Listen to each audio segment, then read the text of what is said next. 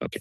Good morning, everyone. I'd like to call to order the September 9th, 2025 meeting of the Santa Cruz County Board of Supervisors. Will the clerk please call roll call?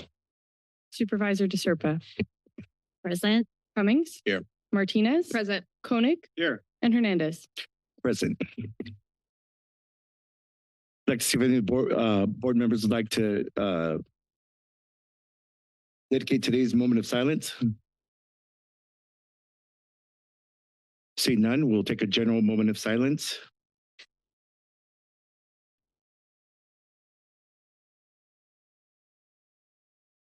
Okay, please join me in the Pledge of Allegiance. I pledge allegiance to the flag of the United States of America and to the republic for which it stands, one nation, under God, indivisible, with liberty and justice for all.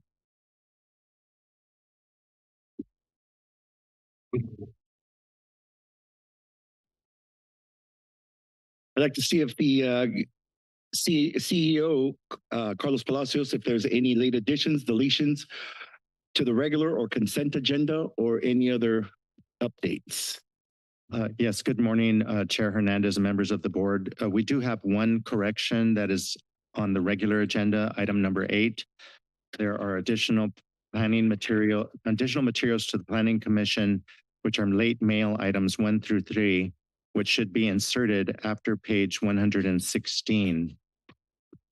In addition, we do have a late item to add to the agenda that came to our attention yesterday, Monday, September 8th. This is item 3.1, which is to direct the chair of the board to send a letter of legislative support for HR 4669, the Fixing Emergency Management for Americas Act, which includes several changes for the Federal Emergency Management Agency operations, and which is strongly supported by counties nationwide. The previously agendized matter was lost from the agenda during the regeneration process completed on Friday, September 5th, 2025. This item remained as part of the packet under agenda item 21, but was inadvertently removed from the PDF agenda and the HTML agenda due to a technical error. This legislative matter is time sensitive and needs to be addressed prior to the Board of Supervisors meeting. Therefore, what I'd request is that the board make a motion and vote to place this item on the consent agenda as item 46. And then you'll have to do that now. So make a motion, place it on the agenda as item 46. You'll need to take public comment just on this item, and then you would come back to the board and vote on it. Is there any other updates? Oh, that concludes the updates. Thank you. Okay.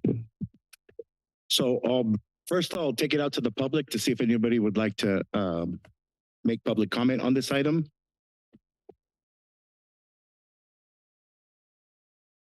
Thank you, Becky Steinbruner. Can you please explain for the benefit of the public in more detail what this is? It seems to be very important. And I just want to say that this new public portal and the electronic system that the county has changed to is very problematic, and this is just one example of it. So if you will, please explain a little bit more for the benefit of the public what this piece of legislation is. Thank you.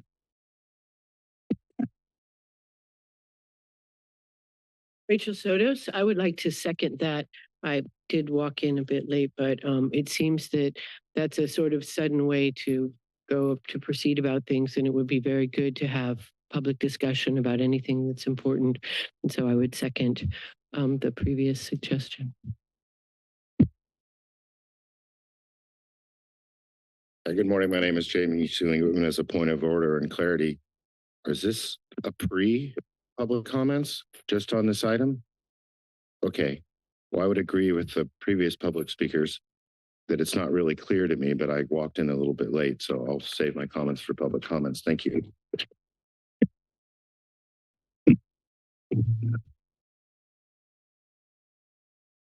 Respectfully, I'm a little concerned if this was properly noticed.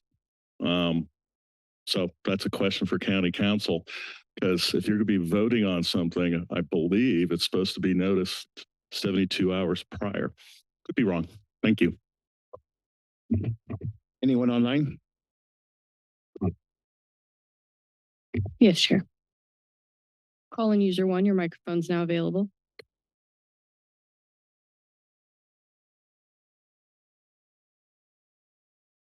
I agree with the previous speakers. My understanding is items need to be on the agenda 72 hours before being printed. What is this about? I always have questions when something is rushed through under the rubric of emergency and there is no clarity. It was removed by technical error. This is very problematic, and I question the legality of doing this. What specifically, please give an explanation of this system that is being proposed nationwide. People need to know. We're supposed to be informed in a democracy. And should you not answer this question and provide clarity, what comes to my mind is there's some kind of cover up here. Answer the questions put by the previous public speakers, please, and do it now. Thank you.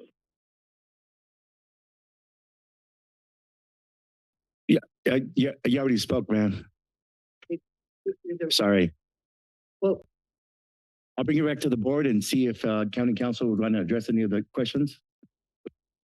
Yeah, there's a specific exception under the Brown Act that allows your board to add a late item to the agenda. It's something we do probably on occasion, maybe once a year, when something comes to the board's attention after the noticed agenda was published, but it is necessary for time constraints to add it. It's not unusual for agencies to do this. It does not violate the Brown Act. All of the materials have been published and are available for the public to review. The matter that the board is adding to the agenda right now is simply to send a letter to Congress to support pending legislation. And the reason why we need to add it late is because we want to get that letter to Congress so they can read it before acting on the pending legislation. Thank you. With that, I'll bring it back to the board to place item number 46, HR 4649 on the consent agenda. So moved. Second. We have a motion from Supervisor Cummings and a second from Supervisor Martinez. We could take a roll call vote. Thank you. Supervisor DeSerpa. Aye. Cummings. Aye. Martinez. aye. Koenig. Aye. And Hernandez. Aye, motion passes unanimously. With that, we'll continue to see if any of the board members like to remove any items from consent. I'd like to pull item 35 for discussion.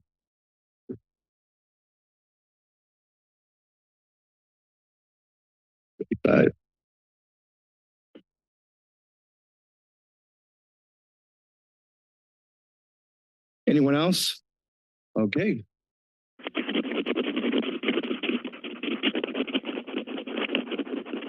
Not me.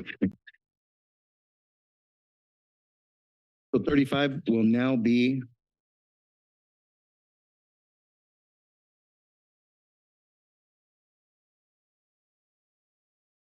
If you want to hear it now, you could do it as, if you want to hear it immediately after public comment, you could do 6.1. It'll be quick. We'll do 6.1.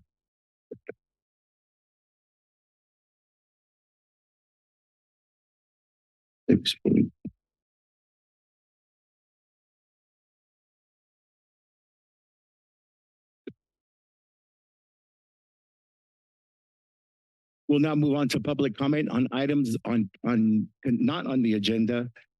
This is opportunity for members to make speak regarding the items that are not on the agenda, items on the consent agenda.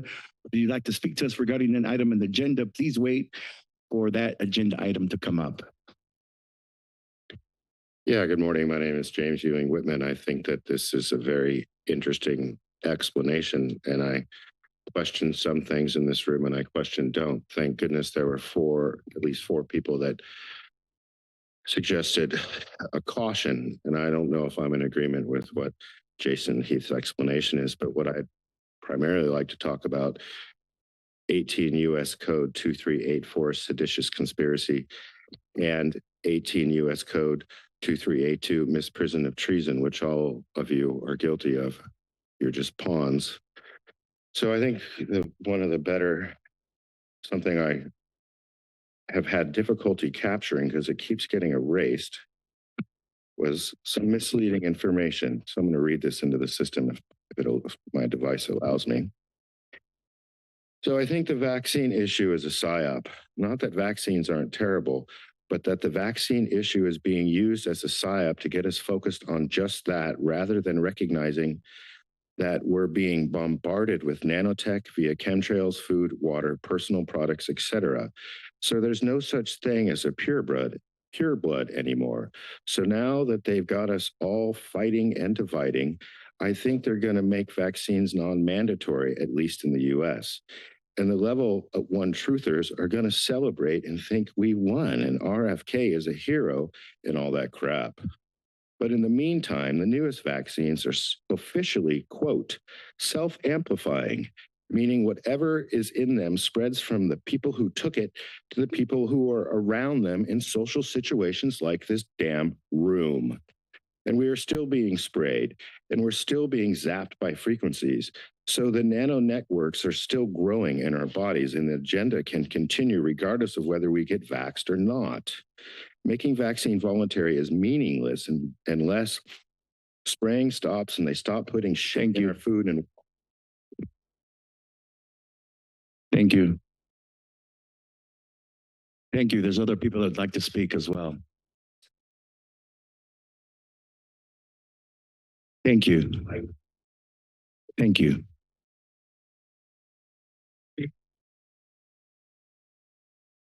Hello, I'm Laura Chatham. I came to talk with you today about an item that you had on your agenda on August 19th. I asked that you drop the idea altogether and not ever bring it up for reconsideration, because it would only increase the number of homeless folks living on the street, which I think we can all agree is not what we want. I understand at the last Board of Supervisors meetings, you all were considering taking people's last refuge, towing vehicular homes and destroying them without even waiting for the victim to have a chance to reclaim any of their property. What kind of people are you? I can tell you that allowing towing companies to destroy vehicles that people are living in to save you from having to pay the cost for both towing and storing, it's a distraction from the real problems we face. It's like you were trying to arrange the deck chairs on the Titanic instead of dealing with this sinking ship. Can you imagine yourself or a loved one in a similar situation? And right now in this country, we are all vulnerable, even those who don't think they are. Would you hope that someone would reach out a hand to help? RVs get towed while people are standing by, crying and begging them not to tow their home. I wouldn't be surprised if some of the tow companies folks don't want to be part of this. If you were there, you might probably feel the same. I help represent a group of people who are unable to represent themselves, and on their behalf, I would like to ask you to drop the idea of destroying more people's vehicular homes. It would make more sense to find more places for people to safely park legally and safely, unless you are really trying to increase the number of homeless people on the streets. Logically, the more homes you tow, the more people we will have living on the streets. Please don't entertain such heartless ideas. Thank you. Thank you for listening. Good morning, board. Good morning, board. My name Lift the mic up closer. There you go. Good morning, board. I'm here to read the proclamation. I work for the County of Santa Cruz. I used to be the Suicide Prevention Program Coordinator until that job was cut in June. But it's still something that I care about deeply, as we all should. So I'm here to read the proclamation. proclaiming September as Suicide Prevention Awareness Month in Santa Cruz County. Whereas suicide is a significant public health crisis, claiming more than 720,000 lives globally each year and representing a profound loss of human potential and community strength. It affects individuals, families, and communities throughout Santa Cruz County. And whereas the causes of suicide are complex and multifaceted, influenced by an interconnected web of social, cultural, biological, psychological, and environmental factors that develop and interact across an individual's entire life. And whereas suicide is preventable through evidence-based interventions, community support systems, mental health resources, crisis intervention services, and collaborative efforts involving healthcare providers, schools, families, and community organizations. And whereas for every death by suicide, there are many more individuals who attempt suicide, and research demonstrates that a prior suicide attempt is a significant risk factor for future suicide in the general population. And whereas Santa Cruz County is committed to protecting the health, safety, and well-being of all residents through comprehensive suicide prevention approaches. And whereas reducing mental health stigma and promoting awareness of warning signs, risk factors, and available resources is essential to encouraging individuals to seek help and support it when they need it most. Every life has a meaning. Thank you. Thank you.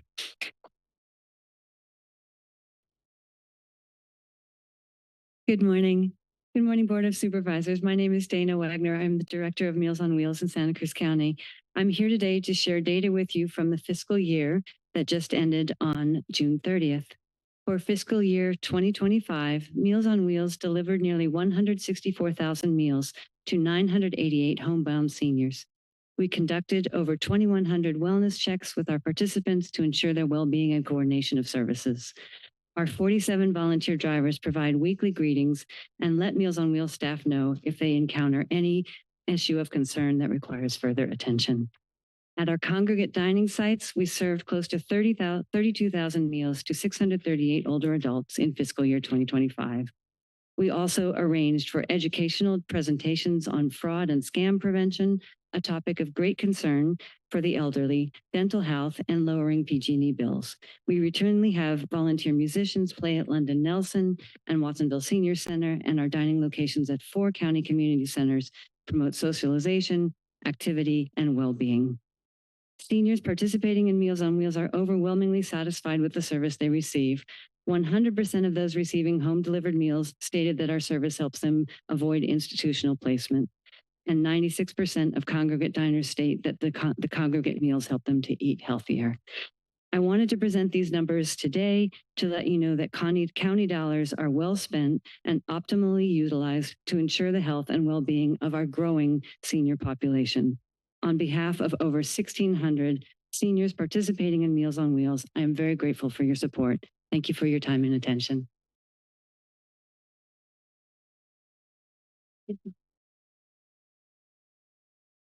Good morning, Chair Hernandez and members of the board. My name is Nicole Coburn. I'm an assistant CEO. Today, I'm pleased to introduce Kimberly Finley as the county's new Director of General Services.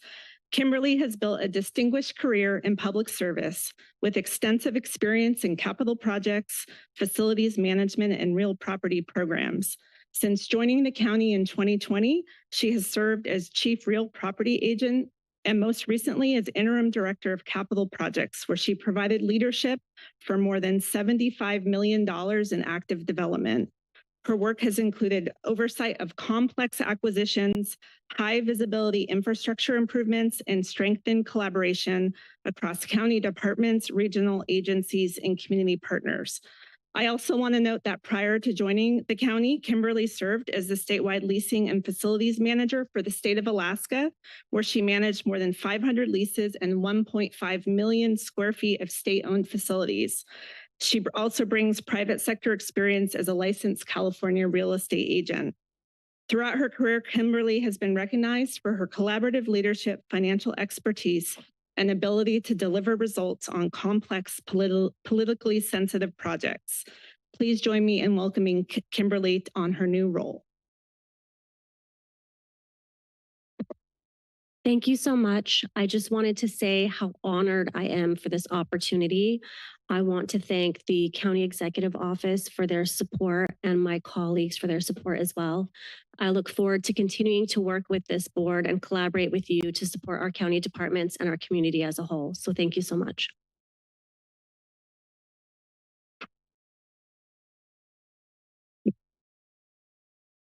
Hey, good morning, board. Rebecca Downing here, your chair from Santa Cruz Metro, along with Tiffany Martinez, to thank you for your proclamation in advance of Week Without Driving, beginning later this month.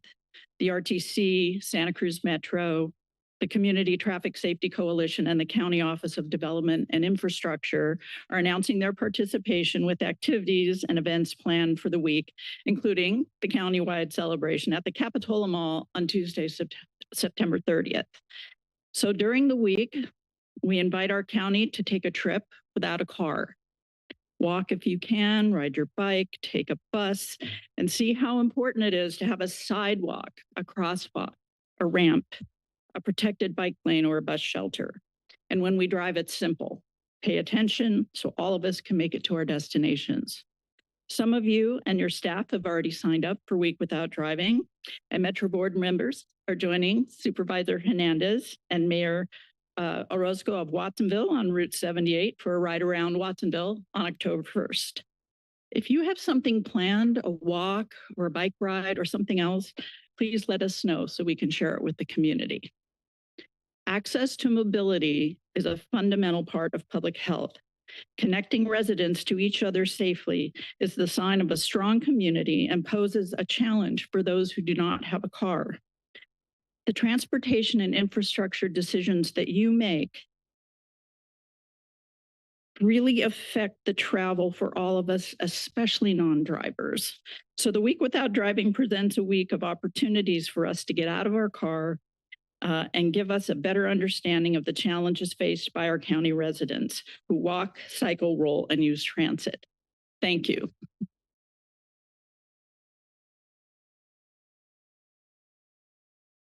Good morning. My name is Shirley Flores Munoz. I'm a resident born and raised in Watsonville. I'm here to say that I go out every week and talk to people about the lithium battery site on Minto Road, and the majority of people, in fact, only one person I ever talked to was willing to have it there. Everyone else is willing to sign my petition, which I mail to you weekly, to show you the names of people in Watsonville who do not want this. Toxic chemical release will have a negative effect on the local economy, public health, animal poisoning, and a direct impact on the sea and ocean life. I will tell you one thing. I know you're well-meaning, well-minded, and I will tell you that people who brought the plant to Moss Landing were the same. But I'll tell you also that I don't care what you put on paper, who signs it, what guarantees they give you, there is no guarantee. I'm sure that people didn't know that fire was going to go off in Moss Landing and affect the community that way. Surprise, surprise. So what does that mean for us? I'm going to tell you straight up. My house, the housing area where I live, homes are selling for $2 million. What does that mean for you? Coffers of $20,000 property tax to the county. That will end because people will not want to move to Santa Cruz County. They're moving here because it's a clean community, air is good. We have had Marty Wormhout, Mike Rodkin, previously John Laird on this Board of Supervisorial panel, and they protected the community. I'm asking you please for that protection. I understand that fossil fuel is an issue. I'm behind it 100%, but I have to tell you that I believe that there's other ways of getting there. And you don't have to place these plants right next to people's homes. You don't have to place it over the strawberry fields. 40% of the strawberries in California comes from California for the world. Gross national product in the world, California is fifth. We don't want to lose that status, and we certainly don't want to lose it in Santa Cruz County. We're going to present a threat to that whole process, and I don't want to see that happening. New York, you would be joining. Is it already done? Yeah, thank you. Sorry, look up New York State Energy Research because they're backing out on all of their contracts because they understand the vulnerability. And I know. One more thing is give every child in the school district a bus pass, and let's start the generation of going in the future because lithium's going to run out, fossil fuel is going to run out. 50 years, we're going to end there. Thank you for listening.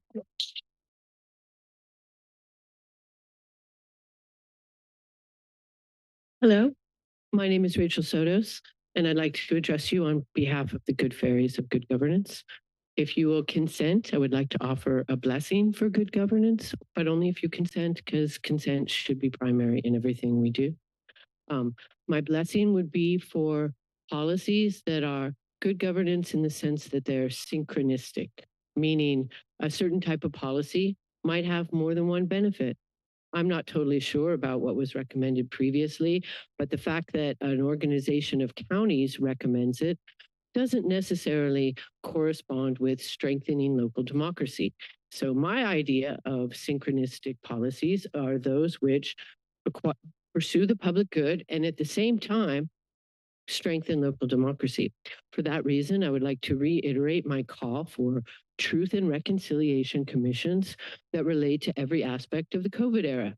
And there's many creative ways that we can think about this. There was a point in the French Revolution when, before the terror happened and everything kind of went astray, where there were lists of grievances read in every province of France. And there was much public discussion. And while that might sound like a far-fetched historical analogy, you might pay attention to what's happening in France right now, or what's happening in England right now, or what's happening in Germany right now, because we are in a revolutionary period. And I know that in California, some people are taking the approach that they want to oppose Make America Healthy. And I don't think that's the right way to go. And Jimmy Panetta sent out a tweet yesterday saying that he was going to oppose Robert Kennedy. And I don't think that's the right way to go. Mr. Kennedy said on Tucker Carlson's show that we're going to have truth and reconciliation commissions. I want to invite you all to show some leadership. No need to hire a fancy consultant.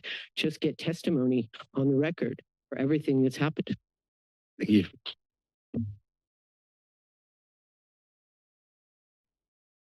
Good morning, Co-Britton, Matson Britton Architects.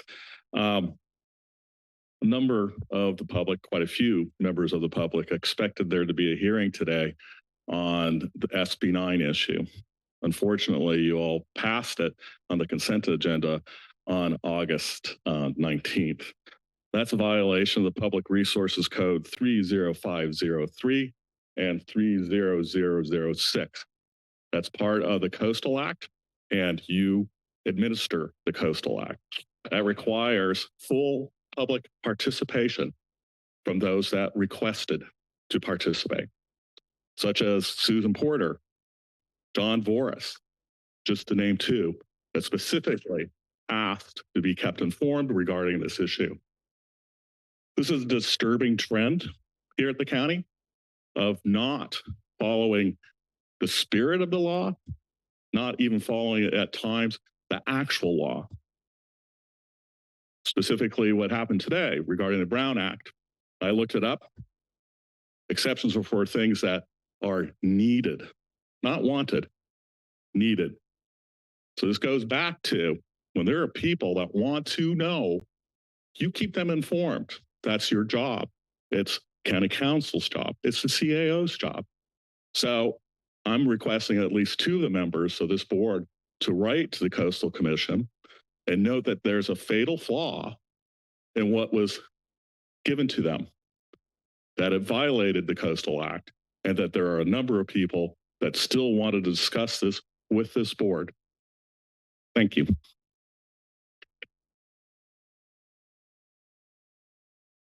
Good morning. My name is Kate McGrew, and I staff the Latino Affairs Commission. On Monday, the 15th, we'll be opening our Art Wall celebration for celebrating the 60th anniversary of the Community Action Board of Santa Cruz County. I'd like to read this proclamation signed by Chair Hernandez. Whereas the Community Action Board of Santa Cruz County, CAB, was founded in 1965 as part of the National War on Poverty with the mission of eliminating poverty and creating opportunities for economic and social justice. And whereas for 6 decades, CAB has been at the heart of our community's safety net, providing essential services including housing support, employment training, youth development, immigration services, and emergency assistance. And whereas CAB has been a trusted resource for Santa Cruz County County's Latino community, offering culturally and linguistically accessible services, empowering immigrant families, advancing workers' rights, and strengthening opportunities for generations of Latino residents. And whereas CAB's programs, from rental assistance to day labor centers to youth violence prevention, have helped tens of thousands of residents, including many Latino families, stabilize their lives, pursue education and employment, and contribute fully to the vitality of Santa Cruz County. And whereas CAB has thrived because of its strong partnerships with local governments, community organizations, and volunteers, reflecting the power of collective action to create lasting change. And whereas the year 2025 marks the CAB's 60th anniversary of dedicated service, an extraordinary milestone that demonstrates the organization's resilience, innovation, and unwavering commitment to justice and compassion. Now, therefore, I, Felipe Hernandez, Chair of the Santa Cruz County Board of Supervisors, hereby honor and congratulate the Community Action Board of Santa Cruz County on its 60th anniversary, commending its leadership, staff, and volunteers for their tireless service, and extend my deepest gratitude for CAB's ongoing work to ensure that all residents, especially those historically marginalized, have the opportunity to thrive. Thank you.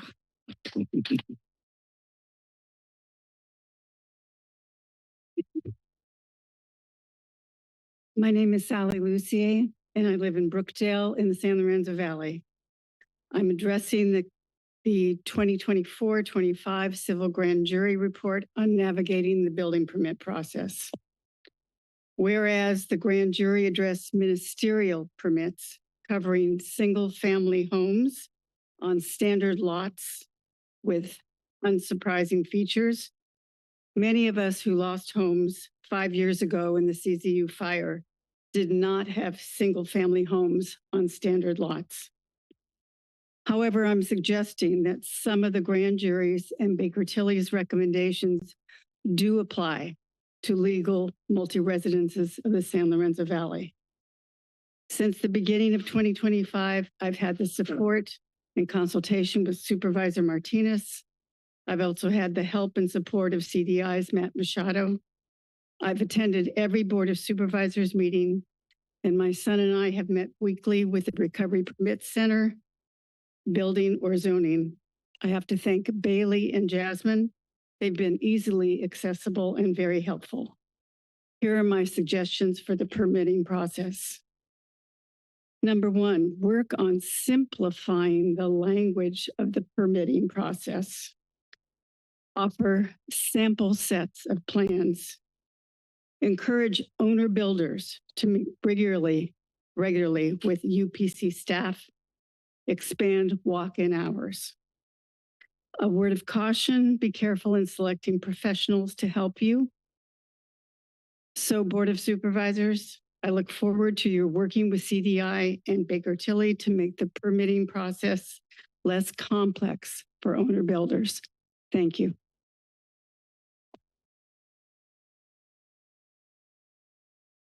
Before you start my clock, I'd like clarification on the item that was pulled. Number 35, which I think has to do with public comment, is not what item 35 is in the materials, the book of materials. Can you please clarify what item has been pulled for the public? Item that was pulled is the public comment item. All right, very good. Thank you. It's item 36 out there in the binder. So thank you. Thank you for that.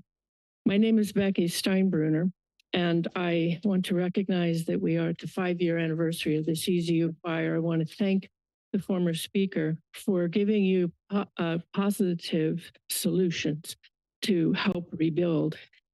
To that end, your board needs to look at how you are allocating the state's public safety monies for Proposition 172 that would better fund local fire districts. Felton Fire right now is struggling. Pajaro Valley Fire District is struggling. You have the ability to allocate money from the half-cent statewide sales tax that was passed in 1992 to support public safety. Now, don't you think that that should include fire? But right now, this county allocates 0.5% of the millions of dollars that come in every year in perpetuity. It will come.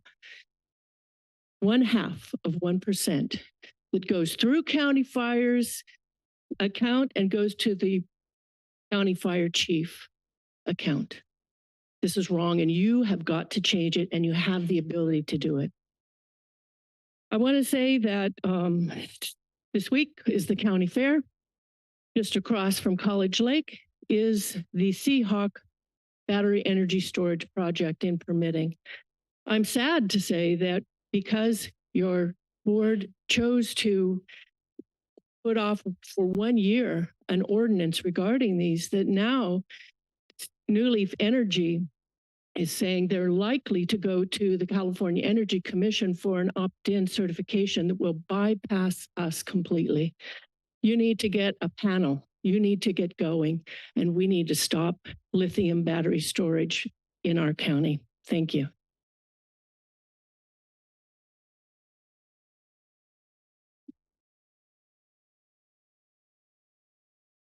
I'm gonna look this way because I look like Shamu if I overlook over me. Okay, stay here. I've got presents first. I'll start with presents. Sergeant. Yeah, Sergeant. You want to speak into the microphone. You want to speak into. Yeah, you want to arrest me, right, Sergeant? I didn't steal the bread. I didn't get the bread from Beckman's free. When they told me I could get bread at Beckman's, and you said, I'm going to arrest you for trespassing. I just remembered that when I saw you in the elevator. But you can have these because you need it. I'm hoping. More stuff. This is for nothing for this man here. I just saw him. I said, did you read the book? And he looked at me like I had two heads. So I said, I guess he didn't. Kiss the ground. And my main thing is that I'm here is why, who the heck knows what's happening with mental health care action network, client action. Yeah. Who knows? Come on now. Somebody knows.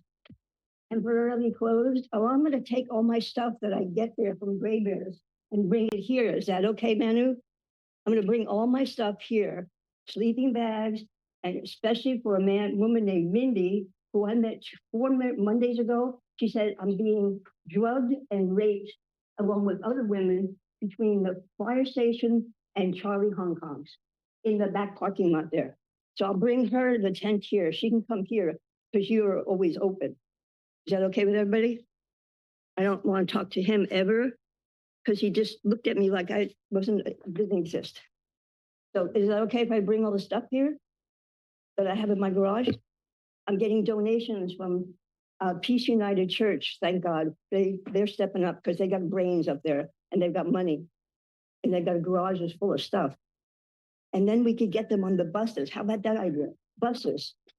The woman there. Thank you. Yes, the analyst for him. Thank you. Thank you. Thank you, ma'am. This is public comment, not back and forth. Thank you.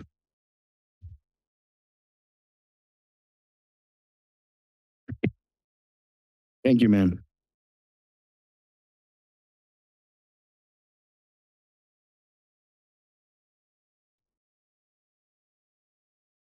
I wanted to take this opportunity to introduce you to Connie Moreno Peraza as the new director of County's Health Services Agency.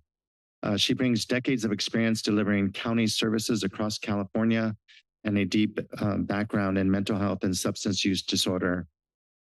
She has previously served as Ventura County's Health Care Agency Assistant Director for Behavioral Health and Director of Madera County's Department of Behavioral Health Services as well.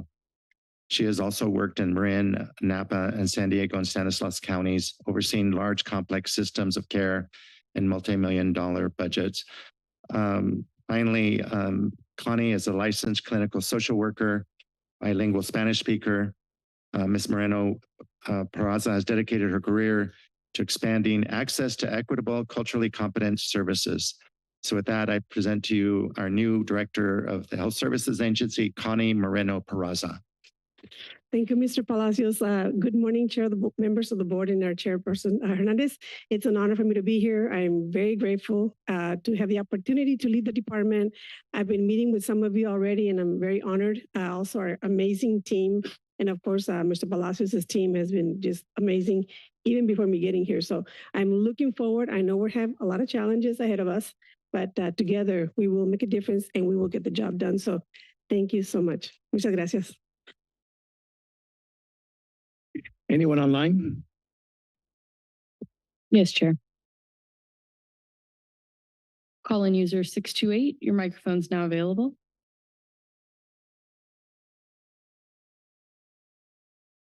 Yes, can you hear me? Yes, we can hear you. Yeah, wait, my name is Richard Buckingham. I'd like to read again another excerpt from the book called The Unfortunate Truth About Vaccines by local author Leon Kennerow. Okay, this section is titled The History of Smallpox and the Vaccine. History of smallpox and the vaccine. One of the things the medical community prides itself in is the eradication of smallpox thanks to vaccination. If we look at history a little closer, we see that this is not actually the case. Many European countries during the latter half of the 19th century were making vaccinations compulsory, despite a growing number of deaths as a result of the smallpox vaccine itself. Nevertheless, with the rare exceptions, the smallpox vaccine continued to be defended by the medical community and government agencies. In March 1885, the outrage over forced vaccinations reached a boiling point when the citizens of Leicester, England, protested in the streets against the law enforcing smallpox vaccinations under penalties of fines or imprisonment.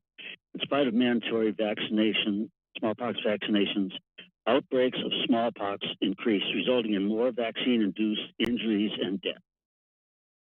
Dr. Hodwin, MD, in his book, The Case Against Vaccination, 1896, wrote, since the passage of the United Kingdom Compulsory Vaccination Act of 1853, we've had no less than 3 distinct epidemics.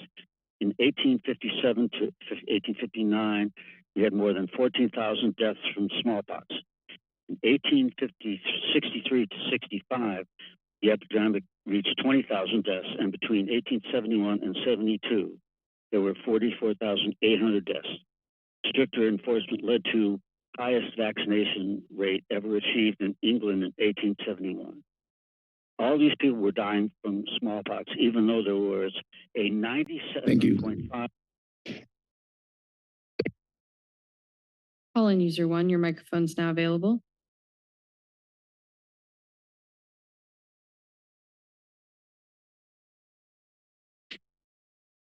Marilyn Garrett commenting on the surveillance society we're living in and these flock cameras. I see on your agenda in the letters section, people have expressed their opposition. I want to read from from the Brave and Free agenda. We had a meeting. The theme was you're being watched. The police will be on their best behavior because we are constantly watching and recording everything that is going on. Citizens will be on their best behavior because we're constantly recording and reporting everything that is going on. Oracle CEO Larry Ellison, September 2024, stated, mass surveillance systems are sweeping across America, always being watched, always being assessed. Maybe it feels like they want to keep us in line. Freedoms don't come back and privacy doesn't come back. For example, Flock is a $7.5 billion surveillance technology company with a proven playbook of securing local government contracts behind closed doors.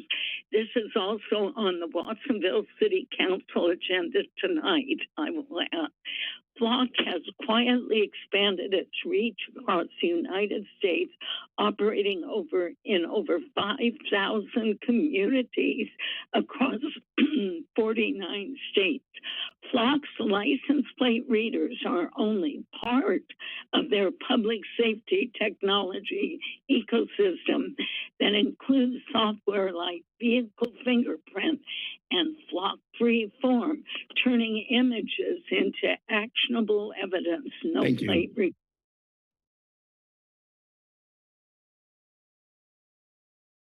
I see no further speakers online, Chair. Thank you. With that, we'll bring back to the board.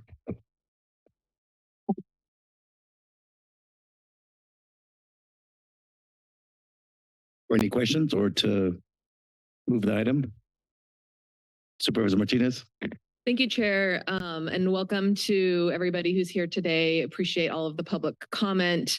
And on that note, I wanted to ensure that everybody was aware that today is the last meeting of this calendar year that will be held in this room. And I wanted to ask if CEO Palacios will give us an update on where the future meetings will be held.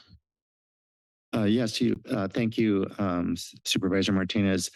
The Board of Supervisor Chambers are going to be undergoing a remodel during the construction. The remaining 2025 board meetings, in other words, through the end of this calendar year, will be held at alternative community venues. Important to note that the funds being used to remodel these chambers are restricted funds collected from cable companies, specifically to improve the broadcast and public access to public meetings. And so they can be used for no other purpose, and no general funds will be used for this. All meetings will be continue to be at 9 a.m. With remote participation available via Zoom. We posted the location and addresses of the relocated meetings on flyers, which are in the hall here, and they will also be available online in both English and Spanish. On September 30th, our next board meeting will be in the Watsonville City Council chambers. Again at 9 a.m. October 7th, we'll be at the Government Center Community Room here at 701 Ocean. That's on the basement of this building. October 21st, we'll be at the Scotts Valley City Council chambers. November 4th, the Watsonville City Council chambers. November 18th, back here to 701 Ocean at the Community Room in the basement of this building. December 9th at the Capitola City Council chambers. And then December 16th, the Government Center Community Room at 701 Ocean. And then the first meeting in January will be back in these chambers. Thank you very much. Thank you for that update. And I wanted to ask you about that today because I want to encourage the public to continue to attend the meetings in public, or at our new locations, temporary locations, and hopefully encourage others to come as well, since we'll be in different parts of the county. Related to the consent agenda, I only have one comment, and that's related to item number 18, which was approving the responses to 4 of the 24-25 grand jury reports. Just want to start off by thanking the grand jury for providing the information that was provided. These are always very interesting and helpful as a supervisor. And as it relates to the item on county permitting, I want to acknowledge that a lot of the items in that report are also highlighted in the Baker Tilly report, and that the Board of Supervisors and the county are committed to streamlining the permitting process, taking some of the lessons learned from both the grand jury report as well as the recommendations coming from Baker Tilly to continue to make improvements to the permitting process. So we'll be getting another update in October on how that is going, and I look forward to hearing about that when it comes before the board. Thank you, Chair. Supervisor Koenig? Yeah, thank you, Chair. Just one brief comment on the consent agenda on item 39, approving a multi-year agreement with Regional Water Management Foundation in the amount of approximately $1 million. I just wanted to thank our Health Services Agency, and particularly Environmental Health, for all their work on both the Groundwater Sustainability Agencies, the Mid-County Groundwater Agency and the Santa Margarita Groundwater Agency. The work of these two organizations has really put us on a great path when it comes to water. I know there's a lot of concern in our community generally about, particularly as we see the development pressures on our area about water. And the reality of this is a success story that's largely been solved over the last 10 years because of the collaboration between our water agencies, because some of the water swaps that are now happening. They're storing high water flows from the winter in our overdrafted aquifers, because of the increased monitoring, because of the efforts on recycled water.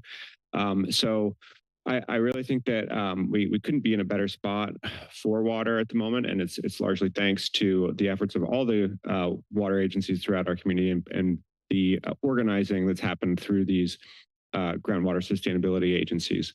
I also appreciate staff's efforts to identify ongoing funding for these programs, as they already constitute a significant unfunded mandate from the state on our local water agencies, and hopefully we can find ways for them to be efficient going forward. Thank you. Supervisor Cummings. Thank you, Chair. First, I want to start by welcoming our new HSA Director, Connie Moreno-Peraza. I'm very much looking forward to working with you. And then also want to congratulate Kimberly Finley on her promotion to the Director of General Services. So really going to be looking forward to working with you both moving forward.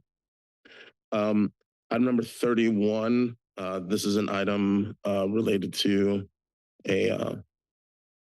so the Parks Department budgeting to facilitate the addition of one full-time equivalent. This item is really going to help us as we've, over the past few years, been working towards the transition of Greyhound Rocks property to the county. As part of the MOU, there's a need to establish some educational programming. And so by creating this position, it's really going to help us continue to move forward with the transfer of that property to the county. And so just really want to thank Supervisor Martinez for support on moving this item forward. That's also going to help facilitate some educational programming in San Lorenzo Valley as well. Item number 46, this is the HR 4669 bill letter of support. I just want to thank CEO Palacios for putting this on our agenda. And while it was unfortunate it wasn't able to come on sooner, as many of you know, many counties throughout many neighborhoods and communities across this country and across the world have been getting just hammered by natural disasters that are a result of climate change. And with this bill, which is a bipartisan effort, is to revamp FEMA to make the FEMA process a little bit more streamlined and to help money get from the federal government into communities' pockets. And given that there's a tight timeline on the vote on those bills, I'd ask if we could have this on the agenda, and I'm glad that CEO Palacios was able to put this on. Strongly support this and hope that it'll actually lead to meaningful change with FEMA at the federal level. And that concludes my comments.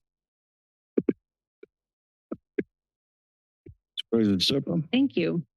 Over the weekend, I was honored to attend a gathering that was hosted by Erica Padilla Chavez, Crystal Saucedo, Maria Roscoe, and others, where I was able to see Robert Rivas in the flesh and advocate on behalf of Santa Cruz County.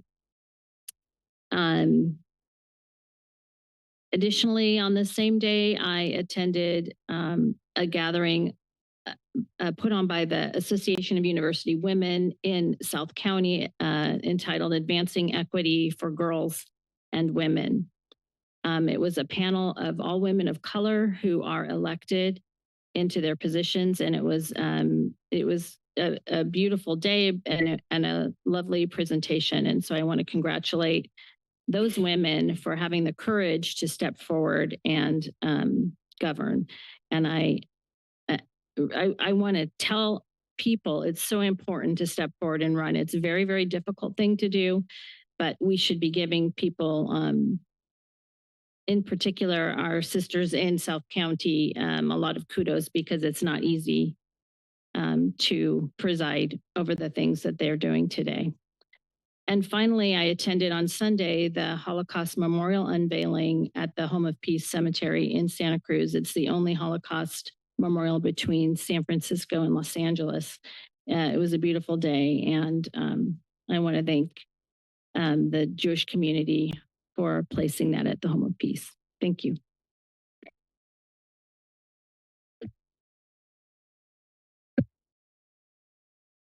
Thank you. Well, thank you all for public comment and welcoming our new department heads that we have. But I think I'll keep my comments close so that we can continue with the meeting. Bring it back to the board to see if we can have a motion. I'll move the consent agenda. Second.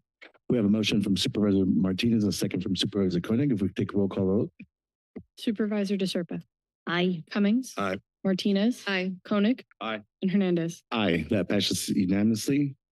Next, we'll move to item 6.1. Supervisor Supervisor Cummings. Yeah, so this item is related to, well, it's brought forward by Supervisor Hernandez and Supervisor Martinez, really to making changes to the agenda as it pertains to public comment. I guess one of the concerns that I had is if these types of changes need to come back to the board, because personally, I think that, having served as chair, having served as mayor of the city of Santa Cruz, oftentimes it's the chair's role to determine the length of the meetings, the length of public comment. And I just have some concern with this actually reducing public comment and public access, especially because of the fact that it would then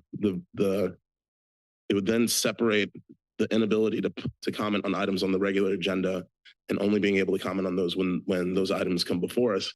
I think one of the things that's actually been beneficial here at the board is that, when people have to go to work and they're not able to attend the full meeting, they can at least come in and they can speak to the regular agenda item at the beginning of the meeting, and then they can go off and kind of, go about the rest of their day rather than having to wait for sometimes 2, 3, 4 hours for that item to be heard, which means that there's a greater chance that their ability to be heard will be lost. And so I just think that for one should be kept. But more importantly, rather than these changes having to come back to the board all the time, I think it would actually be more advantageous if the chair has the ability to make changes to the agenda on when items are commented on. And so that way there's more flexibility built in, especially because there can be days where right now we're going to go into we're hearing our regular agenda at 10 a.m. We only had an hour of public comment. There may be some other days where there's more controversial items. I think, the fact that I think that was mentioned in the agenda that there were 3.5 hours of public comment. One of the benefits there is that means the public is engaging with us. And I think that's what we want to try to promote. So when the time comes, I'd be inclined to try to see if we can work on some language that would allow the chair to have the flexibility of setting the agenda. And then however that agenda is set, that's fine. It's up to the chair. It's the chair's prerogative. But rather having it constrained so that any changes we need to come back to the board, I think is just going to be more problematic for the board rather than just having the chair make that decision. So that concludes my comments. Supervisor Martinez. Thank you for pulling this item, Supervisor Cummings. To clarify what this item is, it's an amendment, a proposed amendment to the language on the agenda around public comment that helps to set some process and procedure around how we hear public comment and helps to really set the expectation of the public about when they may be able to speak on items.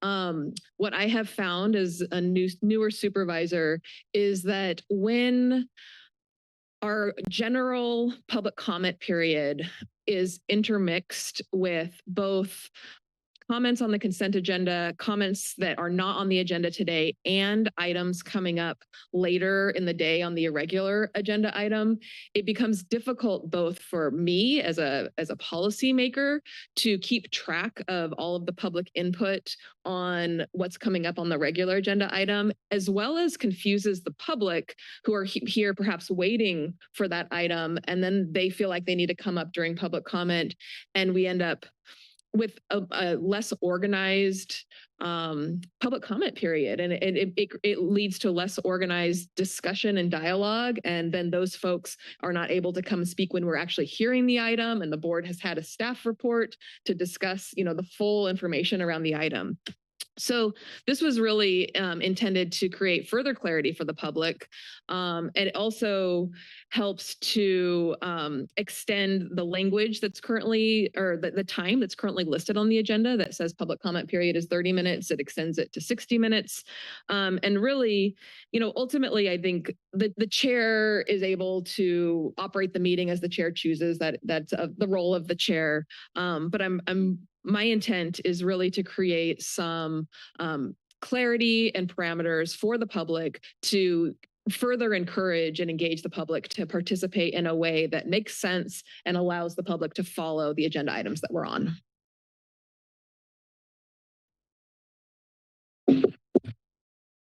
Supervisor Koenig? Sure. So first of all, thank you to Chair Hernandez and Supervisor Martinez for working to address this issue. I mean, I think it's it definitely has become a little bit problematic, and just in that the meeting has become so unpredictable in terms of when we're actually going to hear items. I mean, we've had times when the first item on our regular agenda, you know, after consent agenda, of course, it ends up being heard in the afternoon, right? And that doesn't help people either. So I appreciate that you're bringing forward a solution. I'm willing to try it out. You know, I certainly hear what Supervisor Cummings is saying about allowing people who have to go to work to comment. I mean, ultimately, if your schedule is that demanding or unpredictable, I mean, you can always write all of us or, you know, your supervisor directly who represents you on this board. So I'm not sure that this is the perfect solution, but I think we should absolutely try it out. And I mean, already just the fact that today we may begin hearing our regular agenda around 10 o'clock, I think is a great step forward. So, thanks. Supervisor Silva? So I have some reservations about this idea, just that like even just this morning, there are people that I know well who wanted to come and read resolutions, talk about outcomes for their agencies, but they have work to do today. You know, there are teachers, doctors, nurses, mothers, fathers. I mean, there are people who cannot sit in this audience and wait for the agenda number to come up. So I think that giving people opportunity to come up and say what they need to say and then get to their life and get to their work is really important. So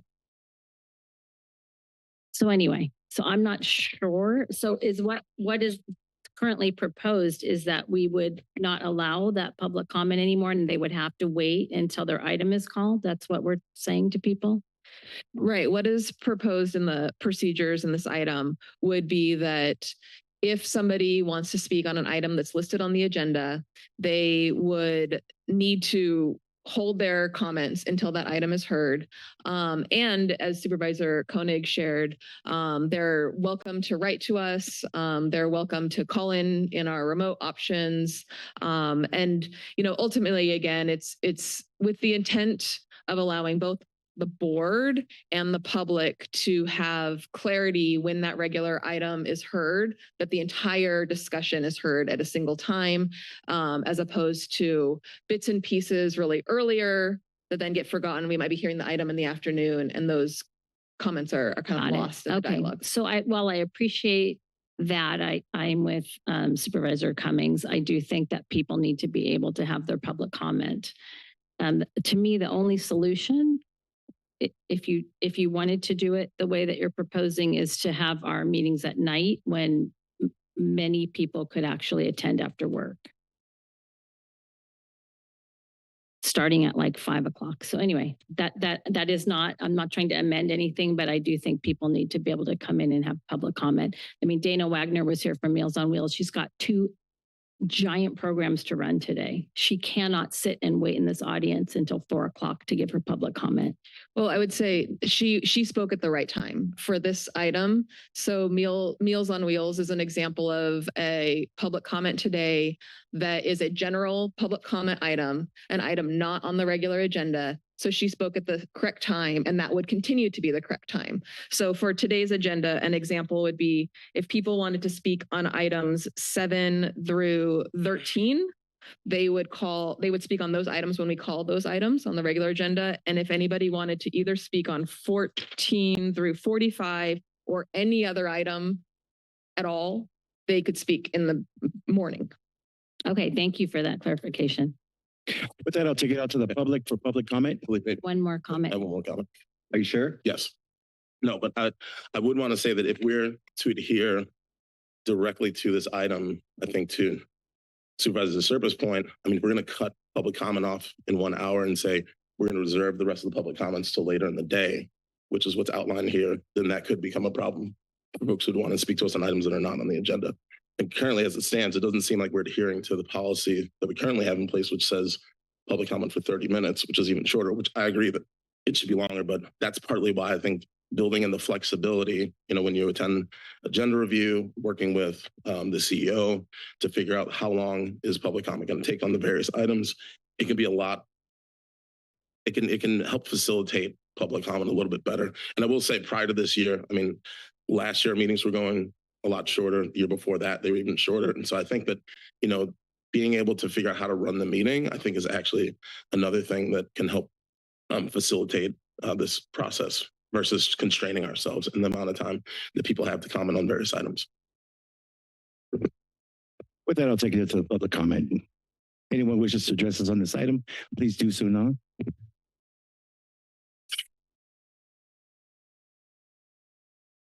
My name is Becky Steinbruner.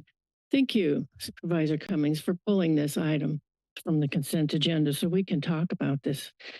I do not support this at all because for many of the reasons that some of you have brought up is people who work cannot stay all day and wait until who knows when their item that they want to talk about would come up. And simply writing you is not the same as looking you in the eye and telling you what I think. And that's what people want. That's why they're coming here, to make that direct connection with you. And who knows when you send in a written comment in that portal where it goes. The public never sees them. And I don't know if you do because we don't know. So I think it's wrong to make this restriction. I think that if people want to come and talk with you, they should be able to do so in the morning so that they can go off and do their work. Making them sit and wait all day is not right. And it is not serving the public's good to do that. It may be easier for you, but it is not the best for the public. And that's what you should all be thinking of. I want to say that in December, your agendas are often very, very long. And I have had to wait until the end of the day to speak on a regular agenda item. Not everybody has that time. So by changing this, so you have to do that, or if it's the end of the hour and the room has been filled with SEIU or people protesting, as what happened in April in the example given, closing MHCAN, you're not going to get your time. And that's not fair. Everyone should have their time in the morning. And the example given in the staff report was inaccurate. 3.5 hours was partly due to Supervisor Koenig pulling 2 items. Thank you.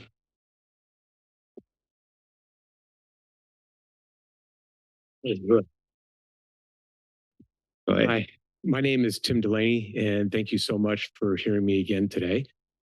Just thinking about what was just last said, I'm kind of on her side on this one. I understand trying to make things a little better for all of you and understanding what the general public is trying to say to you and so on. But anything that comes in the way of us trying to speak freely in front of you, you probably ought to consider. Again, you don't want to put any roadblocks in there. Just so you know, my uncles, they told me after their experiences in war, they saw horrible, awesome, terrible things. They heard the sounds, the smells, they visually saw this stuff. In the Korean War, Eisenhower, I think the wartime generals even wrote, some of the most awful things about the Korean War was they heard the sounds of people crying. And whole families, whole communities, they heard that, and it was awful. So my uncles were quite forthright with me because they served in real combat. It's not like Donald Trump here, he was grazed by a bullet. This real combat, that's a whole different ballgame. And so there's real sacrifice and risk there. So they told me flat out, when you see things going wrong in American society, you have to speak up, even if you're in government. And I look at this yes man brigade here in the White House and CEOs here all patronizing them. And I just got to wonder, gosh, the whole darn country is so chicken. Everybody is afraid to speak. And my uncles saw all of their friends destroyed and killed in war. So I don't know. I wouldn't put up any roadblocks. I would encourage everyone to come up here to speak. Thank you so much.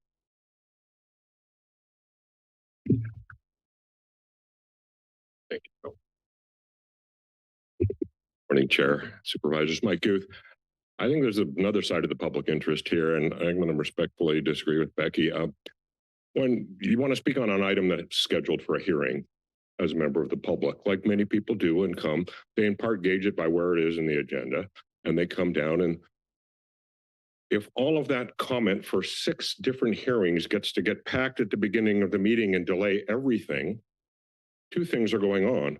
One, it interferes with the ability of people who are speaking to things not on the agenda to have their time at that time, and delays the whole thing, and then breaks up when the comment is on the individual hearings, which for those of us that come, and many do for those, we want to hear our fellow citizens speak about it, and you put it all at the same time. So I don't think there's anything so clear about where the public interest is, and I can certainly see why it makes sense that for items on the agenda, especially hearings, that comment is put in at that time. It seems like it'd be a real problem for council if they're going to preserve the record on an appeal issue if half the comments came at 9 a.m. to 10 a.m. instead of at the 2 p.m. hearing. So I don't think the public interest is nearly that clear. Thank you.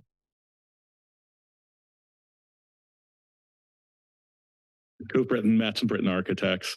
As somebody that has been here for hours and hours waiting for my agenda item, I have to still say, I think the courteous thing is to allow people to speak towards the item if they can't stay. I think courtesy is a really critical thing. We're seeing a real breakdown of that. I leave that partly to our president, partly this the zeitgeist. But I think it's really discourteous to tell somebody that they have to wait. I think most people will. I think most people will be polite and wait till the time they speak. But I think it's better to expect people to be polite and allow them to be polite than to insist that they have to wait. Just seems wrong ethically. Thank you. Is there anyone online? Yes, Chair. Call-in user 2, your microphone's now available.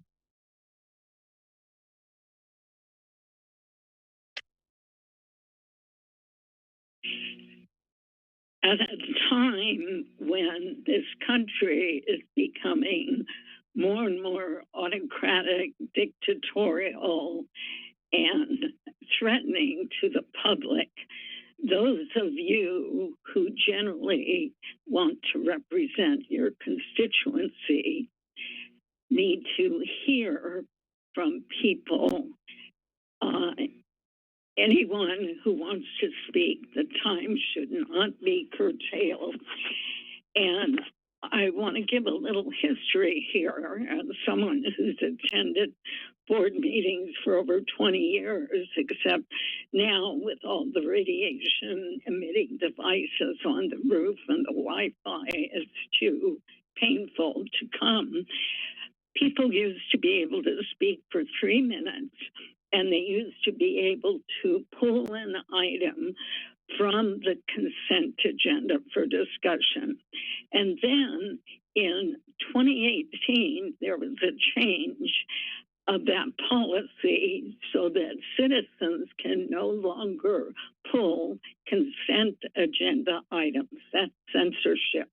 And I'm looking here at a document from the county, an email from Allison Endert to Rachel Dan. And it talks about, this is part of it, the issue of not letting the public pull items and instead making the public go through a board member. Board members are then in the position of having to triage consent item requests and be the one to make people unhappy if we say no. I'm not sure board members will say no. So what is the benefit in the end except making it look like we are less accessible to the public? I guess if we are solely thinking of Becky, then sure it might. I see no further speakers online, Chair. With that, I'll bring it back to the board. Yeah. We have one more speaker. We had public comment already, sir. I was going to talk about this issue right here. Yeah, we did have public comment about this. We went online, we went in public, and now we're coming back to the board for the hearing. Thank you. Go ahead. Supervisor Cummings? Yeah, so I hear is was just like a good And will you please let the supervisor speak on this item? thinking about. Really thinking about. So yeah, so I'll go ahead and I'll try to make this motion again. This is really trying to provide flexibility. So rather than having to come back to the board, the meeting structures, it's up to the chair. So if the chair wants to separate comments on regular items, that's the chair's prerogative. So the direction I would provide is move that the board give authority to the chair to adjust the timing of public comment as needed. Say it again. Direct that the board give authority to the chair to adjust the timing of public comment as needed.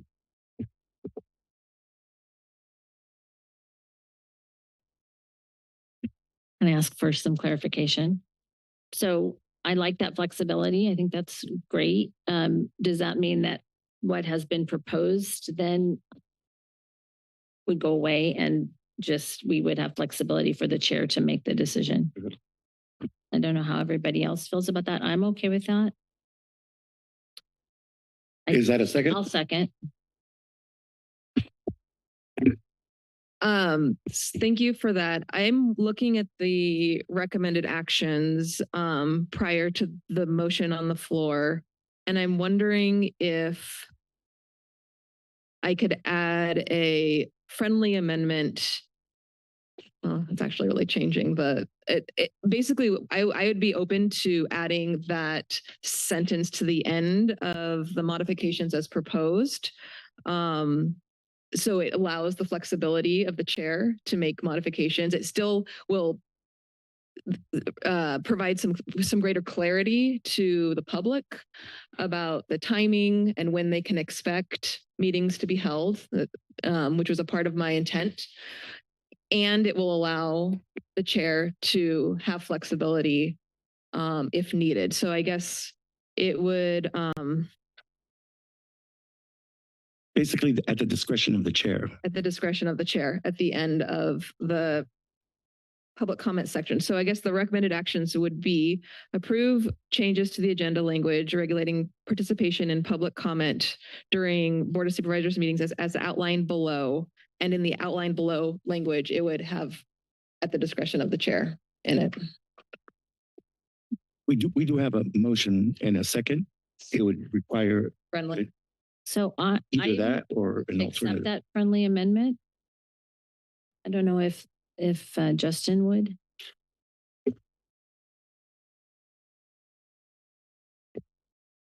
And this isn't the be all end all. Like if for some reason, maybe this new process with the friendly amendment doesn't work, we could revisit this and look at it again.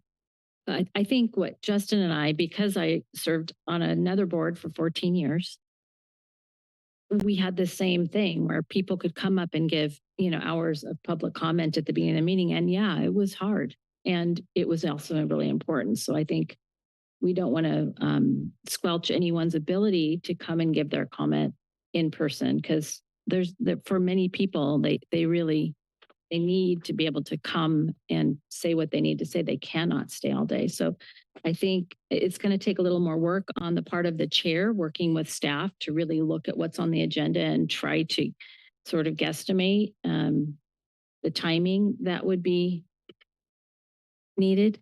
But I'm willing to try it. I don't know, Justin, if you are.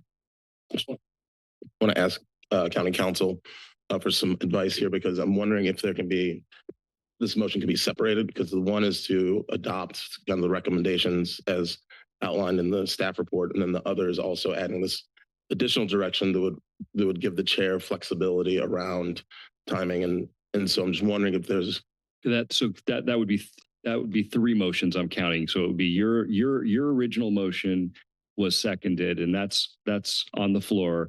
It's unclear to me at this point. I believe the Supervisor Martinez was asking for a friendly amendment to that motion. She could also do a substitute motion to address it. And if you wanted to add a third option, I would suggest you scrapping your original motion, pulling your original motion back if you wanted to do something akin to what you're talking about right now and separating the two concepts. But I think at this point, we need to get some clarity on whether Supervisor Martinez wants to do a substitute motion versus trying to get you to modify your original motion. Right, because I think the issue that I have here is, the language around not allowing people to speak on items on the regular agenda during public comment. I think that's the one. Yeah, and I think what I understood Supervisor Martinez to be asking is, can the board just go with staff recommended action and add a sentence on to the end that says all of this is at the discretion of the chair to modify as the chair deems appropriate. And if you would be comfortable with that, that would be the motion. I think staff understands what we're supposed to do, and you would see on the next agenda the language as the board memo recommends, with that additional sentence that it can be modified at the chair's discretion as the chair deems appropriate.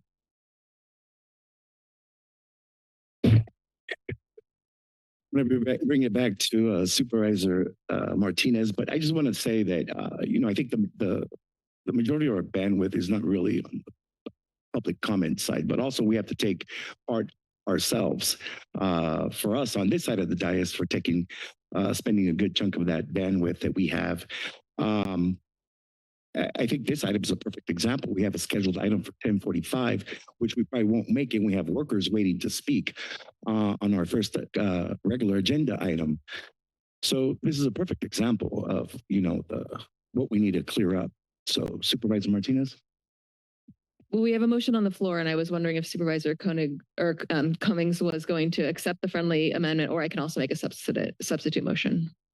Yeah, I think the reason I'm less inclined is because the motion that I'm trying to provide will give the chair flexibility. And personally, I don't feel comfortable voting on eliminating people's ability to comment on regular items on the agenda. But if the chair wants to move forward with what has been outlined here, the direction that I'm providing will allow the chair to bring back if he wants to change it, or if the chair or anybody who becomes chair wants to change this process, they're able to do so. And so that's why I'm trying to build in the flexibility to allow for the changes to be made as the chair wants to make them, but then it doesn't. For example, I don't feel comfortable voting on eliminating the comments during public comment on regular agenda items. So it's trying to be a happy compromise here to allow the changes to be made without board members having to vote on something that they don't feel is appropriate.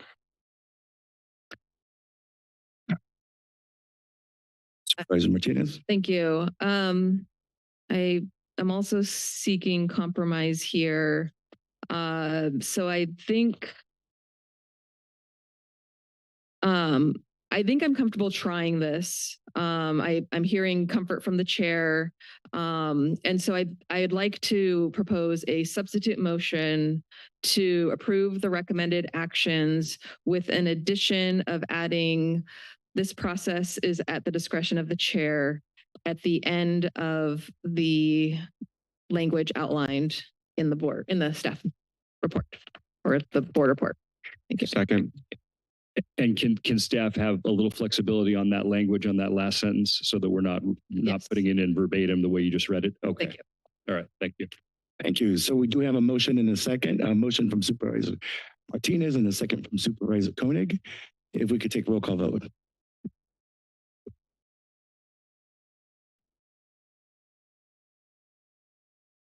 Supervisor DeSerpa.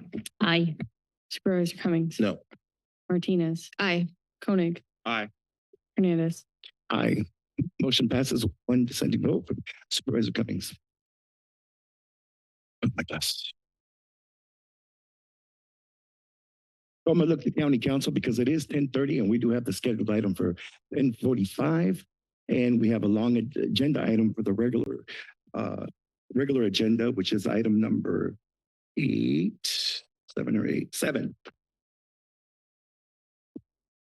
I think you could proceed with item 7 at this point, and we will hold the 10:45 scheduled item right after item 7. Okay. Yeah. Next, we have agenda item number 7.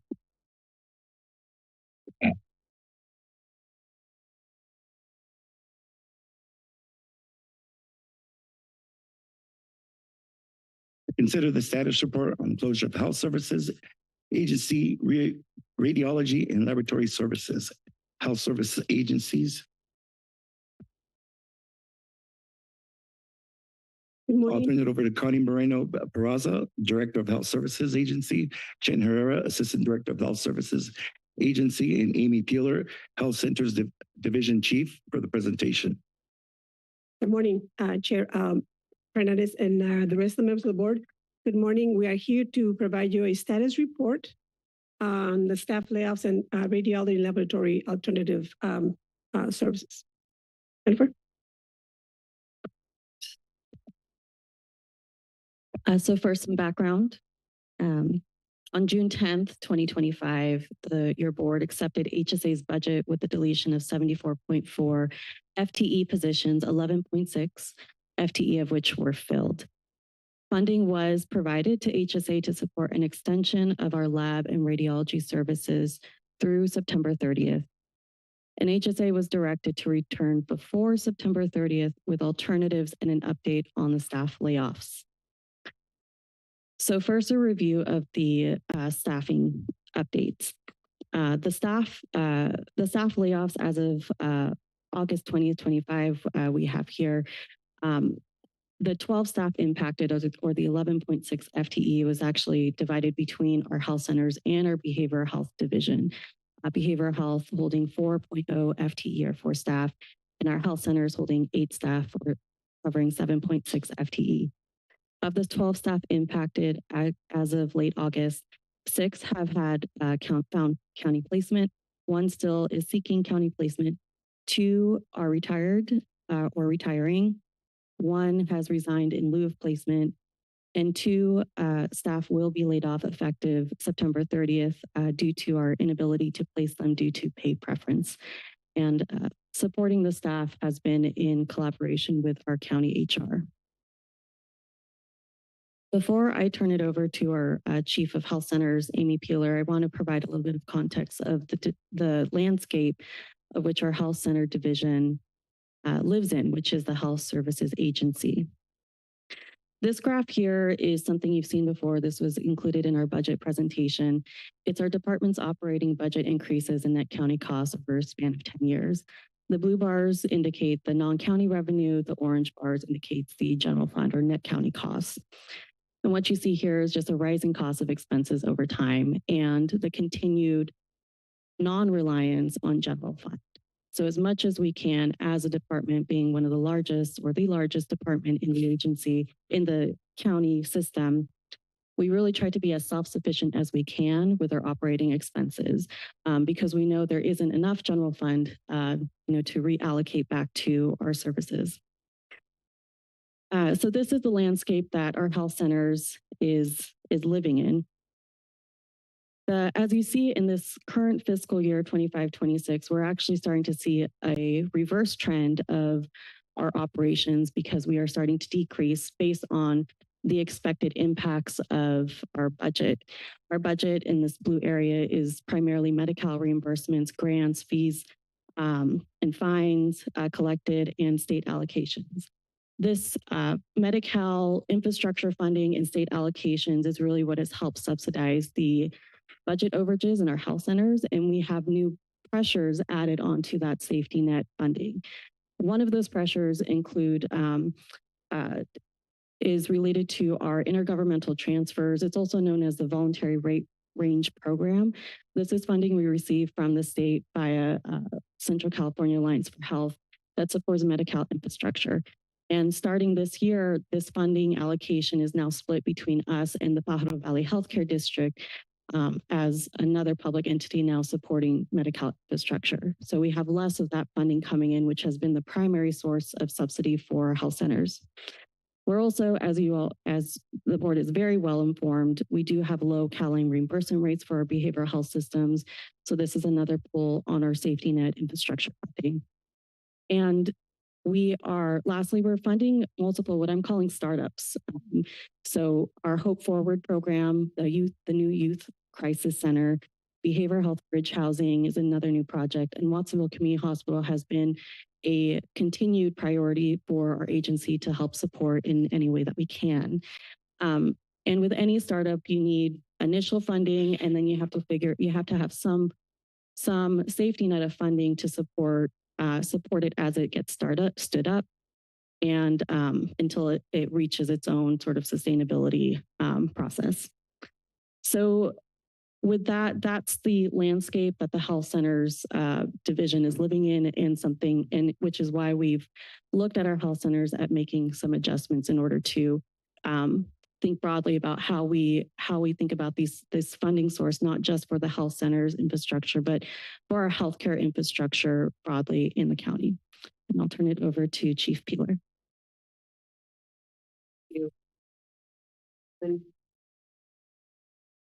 Opportunity. Oh, thank you. Thank you, Jen. Thank you, board, for this opportunity to report back. Okay? You're good. Okay. So to get a little bit more specific about our health centers and what the trend has been like over the last 5 years, as you can see in this graph, our expenses rise at a quicker rate than our revenue does. And we've done tremendous work over the last year to close this gap, but we continue to see our expenses rise at a faster rate than our rate for services. We are not alone in this. This is the graph of most of the federally qualified health centers in California.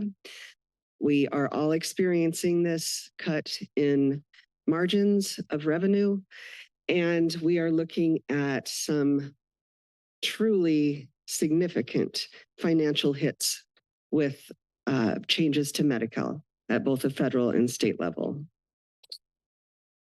So as we developed our proposal, our goals were to maintain access and quality of care to our patients, to create sustainable operations by mitigating future financial risks and current financial strains, like Jen just showed us, and to minimize the impact on our staff.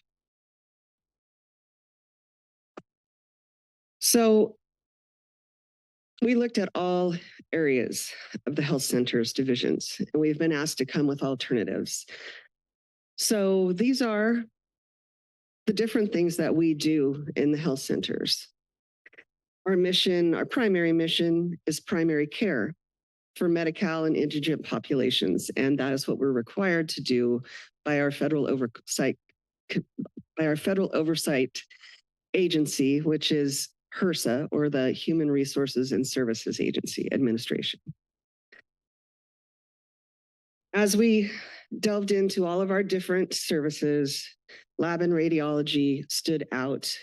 They are essential services for primary care, but there are options to provide these services to patients in a different way and in the community.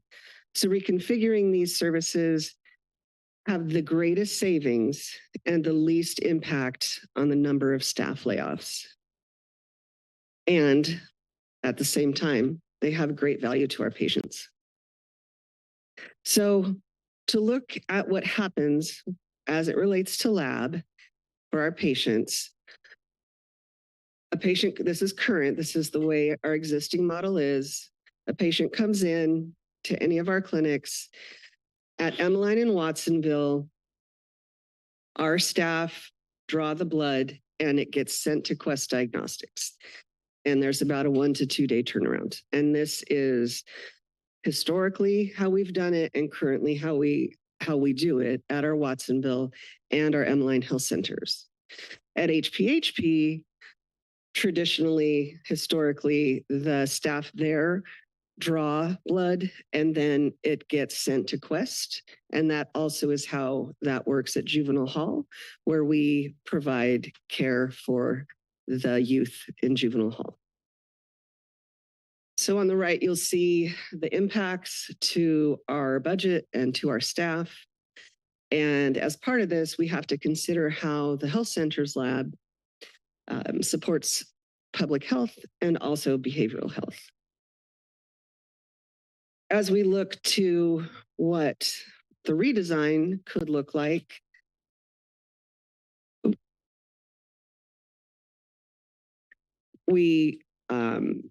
I just want to reiterate that as of the approval of HSA's budget back in June, including the closure of lab and X-ray at the end of this month, we began working with Quest to establish an agreement, not for services, but for the space, the county space in which they would provide services to our patients. So it is a new model. The lab processing time we anticipate will be the same as Quest always has been for us. And like I said earlier, there are some considerations. Of our 6 laboratory staff, only 2 remain in their positions, and one of those 2 will be retiring at the end of September. So functionally, we don't have a lab every day in the way that we did before June. So as we look at the existing model for radiology, the patient comes in, we can provide X-rays at both Emmeline and our Watsonville Health Centers, and then they go into the patient's health record, which in our case is Epic. If there are other needs for radiology, ultrasound, CT, MRI, et cetera, they are referred and have always been referred off-site to various radiology groups, hospitals, et cetera. And then they come into us, into our health record from there. And again, on the right, you can see the cost to our budget, the staffing and considerations that we made. Our X-ray volume is low. It is high cost for the number of FTEs we have. And through calendar year 2024, we did see an increase in X-rays of over 3,000, but this is still at about 20% of what an outpatient benchmark capacity is.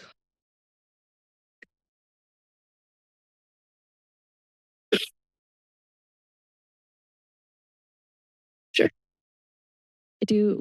We also want to just highlight the unique value that radiology does have within the health centers, because this is a radiology that is, internal to a public health system. Most county residents in our community with tuberculosis are managed by our health centers. So there's been definitely some utility there of having an in-house radiology. Public health departments aren't required to have an embedded radiology department, but usually they do have some sort of partnership with the healthcare system, whether it's internally or with a partnership with another health system to ensure that patients with communicable diseases like tuberculosis, which requires some frequent radiology needs, are seen. We're also the local, just to be transparent, we are also the only local safety net clinic with an embedded ortho specialty.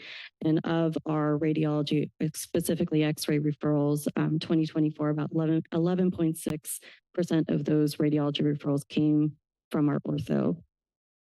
And we have been told based on data, Medi-Cal data shared with us from Central California for Alliance for Health, that our county health center patients do have higher acuity, specifically with behavioral health needs compared to other health centers. So we do want to be transparent that there is high value of having an in-house radiology service. However, what we are balancing is the fact that we do have pretty low utilization based on the funding amount and all the additional pressures on health centers and our health system that I mentioned before. The other thing we'll mention too is that we also have capacity in our community for x-rays. Where we don't have capacity are more of the higher needs imaging services like CT, ultrasounds, those type of things. For x-rays, our community partners have said that there is capacity. But we do want to be transparent that this would require a different workflow, which I believe Chief Peeler will go into in the next couple slides. This is out of order, but this is highlighted in yellow is showing back to our lab services what will change. So what will change is that at Emmeline and Watsonville, it will be Quest who is drawing the blood. And our staff will, at HPHP and Juvenile Hall, will make sure that the blood that gets drawn gets to Quest. Okay, back to radiology. So the redesign we're looking at is having patients be off-site for their radiology. And their results will come in to our electronic health record. And if we don't have that connection with the provider of the x-ray, we will ask patients to come back to us with a CD or a disc. But ideally, we would like it to all be electronic and come back into our system. So the cost to us is no different than the cost to us is now, as it refers to paying for those services. So the outside providers will be able to bill Medi-Cal or any other insurance a patient might have. And if a patient is uninsured, it is our requirement as a federally qualified health center to make sure that patient is able to get their x-rays, even if that means we pay for it. And that is the way it is now, and that is the way it will continue to be. So in this scenario, we would not have any HSA staff. And the considerations we looked at were making sure that there is capacity and that we do have the logistics to make this happen.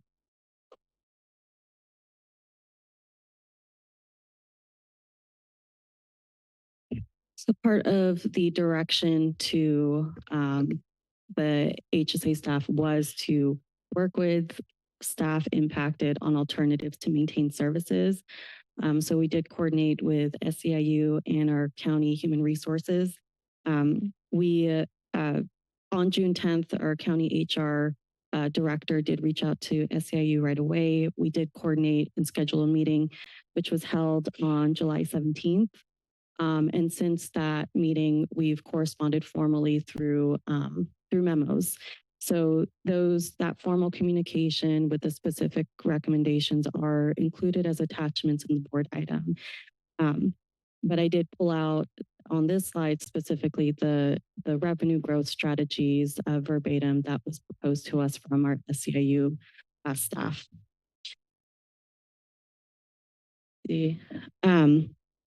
So in general, we did take a look at all of the recommendations, and based on the revenue generation, there's some concern of how it would be pretty minimal considering the large amount of funding or the funding gap that we are trying to close. And the health center does have an ongoing deficit for many years. And it's been subsidized by the safety net funding that, as I mentioned earlier, has additional new pressures on.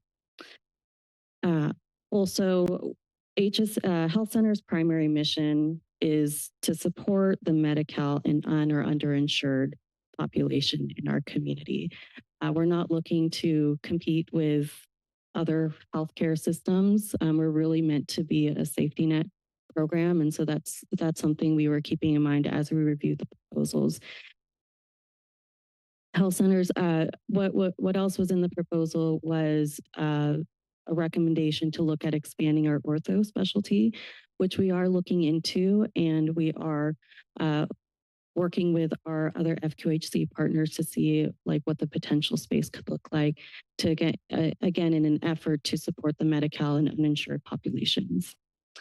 Health centers is always is exploring our partnerships with other safety net partners. We have engaged with the other safety nets to see what how many referrals we could look at for x-rays if they were going to refer patients for x-rays. Again, there is capacity in the community, so this isn't necessarily where the need was, but they absolutely were willing to help and support. It would still be pretty minimal in terms of the volume we would see, even if we had invited our safety net partners to refer x-rays to us. And the proposal of increasing revenue through provider billing really is the most impactful. This is the primary revenue source for our FQHCs, our federally qualified health center. However, our current productivity is low. It is absolutely getting better through the efforts of staff, but that is not something that's like a light switch that's going to see revenue generation immediately. It takes time. There's a lot of change management involved, and we need to make sure that the working conditions the staff are supported in their working conditions to increase their productivity. And so lab and radiology, this redesign of services, as Chief Peeler mentioned, these are essential. We cannot do primary care without lab radiology. We are just doing it in a different way. And so this redesign is something that would support sustainability of our health centers, allows for flexibility of the safety net dollars that we have, especially in light of the federal and state impacts that hasn't even hit us yet and wasn't even fully a consideration at the time of this proposal. But we know is coming, and we have some estimates of, potentially in the millions of dollars hitting us this year and ongoing years. And one of the other recommendations from our staff was the desire to collaborate on some solutions. And we do want to collaborate with staff. And specifically, we want to collaborate with staff on how to support the ongoing, our core mission of primary care. So how do we actually sustain health centers in this environment, especially knowing if as an agency, we have to have clarity on what our mandates are. Having an FQHC is not a mandate for our county to run. As Director Peeler mentioned, only about 7% of California counties hold an FQHC, a health center. And we see that there is such a need for primary care. And so that is our primary mission, and something that we would like to work with staff on figuring out solutions for how do we maintain primary care and integrated behavioral health, because that is also high needs of our specific patient population. So with that, these are recommendations of considering this report, and we are happy to answer any questions. Thank you. Thank you for the presentation. With that, I'll bring it out to the public to see if anyone would like to address us on this item.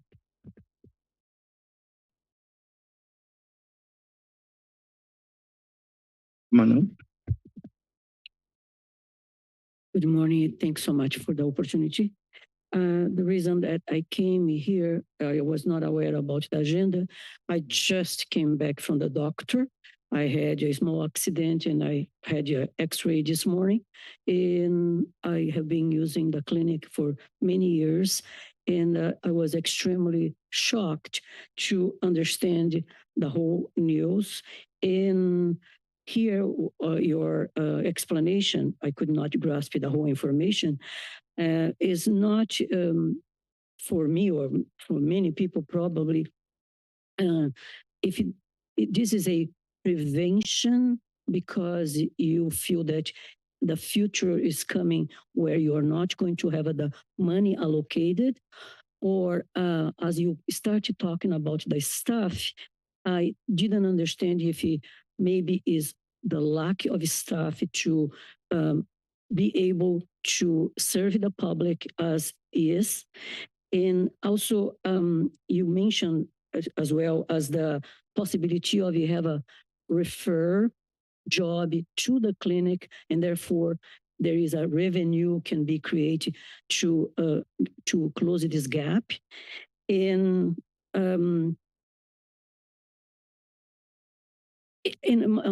what I'm kind of concerned is the infrastructure that is so well done, and how much it will cost for us to terminate it and go to Quest, that is a great vendor, but it'll be a disaster to be, I know Quest very well. They are very good, but in terms of serving the community, is going to be a disservice for the community. And it's too soon for you guys to be closing the end of the month. I think this could be something to be discussed, and we needed to do a petition. Thank to you. the public.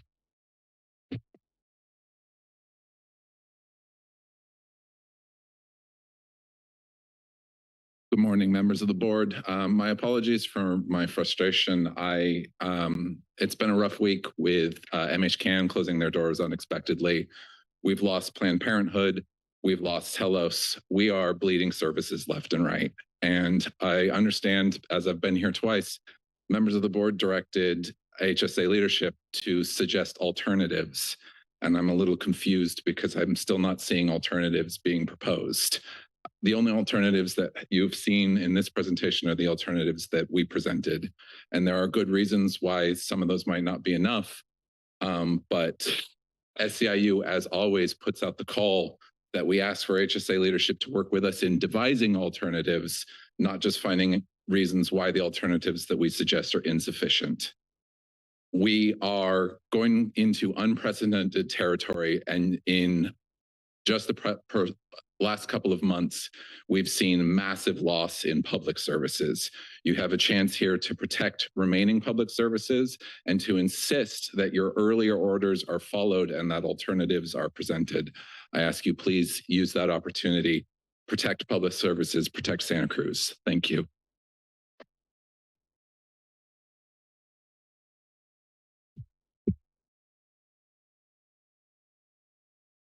Is there any other further public comment? Yes, thank you. Becky Steinbrenner. I also found this a little confusing, and I don't understand how it can be a cost-saving thing when I think I heard that it will cost about the same to have Quest do this service as it would for the current SEIU employees. So that doesn't make a lot of sense to me. And I also, in thinking about the level of service to the public, have great concern about someone coming in and being told that they have to go somewhere else when maybe they can't, when maybe that's just too much for them to do, and so they won't. And then what happens? So I think that you should continue this item. I don't think that things should be closed down. I think you should talk, as the speaker before me, in a meaningful way with those who are involved and come up with a different solution. Thank you. Any further public comment from the dais? Please come up. If there's anyone else, please come up behind this gentleman. Yeah, thank you. Just a quick clarification. I was just looking at the proposed 25-26 budget for the county, which shows the actuals for the health centers over the last few years. And it shows different numbers than what was presented on the graph. I get what you were saying about the intergovernmental transfers, but also it shows different numbers on the expenditures, not just the revenues. So just clarification on where those discrepancies are would be appreciated. Thank you. Anyone online? Yes, Chair. Call-in user 2, your microphone's now available.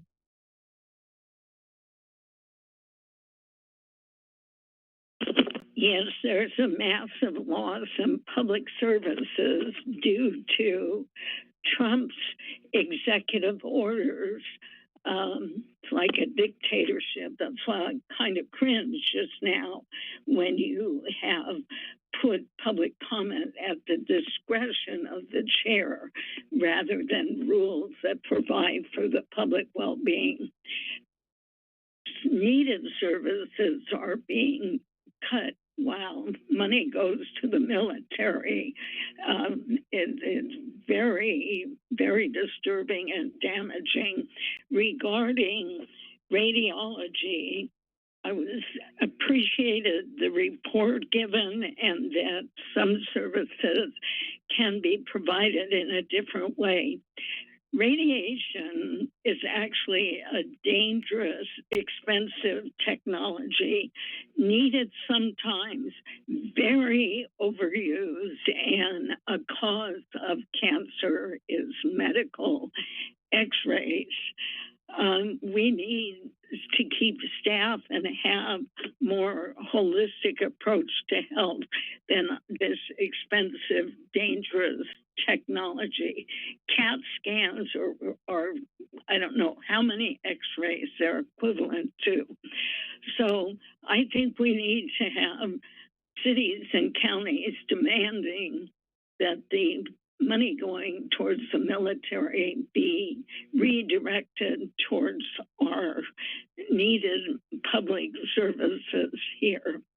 Since the core mission is primary care, we need to have the funds to do that. And we are in a dark period in this country of military dictatorship. We're in big trouble here. But radiology. Jason, your microphone's now available.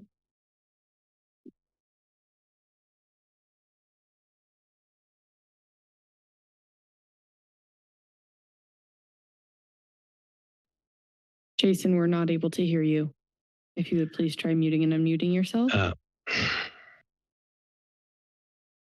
Unmuted. We can hear you. Hello. Yes. Good morning. Hi. My name is Jason Johnston. I'm a physician assistant for 10 years with the county clinic system, working in homeless health care, primary care provider in addiction medicine in Watsonville. I helped prepare the response from SEIU and have written a recent op-ed in the newspaper on the public health impacts of this. I'd add, I'm also being investigated by Ajita Patel from the actions I've taken in order to communicate with the board today, which is concerning and illustrates the need for a change in the culture in Health Services Agency to allow collaboration with frontline staff for service improvement, which is what our report to the board is focusing on. You asked us to give a detailed response. In good faith, we put extensive work in preparing detailed proposals that not only improve revenue, but expand services. We can generate 2 to 3 times the revenue through improving services and expanding services that you can generate by, or that you can save supposedly by eliminating services for the community. And we've detailed that in our report. We have capacity today to add 2 primary care providers to the Emmeline Clinic, which would generate enough revenue to fund labs and radiology for this year. The board can easily pass a measure today to do so. We have extensive other recommendations in this report. Labs and radiology. Labs are disaster service workers, responded to the COVID as essential workers, recently responded to the measles outbreak. All Janus methadone patients in Santa Cruz have labs drawn at Emmeline Health Center. Behavioral health depends on them critically, and you have tens of millions in downstream costs if you can put up more barriers to access to care for these patients. Please consider the downstream costs and the good faith attempt by the frontline staff to collaborate with you as you requested us to do so. Thank you for your time.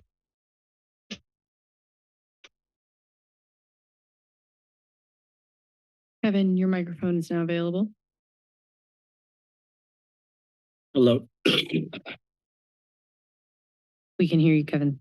Great. Supervisors, thank you for hearing me today. Right now, our county health centers are facing painful cuts. Clinics are reducing hours, staff are being laid off, and families, including my own mother, are losing access to the most basic medical services they depend on. These are not numbers on a budget sheet. These are people's lives and health at stake. Yet at the June RTC meeting, Executive Director Sarah Christensen said that rail could be made viable if we prioritize this over other needs. You continue to review concept reports for this project, but the draft already shows it's not feasible. And more importantly, even considering putting rail ahead of essential services. We're on item message 8 to the community.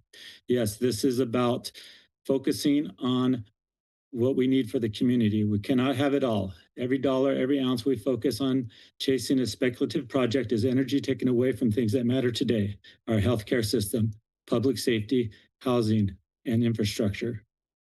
These are the areas where cuts are happening today, where our community is already feeling the pain. I urge you as supervisors and RTC commissioners to put first things first, protect the public health and safety of our citizens, keep our clinics open, and invest in services that make our county livable and resilient today. Our community deserves leaders who prioritize people over projects. Please show us through your actions that you are those leaders.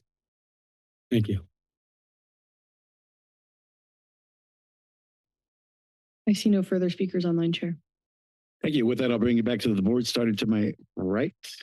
Supervisor Zupa. Thank you. I have just a couple questions. One of the things I saw on the list of services we provide is acupuncture, and I'm wondering about that cost. How much does acupuncture cost our clinic system? Acupuncture is actually a moneymaker for us because it is Medi-Cal reimbursable.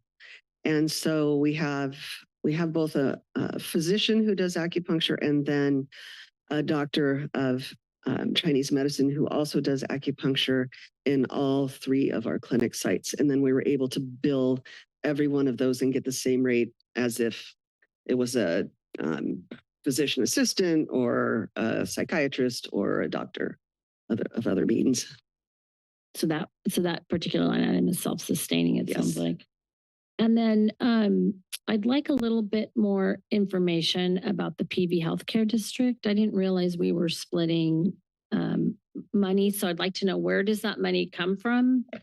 And why now are we splitting it with the PV Health District? So this is from the state. This internally we call it intergovernmental transfers. The Alliance calls it voluntary rate range program. As a public healthcare district, they are allowed to get some of this funding that supports not direct services, but Medi-Cal infrastructure. And how much of a loss was that to our county clinic system? I believe it will be a ramp up of eventually a loss of $4 million per year. Yes.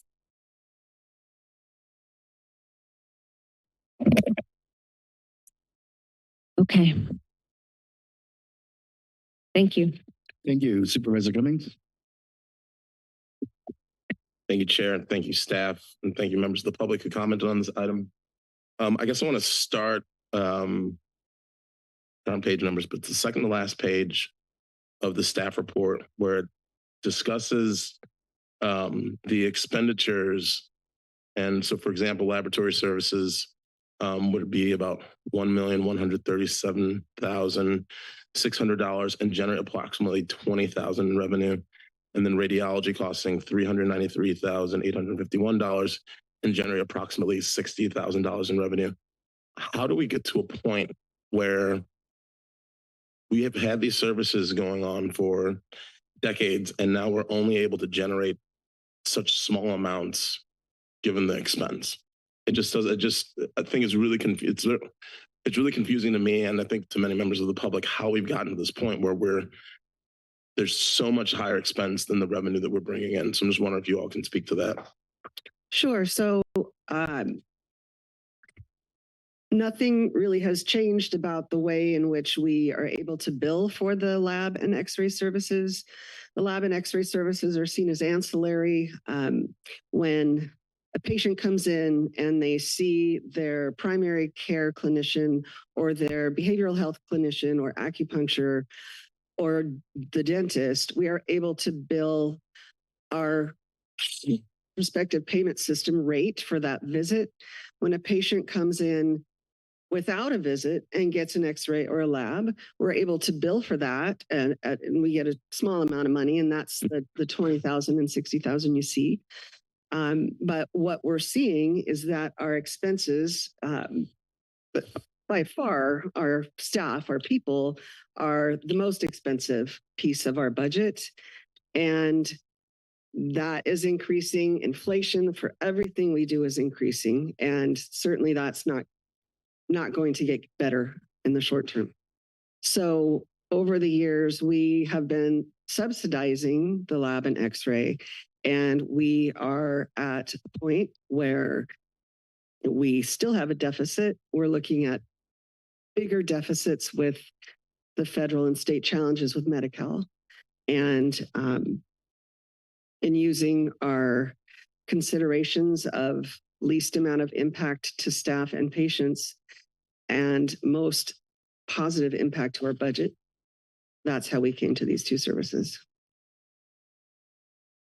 Thank you. And then I guess one of the concerns that I have is that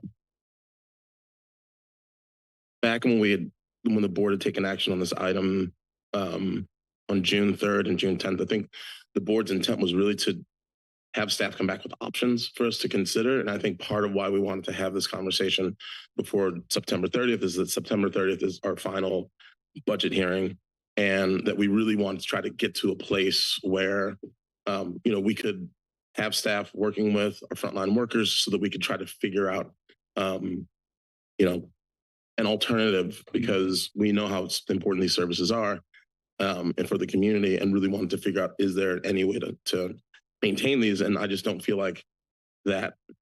I mean, it sounds like there was a meeting with SEIU. They work to provide options, and most of what we've heard in response is why we can't do those things and have to transition to closure.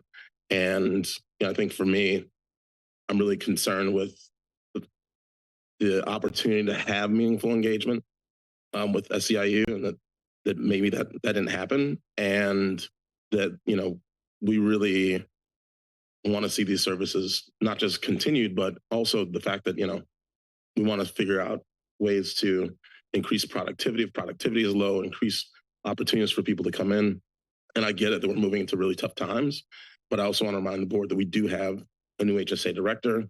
I think there's an opportunity for us to potentially have her work with staff, with SAU frontline workers, really try to address some of these issues. And so when the time comes, I'm inclined to propose a motion that maybe provides a better opportunity for our HSA director to work with our staff and to figure out how we can increase productivity to close some of these gaps, bring more patients in, and maintain these services for our county. Because, I mean, if we can, and I get that, acupuncture is a revenue generating service, but having that service over something like x-rays and blood draws, I think there's an opportunity for us, if productivity is low, to figure out how we can raise productivity and provide these services. Thank you, Supervisor Martinez. Thank you for the thorough presentation. And I just want to thank the HSA team. I also want to thank our labor partners. I've had an opportunity to meet with you folks and review every detail that you sent. So I've really appreciated the effort. And I'm looking at this as somebody, who's really, I've committed my life to public health and ensuring that healthcare services are available to those who are most vulnerable, and in operating in a really challenging healthcare environment. So I'm well aware of the challenges that are ahead, and working within limited resources, it's never an easy place to be. But I appreciate all the information that we have. And I just want you to know that I'm hearing a lot from kind of outside of this room, the broader constituency on what are we doing to prepare for the federal changes and the impact of HR1 and the rollback of Medi-Cal. And so I am seeing this conversation in the context of really what's ahead. And while this is a really difficult conversation to have now, I'm glad we're having it now, so we can just be clear and proactive where we can, and ensure that our critical and essential services are sustainable moving into the future. I do have a number of questions, so I hope we can kind of jump into those. The report, as Supervisor Cummings shared, it didn't have really clear alternatives for us. And I'm wondering if that's because, you know, are there no alternatives? You know, my question is that, you know, we have mandated services to provide, and are there other non-mandated services that would be on the table if not these?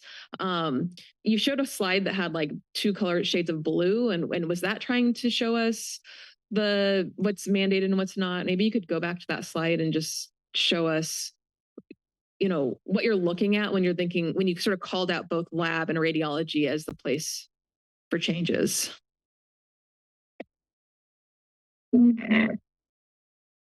Yes, so we did look at all of these, and we did really appreciate the suggestions from SEIU.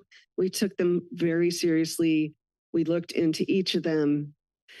And the fact is, we don't have an alternative that saves us close to $2 million with only 8 positions being affected. Any other of these boxes that you see are either mandated. We're mandated to have an electronic health record, for example. Any of these, if we, for example, if we got rid of HIV case management, that would be less than $200,000. Not a big chunk that helps our budget. If we got rid of medication-assisted treatment, that would be that would hurt our budget, actually, because we've been so successful with that program. And our programs change as our world changes and as healthcare needs change. When I started 14 years ago, we did not have medication-assisted treatment, and a lot has happened in that time that has created the need for that. And it's a very successful program. So again, when we looked at these services and we looked at what alternatives we could provide, and we looked into every one of the alternatives that were presented to us, there isn't an alternative that has less of an impact on position elimination and less of an impact on patients and our budget. And I will add that the health centers was keeping in mind how to maintain all of our health centers to be sustainable. The way we have multiple health centers, some perform better in terms of the revenue, some need to be subsidized, you know, such as our HPHP services. And that's a reality we accept, and we take a big picture view on in terms of how we spread out resources. So in this environment right now, to be transparent, we are looking at consolidation of clinics. What would that look like? We're holding on a backfilling of a health center manager position in Emmeline Health Center until we figure out that question. So we're looking at how do we work smarter with the resources that we have, which typically includes some sort of a different way of doing business, a different way of doing management, consolidating management resources. So that's a potential of consolidating clinics, and to be very transparent, really considering, are we able to maintain this as a business within a county health system? Like, do we have the infrastructure and support to maintain primary care to the level that we have? You know, so all those considerations and what Chief Peeler mentioned is on the table. And the dark blue here were the areas of consideration. Again, lab and radiology service, I want to emphasize, they are necessary, they are essential. We can't do primary care without them, but we are rethinking how to do it and offer it to our patients. Thank you. I'm wondering if it would be helpful to think about them as 2 different services, because in today's budget, you did sort of present them with 2 different pictures. So kind of starting with the laboratories, you know, one of the primary concerns that that I care about, right, and I'm hearing about from the public is how elimination of county provided lab services would affect patients' quality of care and access to care. And so what we're hearing from you, what we saw demonstrated on the slide, was that your goal is to place the blood drawing specialists inside the clinics, and that there would be basically a seamless experience for the patients in making this change. So are you feeling confident that that's something that you're able to do? That is what we are actively and have been actively working with Quest on since June. They are recruiting for phlebotomists as we speak.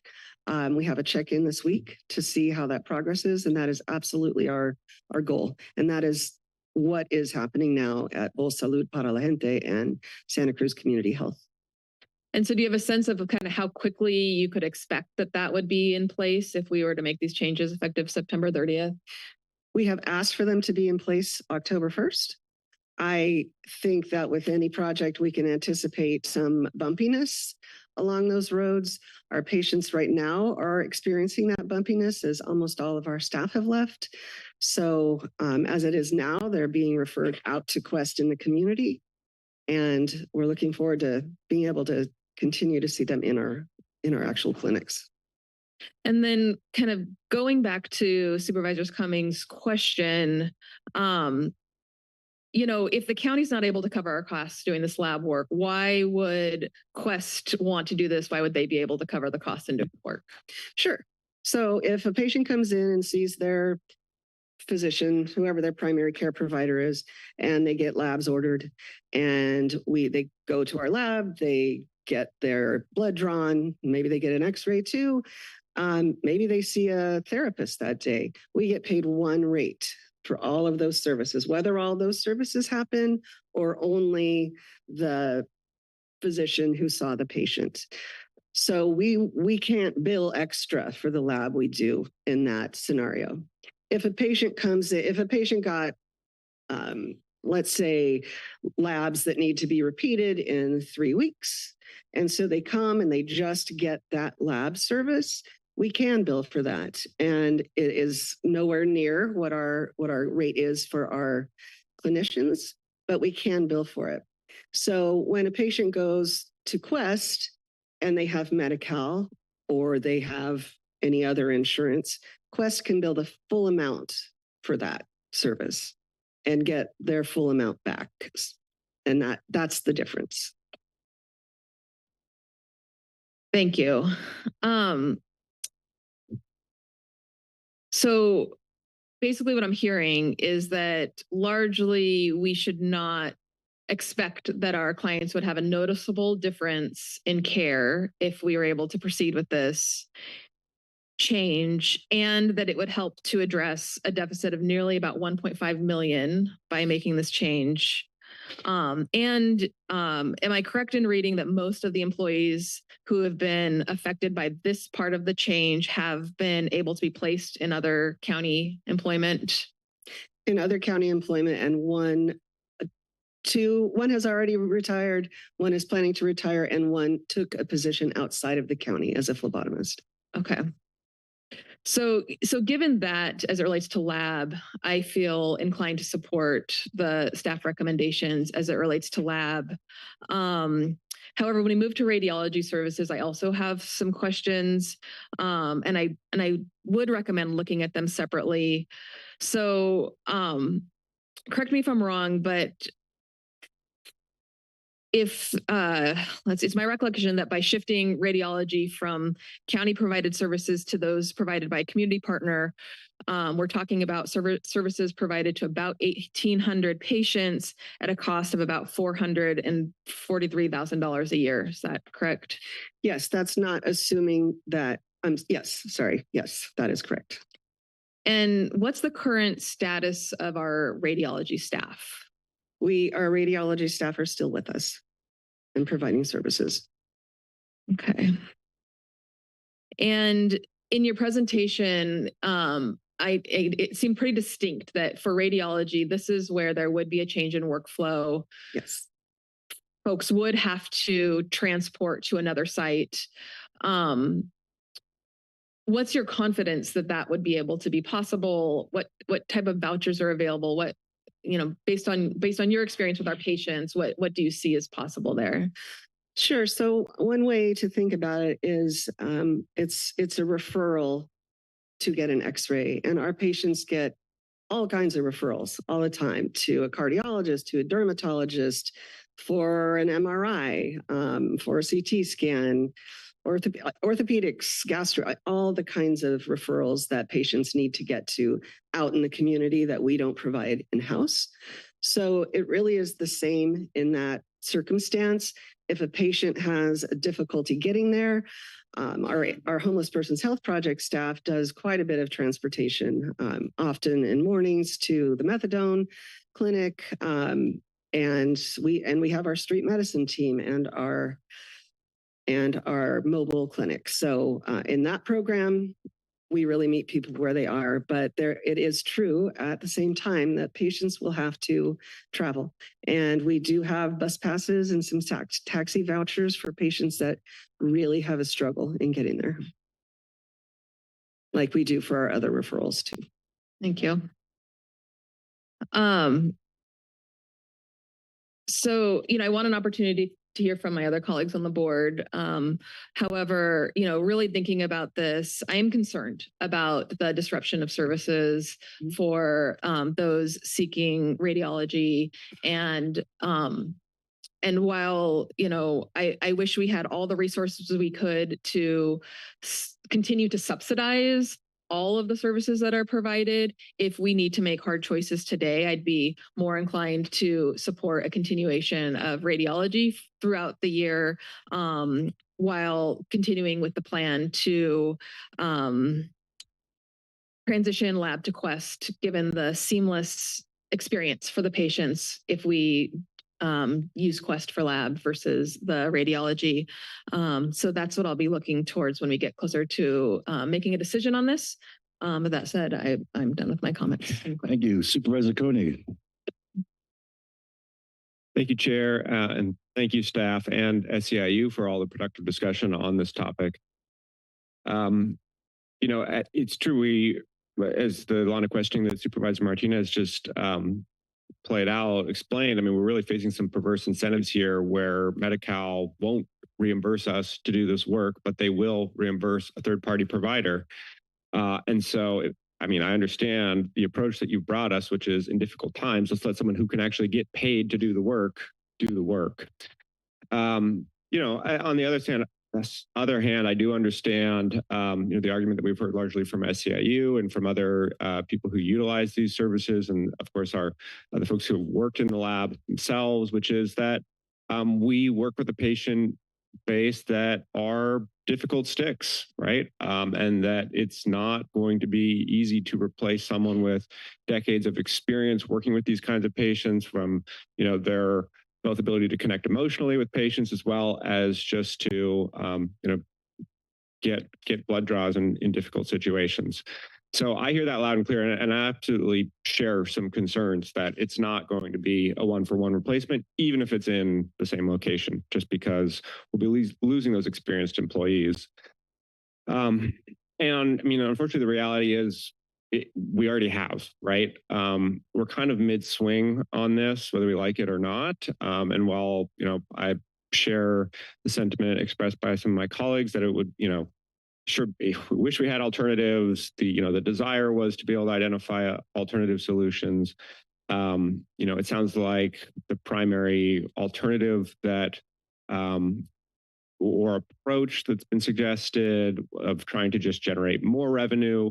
We're working on it, but as has been explained, to make one primary care provider productive requires all the support staff, and it requires the operational plan to actually make that work. And it's not something you can change overnight and just hire more revenue generating staff. And so we're trying to make our revenue generating staff, our PCPs, more productive as it is. And maybe we'll get there, but we're not there today, and we can't just flip that switch. So I mean, that means that the reality is if we were to continue either of these services, we would have to find the general fund money to make that work. And I mean, even just radiology, which, I'm also sympathetic. I hear the idea that like, hey, we still have the employees for this.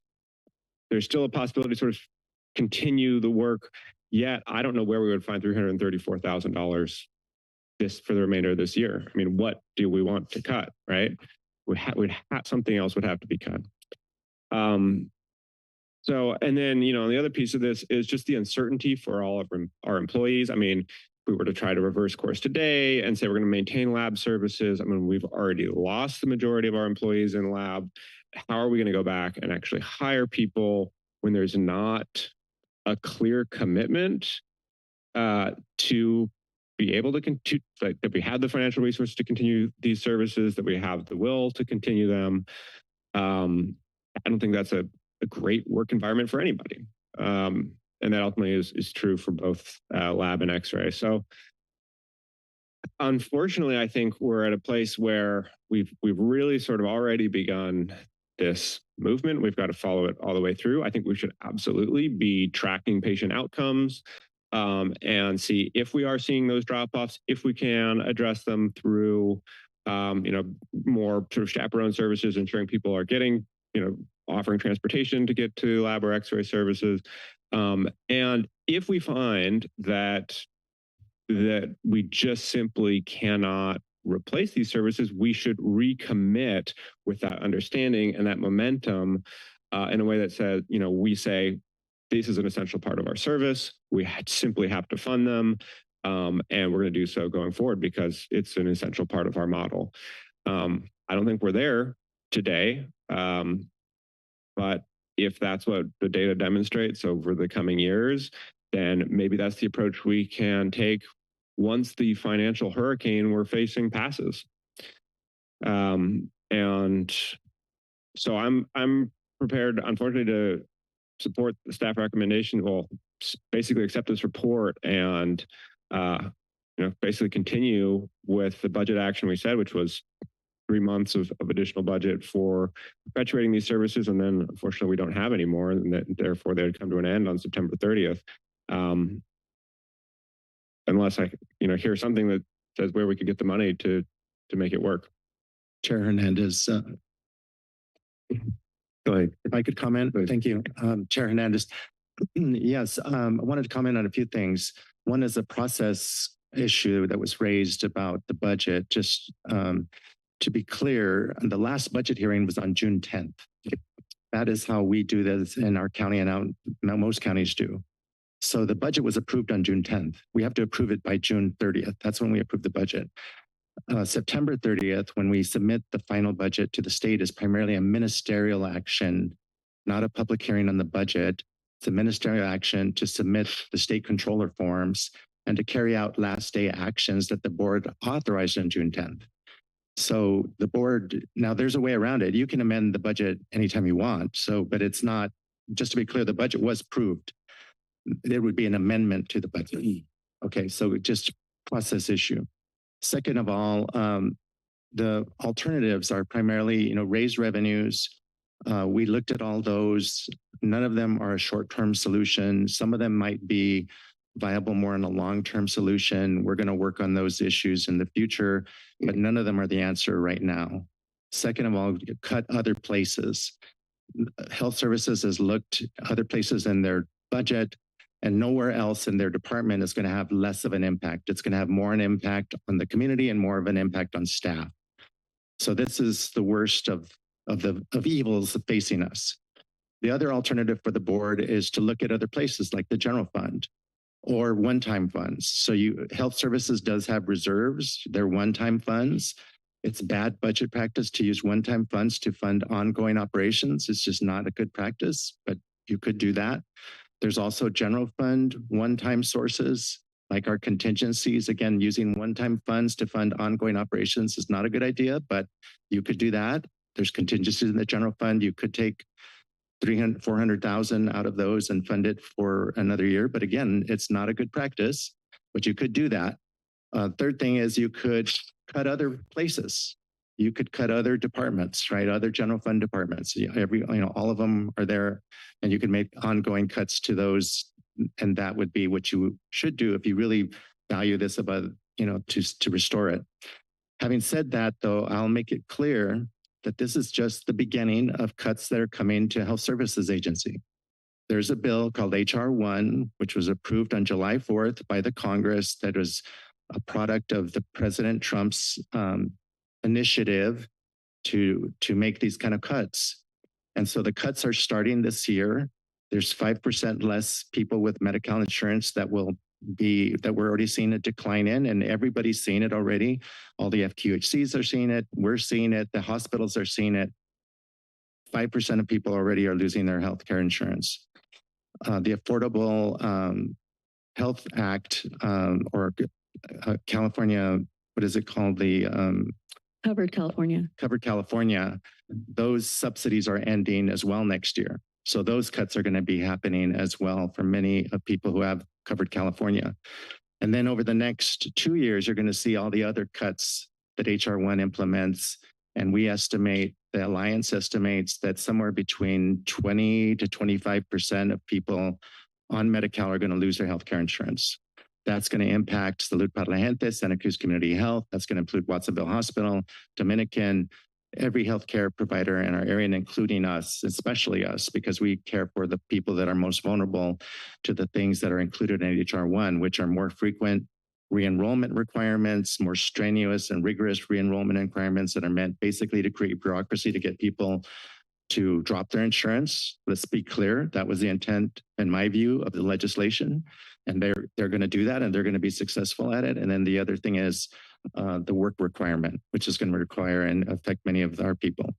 So we're going to be in a big battle just to keep our own clinics open over the next few years, as the hospitals are going to be in a battle just to stay open. As you can see, Hazel Hawkins, Watsonville Community Hospital are already seriously facing deficits as is. So anyway, I'll just say that as a caution as you go forward on this.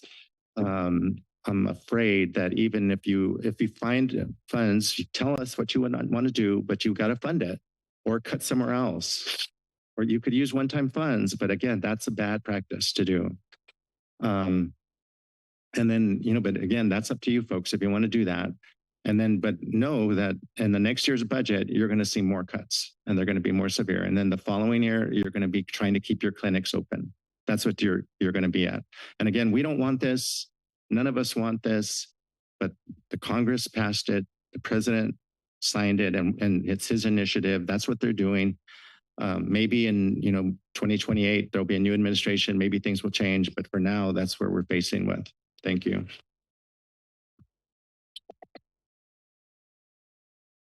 Thank you, Carlos. I only had one brief question. I know in the last meeting, there was some discussion about kind of bringing the labs or Quest in-house. Is that still a consideration? Yes, that is what Quest has promised us. And that is what we are planning on happening. Okay. And, I also agree with some of the comments from Supervisor Martinez and Cummings about, that I wish we would have had alternatives that were provided, different paths. I know obviously it's budgetary constraints that we probably don't, but I still would like to have seen maybe our new health services director put her hands on it and, get involved and see how we could fix things up a little bit. Sorry to put you on the spot on your first day. Fix all our problems. But, I'd like to see something like that, possibly. But it's tough times, tough budget decisions that we have ahead of us. Supervisor Cummings?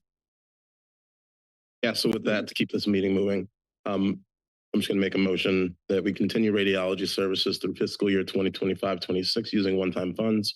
Direct the HSA director to explore strategies to address productivity and revenue losses and report to the board at the mid-year budget hearings, and direct staff to include HSA director and her staff to work with SEIU and affected employees seeking options to maintain radiology and county services broadly.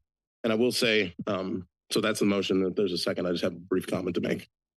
I'll second it if you can add, for us to get quarterly reports on this year, or 4 reports on this, not just 6 months and 1 year. See how progress is going, but also to have that discussion with the labor unions and our health director. And if I can just make a brief comment, I totally hear what our CEO Palacios is saying about not using one-time funds and actually the cuts that are going to be coming.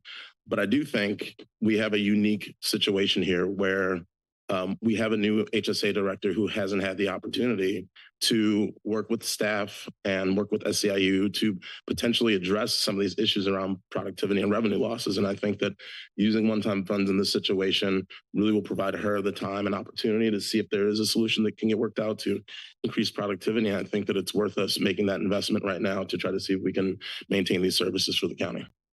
And so that concludes my comments. So you accepted the friendly amendments about quarterly reports? Yeah, so instead of the mid-year budget hearings, will be quarterly reports. Yeah, keep better tabs on it. Question is, so this will be, this is for this fiscal year 25 and 26? Yeah, this fiscal cycle. This fiscal cycle. Yeah, so just this fiscal cycle. Okay. I just have one more comment, a couple more comments actually. So many of you know I've worked in healthcare all of my career. Dignity Health, I worked in the clinics there. We take Medi-Cal clients, unlike Kaiser, unlike PAMF. We actually take them in primary care. We've had Quest Labs always on campus with us, and they do a fine job of collecting specimens. Yes, these are people with hard sticks. So I understand that at the county, potentially, there's people with many, many years of experience. There also are at Quest too. So hopefully that will just be seamless. Because I met with you all, that I did have very grave concerns about losing our 2 radiology techs. Our docs in those clinics and providers don't right now have access to actually look at films that come over from other providers. And so that they could just have an x-ray, walk in, take a look at it, to me seemed like a critical need. The other thing I'm really concerned about, like CEO Palacios talked about, is the loss of Medi-Cal for many of our citizens here in the county. 22% is what we're looking at. So divide 22% into our current Medi-Cal reimbursement, and that's what we'll be losing likely over this next year or 2. So we have all these uninsured patients, and so our goal, not our goal, but our process was going to be to shift the costs of that over to Dignity Health or Dignity Radiology or the Watsonville Hospital, where they can't bill anybody for those services. Like, that doesn't make any sense. They're already struggling, as you know. So it just seems to me like this is something that we should continue. I have met with SEIU. Thank you for coming and talking to us. And I also understand that we as a county need to make swift and deep cuts in order to keep the rest of our services rolling. I completely understand, like HPHP, for example. If we lose, when we lose 22% of our revenue, we're going to have to make some very, very difficult decisions. And this actually was probably one of the first. But I do think that being able to x-ray this population in the clinics is really important. Like, I can't imagine taking somebody with schizophrenia or some kind of horrible mental health disorder and putting them in a cab over to radiology, where they're going to be sitting in a waiting room and maybe not able to withstand, because of their mental health, that particular ride and the services that would be provided for them there. I just don't see that. I think they would get up and walk out, or maybe never get in that cab to begin with. So anyway, I'll be supporting today. Thank you. Thank you. If there's no further comments or questions, we do have a motion from Supervisor Cummings, and we do. Okay, Supervisor Cody. I just want to say, I appreciate the proposal. I'm not going to support the solution. We have dangerously low reserves right now. Like historically low reserves. we have, again, it's not like staff wants to be making these recommendations. This is just the least bad option. I don't think that we should be spending down our savings account further when we have, not a perfect solution, but a solution ahead of us right now. So for those reasons, I can't support the motion. So you know who does have deep reserves is CCH right now. And so we should be looking to CCH to help fund this particular thing. Supervisor Martinez? Recommend that. Can I ask the maker of the motion to repeat the motion one more time? Sure. It's continue radiology services through fiscal year 25-26 using one-time funds. Direct the Health Services Agency Director to explore strategies to address productivity and revenue losses and report to the board at the mid-year budget hearings, which was amended to be quarterly as a friendly amendment, and then direct staff to include the HSA director and her staff to work with SEIU and affected employees seeking options to maintain radiology and county services broadly. And so that means that we will be continuing with the staff recommendation related to lab services. Yes. And again, I think part of that, based on the conversation that we've had, seeing as how the majority of those positions are vacant now, and those people moved on to other jobs while we still have radiology techs. I mean, it's kind of a compromise, and radiology is a much smaller number in terms of, the differential, right? It's, a few $100,000 versus like 1.1 million. So it seems like, if we're going to try to provide an opportunity to see if we can get some, if we can address some of these issues, and, it's a much lower cost program that could stay in-house and, provide that connectivity to care. I think that's the compromise that I'm trying to make here today. And again, it's just for this fiscal year.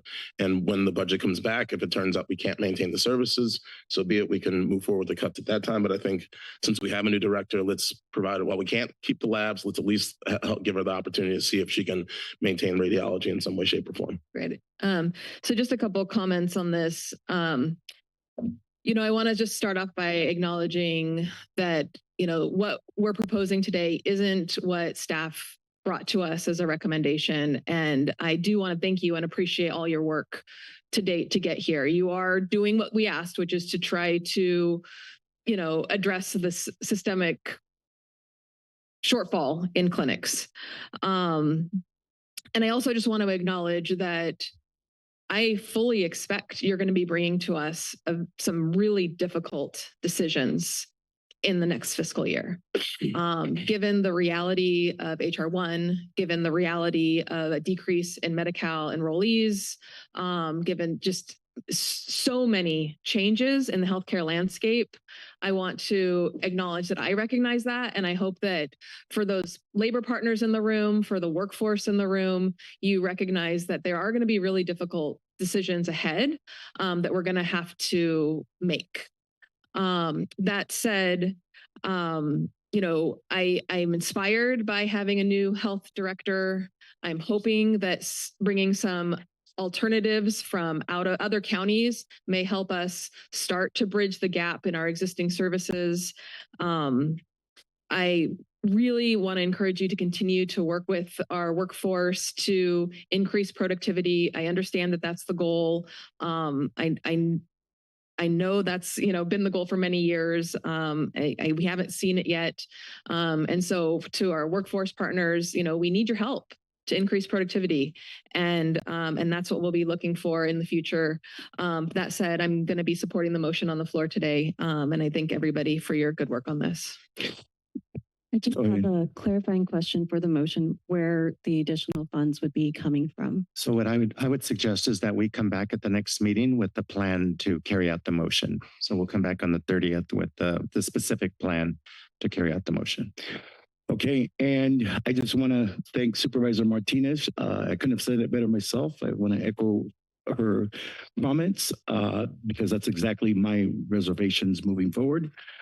I know we are in tough, difficult budgetary times, and they're only going to get more difficult in the near future. So with that, we do have a motion. If we can take, Madam Clerk, if we could take a roll call vote. Supervisor DeSerpa.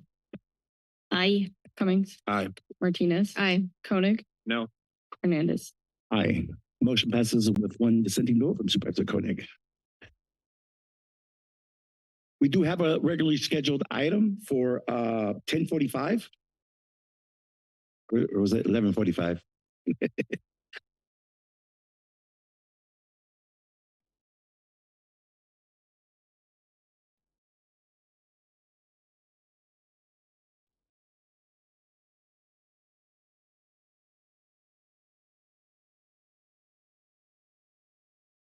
Okay, next agenda item is number 13 to consider the community engagement plan for developing the county strategic plan 2032 and take all related actions.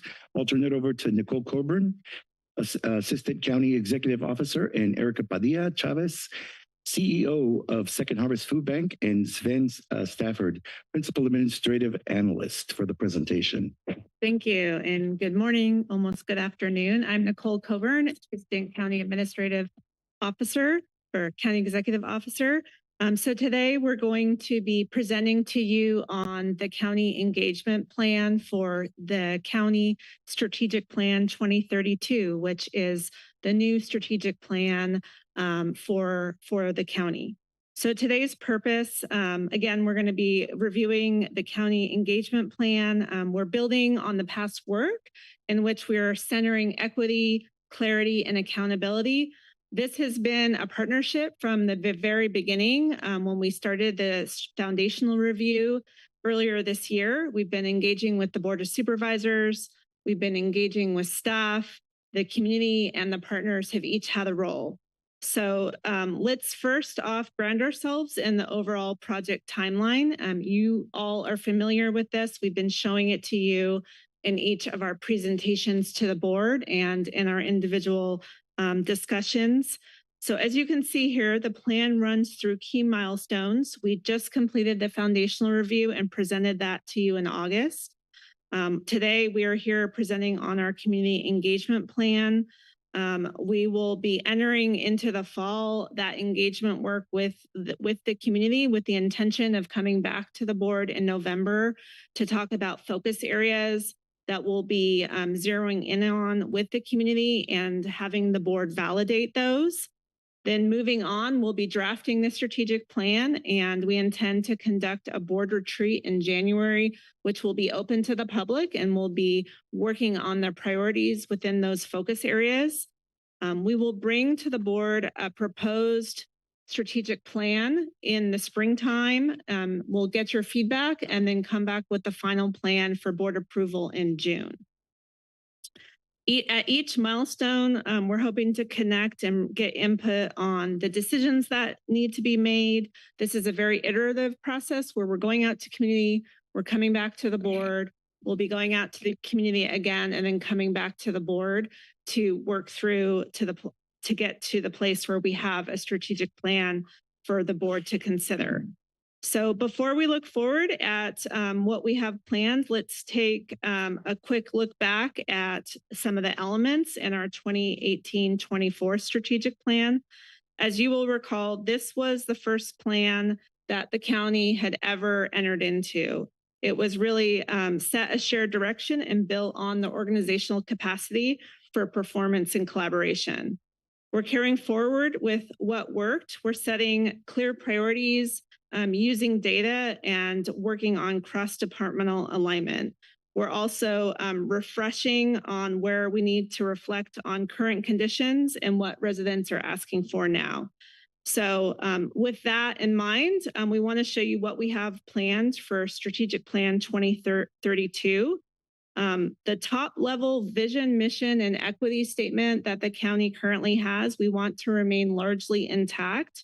We will take board directed changes if there's input that comes out of our community engagement plan that we hear from partners, staff, the community. We can look at taking any board direction on making some modifications, but we really want to focus in on the county values. We hope to go from what we currently have, which is 9 values within the current strategic plan, to 2 to 3 values that we can really better define and share the kind of county culture that we want to develop. We also have work that we want to do on the focus areas. Right now we have 6 focus areas in the strategic plan.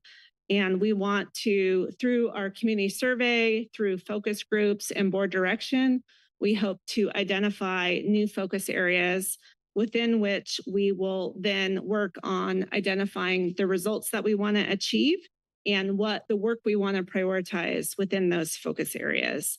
We're going to be doing this in partnership with the community.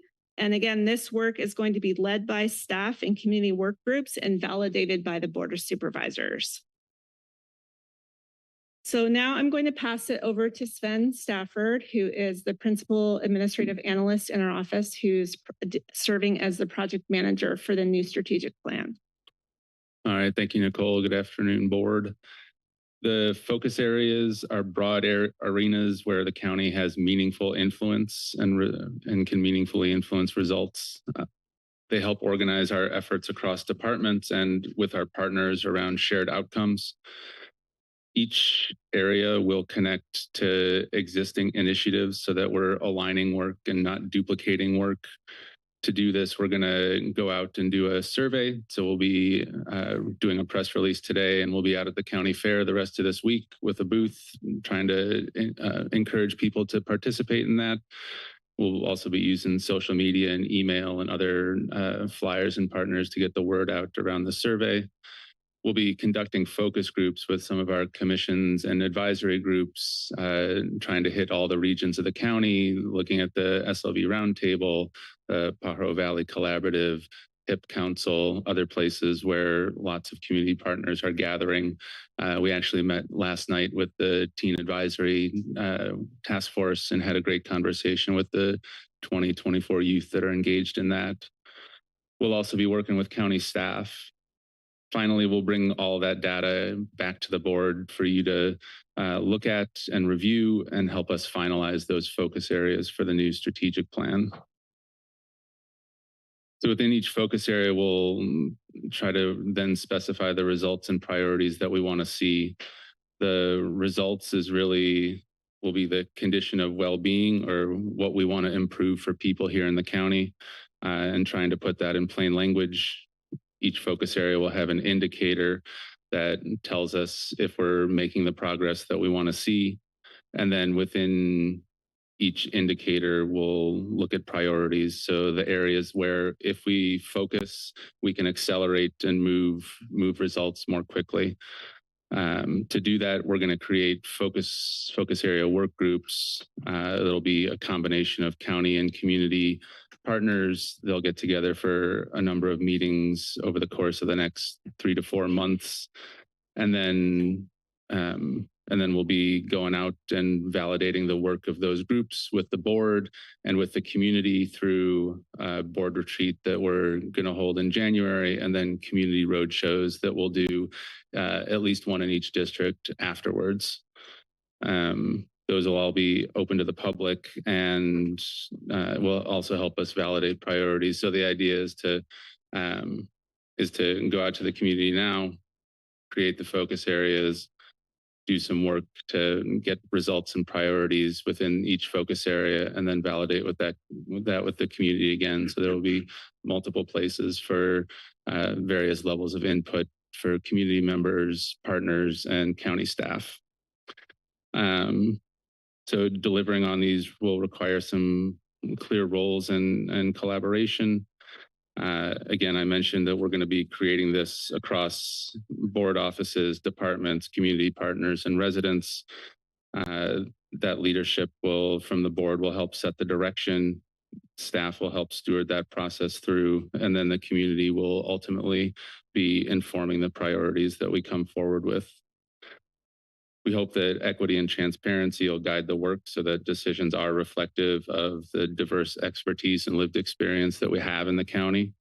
And I'm going to pass it to Ms. Padilla Chavez to talk about those standards of inclusion and engagement that we're setting for ourselves.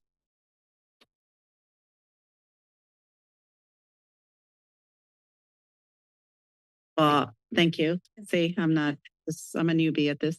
I first of all want to congratulate the team for including a few of us to be a part of the design team. what a magnificent process this has been. And one of the intentional conversations we have had is around the values that we will use to guide this process through. So equitable, culturally responsive, and accessible, it will be key to everything we do as we engage with the community. So we'll factor the timing of when we meet with community, language access, all the very important elements that we know we need to factor to ensure that we are engaging all members of our community. We are interested in building trust, and what more important time to do that than now.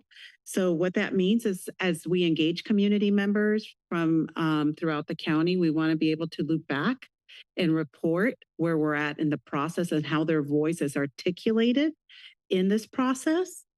And we're going to use multifaceted and heated ways to engage them. So you heard Sven talk about the work that's going to happen at the county fair. We're going to do surveys. We're going to do conversations with community members. We want to make sure we have ample opportunity to engage our members of our community. And as we do that, and in your respective districts, engage the members of your districts, we also want to be mindful that there are members in our community and sectors in our community that are often not engaged in these kinds of conversations, or maybe often unintentionally left out. So we've identified a group of entities that we want to be mindful and strategic and engaging. We want to make sure that the South County community, the Pajaro Valley, Watsonville, the Freedom community is intentionally sought. We want to be mindful of our rural communities. We want to engage with perhaps groups and individuals that are already meeting in these particular areas that often express feeling geographically isolated.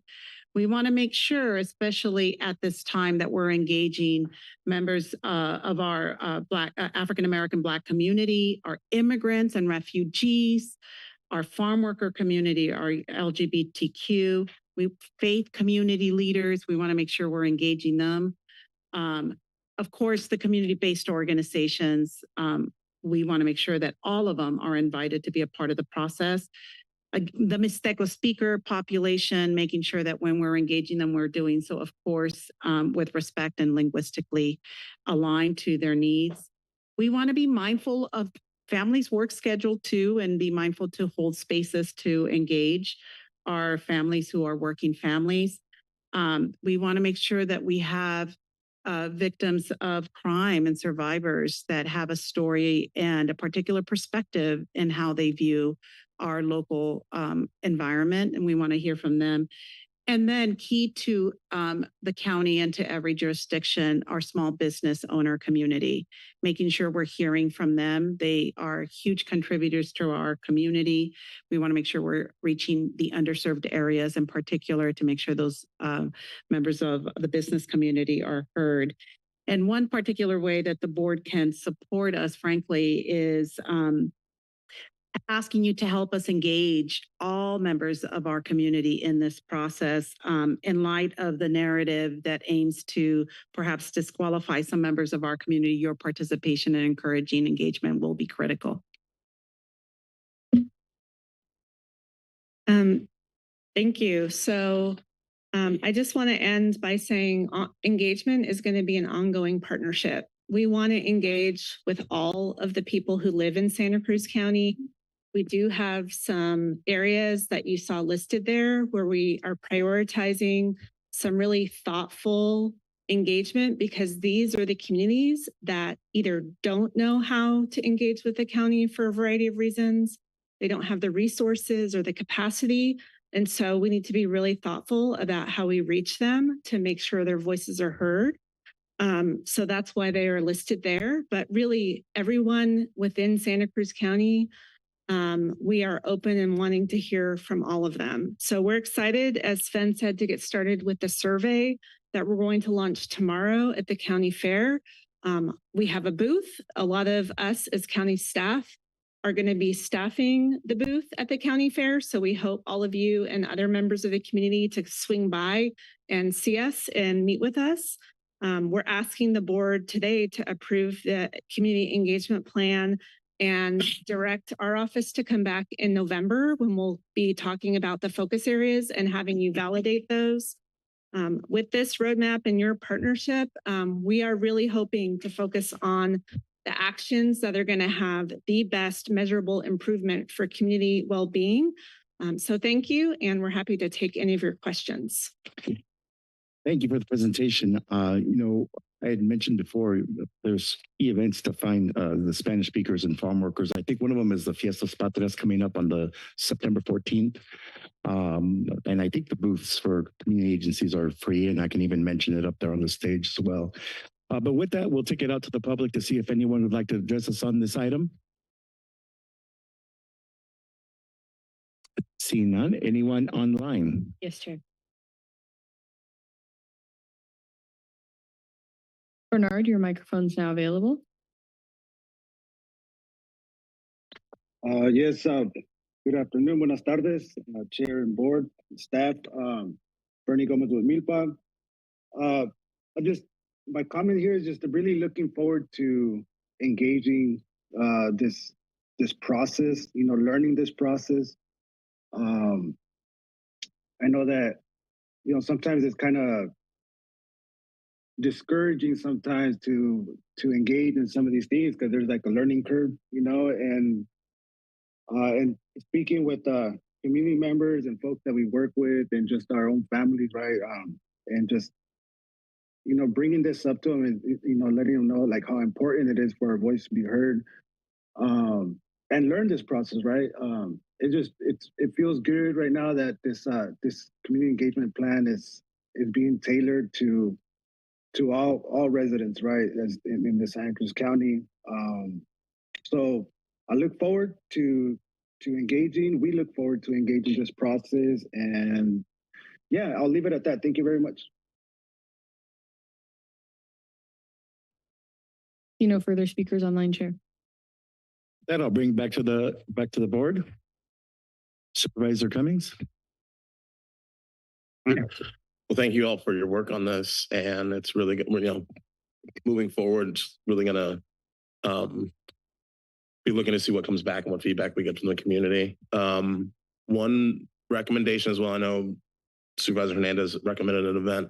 UCSC usually does kind of like a welcome tabling event for all the new students on campus. I'm not sure when that's coming up, but I think it would be good for the county to maybe have a table there and to start engaging with UCSC students, especially the folks who are new to the community, who may be coming in as freshmen and might not know what services are available through the county. And so just being able to have that.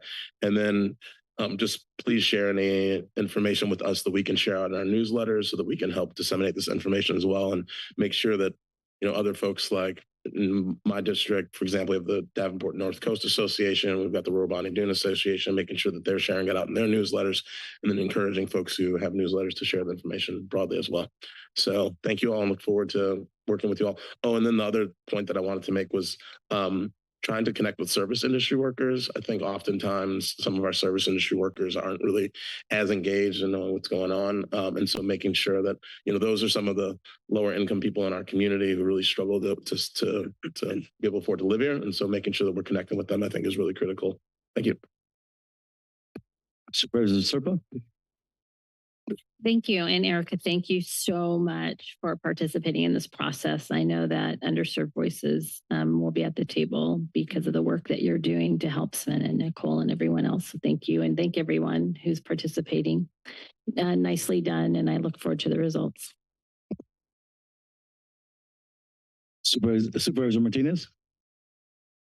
Thank you for the plan that you've brought us today. I really appreciate your efforts to engage the community, not just in a one-time way, but it looks like you're hoping to have more ongoing engagement, dialogue as we continue. And I just really appreciate that. And I appreciate your focus on, just really an equity-driven, results-based approach. And I think it's going to produce an outcome that's better because of it.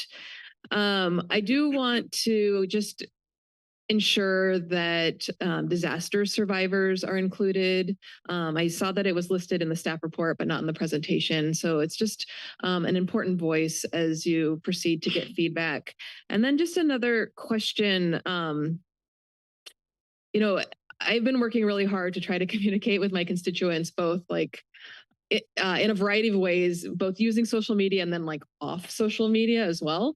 And I'm wondering if are there going to be like paper flyers or is everything involving technology or? No, so we actually plan to have an insert in the property tax bills, for example, that are going to go out soon with the QR code for the survey. So we will try alternative methods, and then Sven, if you have anything to add. Yeah, we were thinking as we give the electronic links to your office for how to disseminate the survey, that we'll also have a media packet and a PDF of things that can be both posted to social media and printed out if you'd like. So there'll be multiple options to be able to get that information out to folks or just post it on bulletin boards and things like that. Great, I appreciate that because, you know, social media is kind of can be a dangerous place sometimes. So sometimes just good old fashioned paper and, you know, a pencil can get use the information in a safer, more fact-based way. So with that, yeah, good luck with the rest of your approach. Looking forward to hearing the feedback that we get back. Thank you. Thank you, Supervisor Koenig.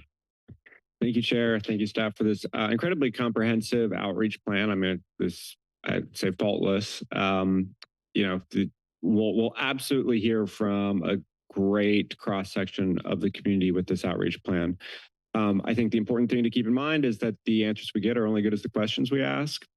If we ask, you know, and even a question as simple as, you know, what county services do we use?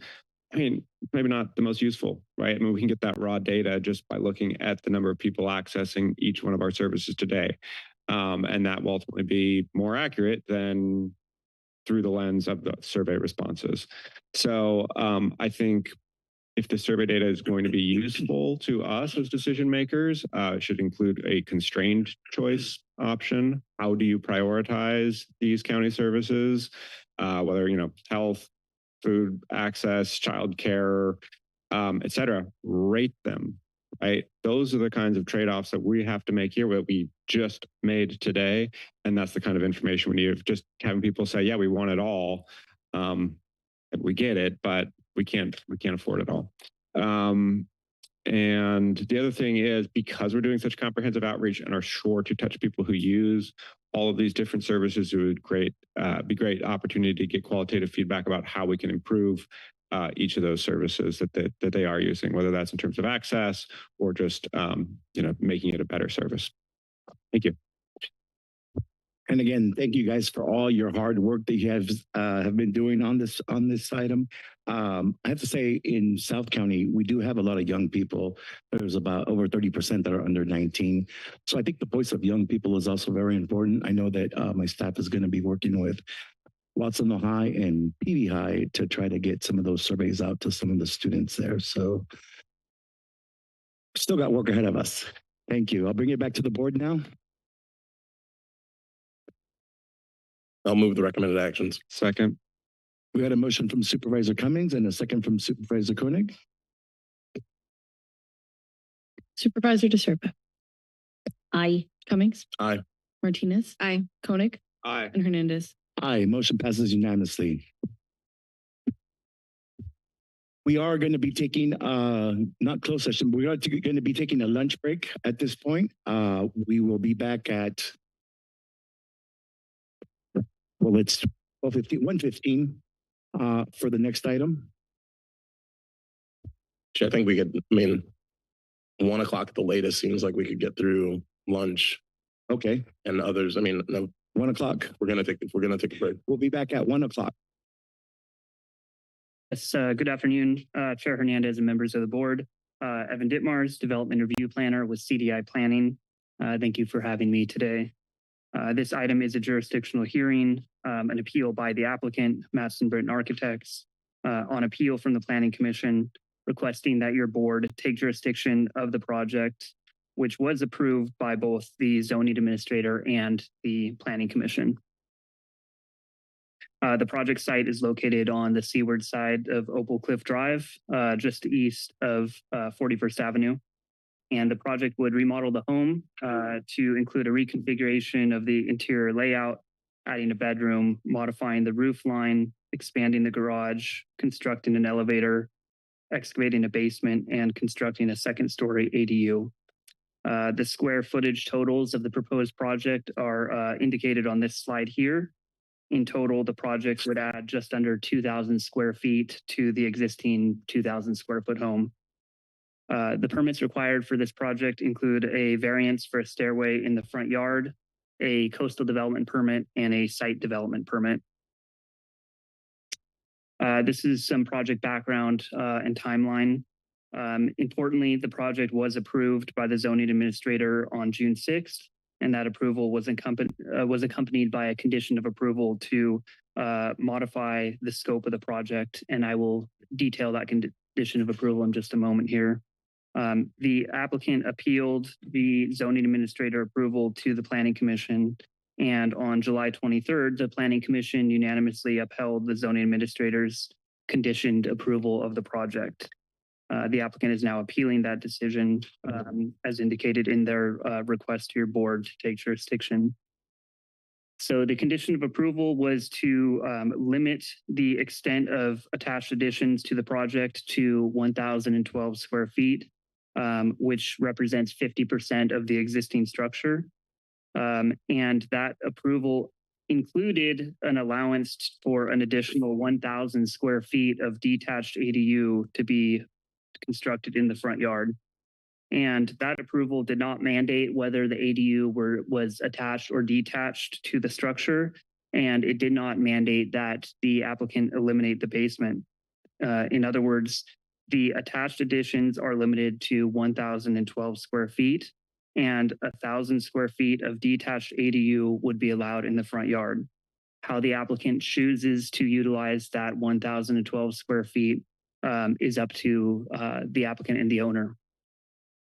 The reason for including that condition is to conform with the policies for development in coastal hazard areas, where the county adopted objectives prioritize the mitigation of hazards through avoidance or potentially relocation through managed retreat.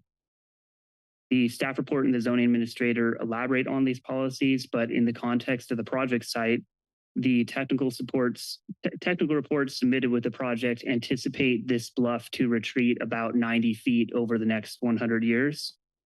And in these areas where subject to bluff retreat, new construction, reconstruction, and additions to structures are limited. The approval reflects compliance with the hazard mitigation policies adopted in county code. So consideration of this appeal for your board to take jurisdiction requires a determination that at least one of the following criteria on this slide are demonstrated. The appellant's letter dated August 4th, 2025, included in the packet for this item, details the appellant's grievances with the conditional of approval, but does not provide a basis for any of the required findings in this slide. The appellant has not brought forth any new information that wasn't already considered by staff during project review, that wasn't considered by the zoning administrator on June 6th, or that wasn't considered by the Planning Commission on July 23rd. The letter does not demonstrate that there was an error or abuse of discretion when the Planning Commission or zoning administrator approved the project. Both hearings were conducted fairly and rightfully considered the appellant's letter. And the late correspondence provided by the appellant prior to the hearing, as well as the appellant's testimony, were considered by the Planning Commission. No new evidence supporting an alternative decision was provided by the applicant.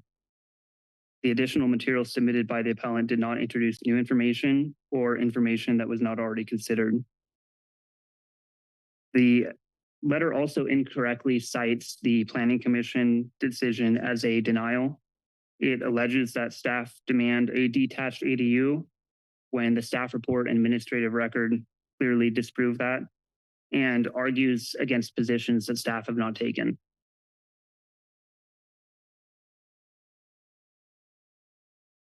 So staff are requesting that you consider the unanimous approval by 5 planning commissioners and a zoning administrator, as well as the multitude of planning staff who have collaborated in the preparation of the report to those hearing bodies.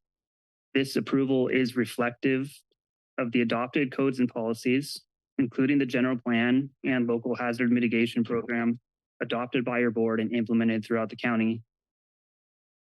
So the staff recommendation is for your board to conduct the public hearing as is afforded by the appeal process in Chapter 18 of County Code, but to decline to take jurisdiction of application 241408.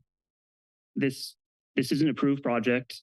The applicant may move forward into the building permit phase with substantially similar project as to that proposed. And a reconsideration of this project by your board at best might marginally advance the discussion of a broader land use policy. That discussion is already occurring.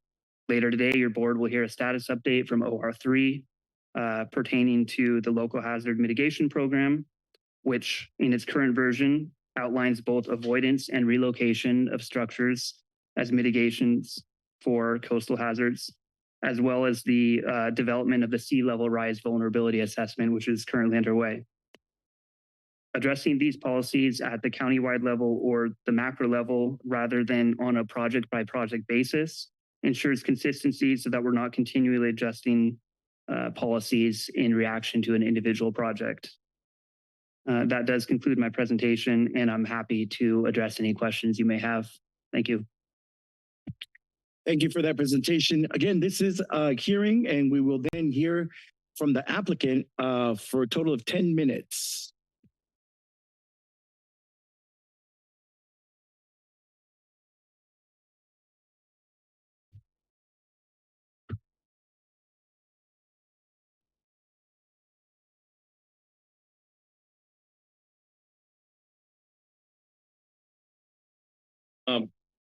Good afternoon, Cope Britton, Matson Britton Architects.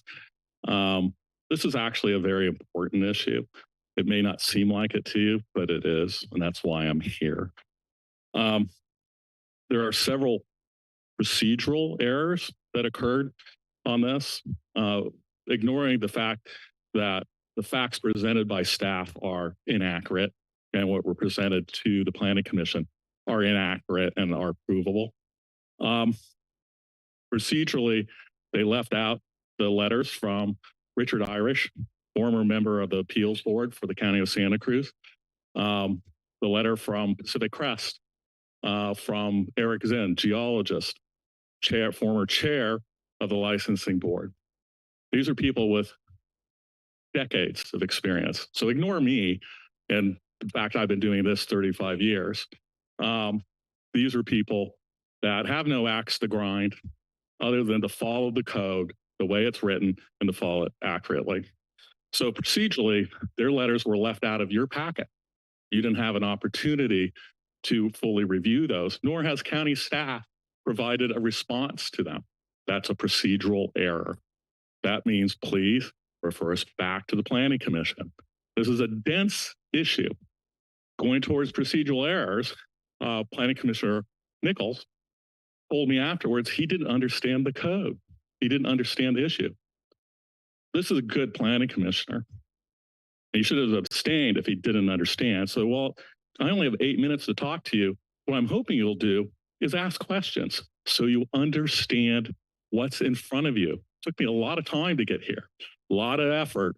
I'd really appreciate that you want to hear what this is about and understand it.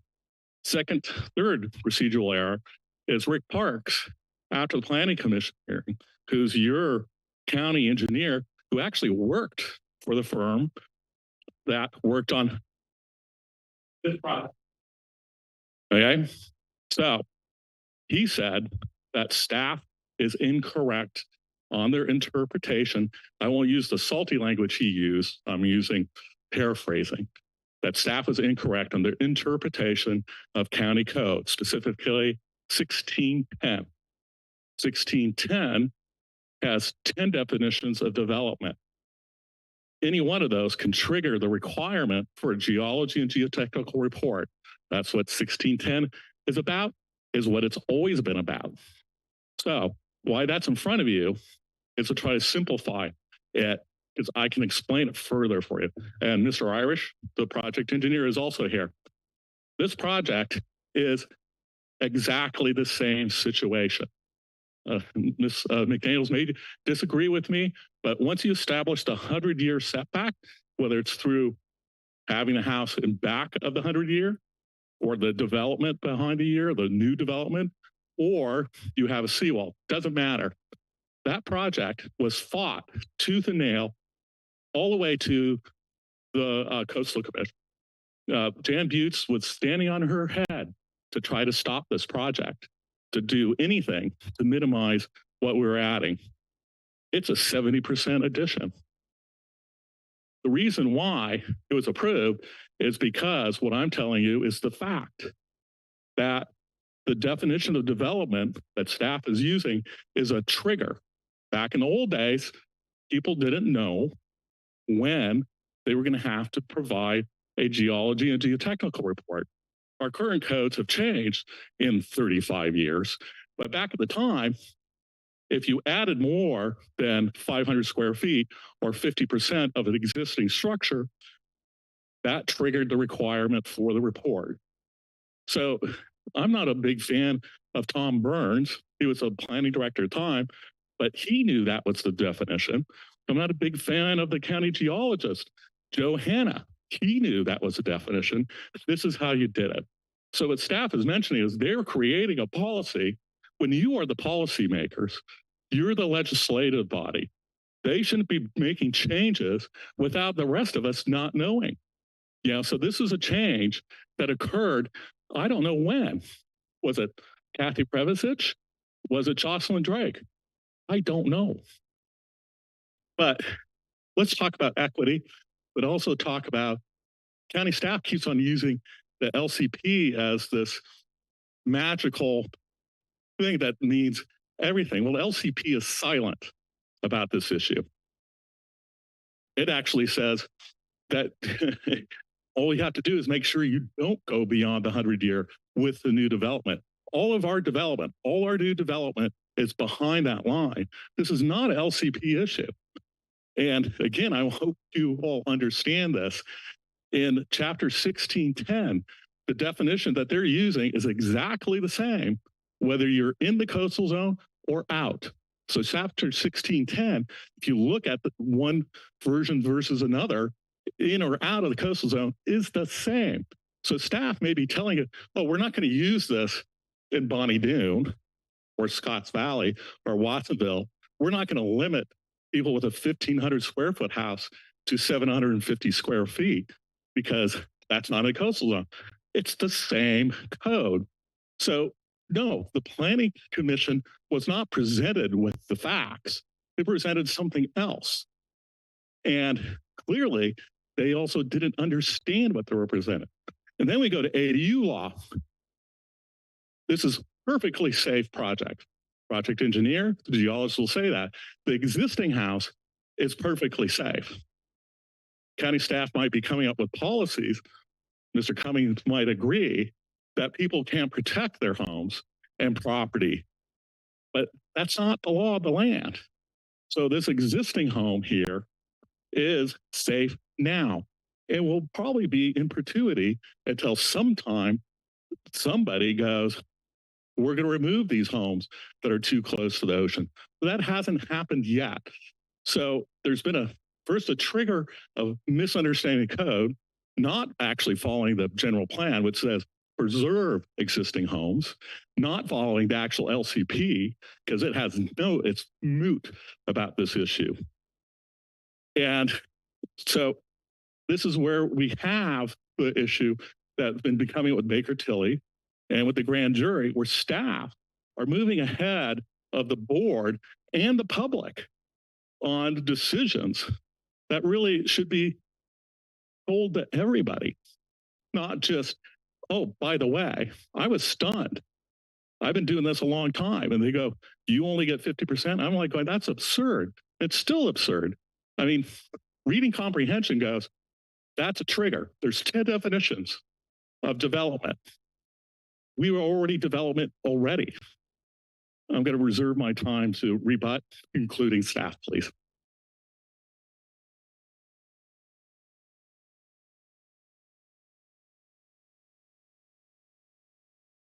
We'll now take it out to the public to see if anyone would like to address us on this item.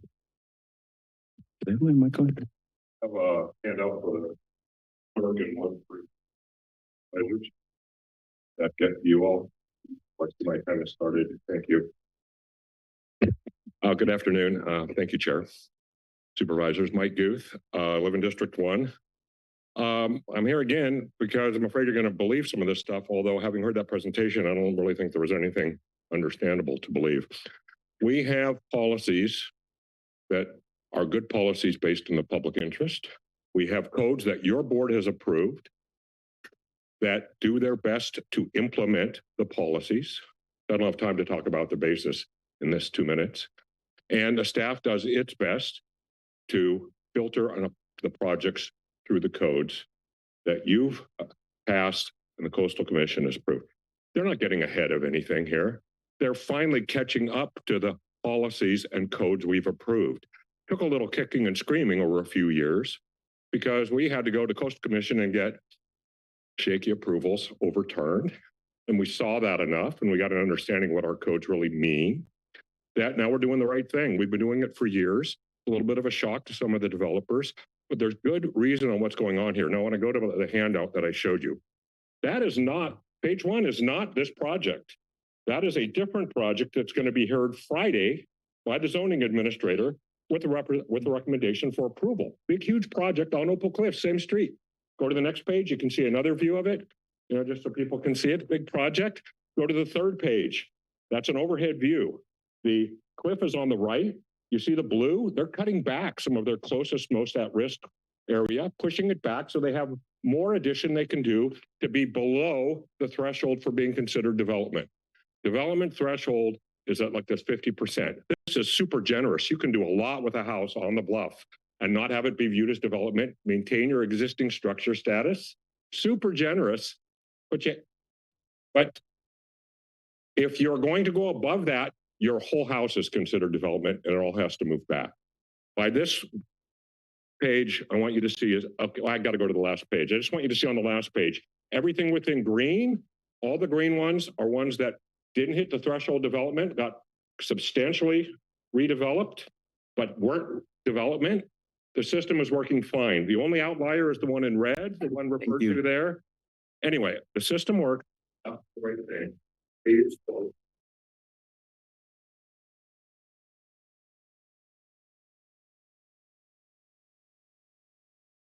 I'll take Chair, before I think as a process point, you should allow the remainder of public comment. Yes. Confirm that nobody else wants to comment either online or in the my apologies. Yes. Is there anyone else here that would like to address us on this item? Seeing none, is there anyone online? I see no speakers online, Chair. No speakers? No speakers online. Thank you. Got a little exercise there. So I'm going to just use 1 minute. We still go back to the definitions and remember that project went to the Coastal Commission. It went all the way to Mark Stone, actually liked the project. So yeah, we got it approved and they didn't come up with this idea and this interpretation. It's a very recent interpretation. Mr. Guth may like it, but that's not the concern here. The licensed engineers, the engineers for the county, the geologist, the engineer for this project all agree that this is the wrong interpretation. There's 10 definitions of development. Staff picked one and said it's a cap, not a trigger. Those 10 definitions of development are all triggers. This one was triggered by the fact it was on a coastal bluff. It's development. It's all development. The cap makes no sense, logically makes no sense, and the code structure, but functionally makes no sense. It only allows 50%. Let's say we had a 1,500 square foot house. I can only add 750. I have a 5,000. I can add 2,500 square feet. It's absurd. Thank you. I reserve my time. I'll bring it back to the board to see if there's any, questions. Oh, I wonder if we want to hear from staff if they have any response. I'm hesitant to respond too much, just given that this is a jurisdictional hearing, but I think the important thing that I would consider in light of this project, different project in a different location, included a seawall, so subject to different standards, and it was considered in the mid 2000s, 2005, I think. So we are not going back to reevaluate previous policy for establishing precedents. So even though I do think it's a different project and I have looked at it, I've listened to the audio transcript of that meeting, I still believe that we're applying the same policies that we applied at that time and that our recommendation is consistent with what's in code. okay. I think I still have rebuttal time. Does it have the 50 seconds? Yep. The fact is both the project engineer, the county geotechnical engineer, and I all agree, once you establish the 100-year line, it's established, it's irrelevant. The code hasn't changed since 2005, period. The interpretation changed, but without notifying you or the public. This is foundational change that technically applies countywide. And the county staff haven't replied to those stamped inside letters specifically from licensed individuals. No specific answer. They're not presenting them to you, or they presented them today at the very last minute. So we've got a real procedural problem. I'm not asking you to approve this project today. I'm asking you to send it back to the Planning Commission and go, we want a response to this letter. We want you to understand, let Jesse Nichols understand what occurred. This is a far more important issue than this project. Thank you. Thank you. Now I'll bring it back to the board. Yes, thank you, Chair.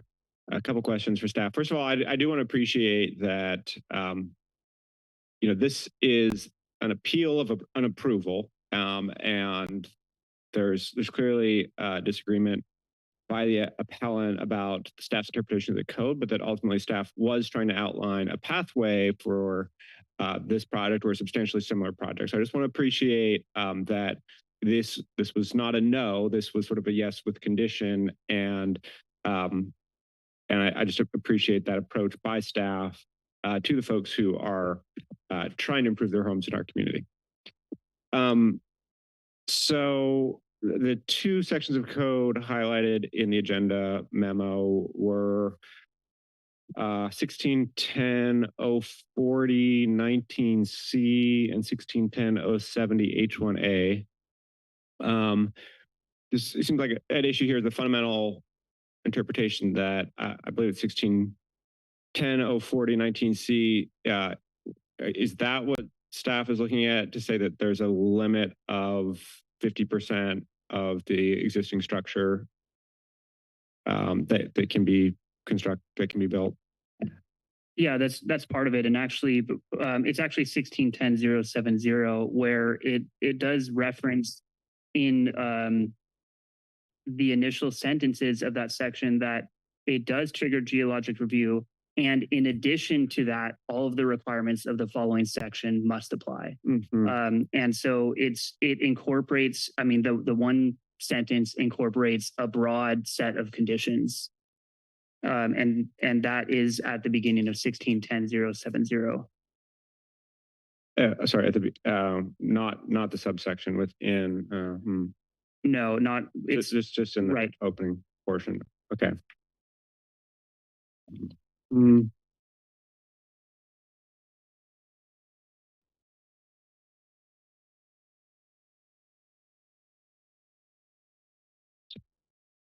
Okay. Does the property currently have a seawall? No seawall currently. It doesn't. And you did say that the findings are that the existing structure or the addition were within like the 90-year Yeah. Are assumed that within 90 years, those structures would be threatened. Yes, the existing structure would be is seaward of that projected setback. So that's, you know, anticipating about 90 feet of bluff erosion over the next 100 years. And that'll run back all the way. And we're not disputing that the ADU that they're proposing meets the setback. But the way that the code is written is that you mitigate the hazard on the site before you begin developing the structure. And it gives you a ceiling for additions, you know, 50%, 500 square feet to make additions. And we don't run into this all that often because most people are not doing greater than 50% additions to their house. A lot of the houses on Opal Cliff, they're simply demolishing them. They're, you know, building substantial houses. If you go down there, there's a lot of development occurring. Those are all subject to that same standard. If they have a seawall, they're afforded that's a 25-foot setback because the seawall is protecting it.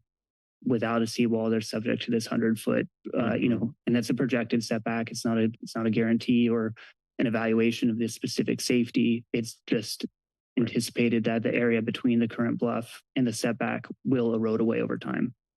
Right. Okay. And in this case, the existing home is within that 90-year correct. Almost entirely. Yeah. But even though the ADU and the addition are not. Correct. Can you just put me to the section of code that says that, you know, as you said, the hazards need to be mitigated and that the existing home is considered? To be totally honest with you, I don't have that in front of me today. I can follow up with it. It is detailed in the report to the Planning Commission, but I wasn't prepared to discuss the policy basis for it. You know, that's these jurisdictional hearings kind of get a little, you know, off topic when we're considering whether or not we're going to discuss the policy. So I don't have that discussion in front of me now. I can follow up with it, or if you'd like me to take a moment. I mean, it might be worth waiting. I feel like that's kind of the operational thing here. I mean, I see clearly that, you know, within 1610, 040, 19C, the definitions of development that, yeah, if it's over 50% of the existing home, it will be considered development. I mean, I think I didn't see anything there that says that is a ceiling. It's just sort of a trigger to be considered development. But then, as was pointed out in 1610, 070, H1A, if it's considered development, it needs to meet those setback requirements. And so that also seems clear. What's not clear to me is the development considered just the addition, or if we're considering the whole house, and that seems to be the operative clause that, I mean, I'm willing to wait. I think it's probably more efficient of use of our time rather than sending it back to a planning commission for a whole separate hearing, or, you know, so if staff wants to identify that section, or, you know, we can use the time hearing from any other staff. I don't mind. I have it. I just didn't have it on hand. I can go down to my desk. I'm happy to consider any other questions that the board might have if you want me to clarify it. I can. We can also continue this item till later in the day. I mean, or unless county council has an answer. I mean, again, this just seems like that's the operative section, right? Or if you disagree, by all means. Looks like Mr. Machado has something to add. Well, good afternoon. What I was going to suggest, we have computers here. We could pull that code section up right there on the screen and look at it, because I think that's what you're asking for. Let's look at that, you know, development trigger there, and does it affect the entire structure or just the new construction? And we think it affects the entire structure. And I think we could pull that code section up pretty easily and then look at it together. If that's what you're asking. That's what I'm asking. Yeah, I think we should do that. So while they look it up, I'll ask all the other board members if they have any questions or comments.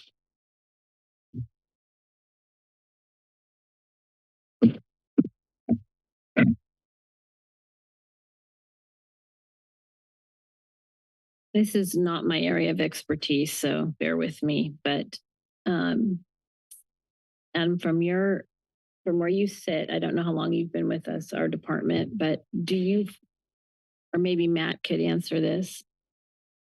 Has there been a change in the county code, how it's interpreted. It seems like it was interpreted 20 years ago a bit differently than it's interpreted today. So, I mean, we've got an architect, we have very well-respected engineers and geologists. I mean, I know Richard Irish, I know Erickson, like these are very smart, well-respected people. So I'm just curious about what you can tell me. I certainly don't have decades of experience, but this decision wasn't determined solely by myself. And as I mentioned, I went back and listened to that hearing where this project on Pleasure Point Drive was discussed. And they explicitly acknowledge in that meeting in 2005 that there are projects that have inadvertently exceeded this threshold and demolition or relocation was required. So at least back until 2005, there was a policy of this strict ceiling where there were occasions that development was compelled to be relocated or moved. And that is in the meeting transcript that was that was part of the Planning Commission and board hearings in 2005. I asked to be heard respectfully.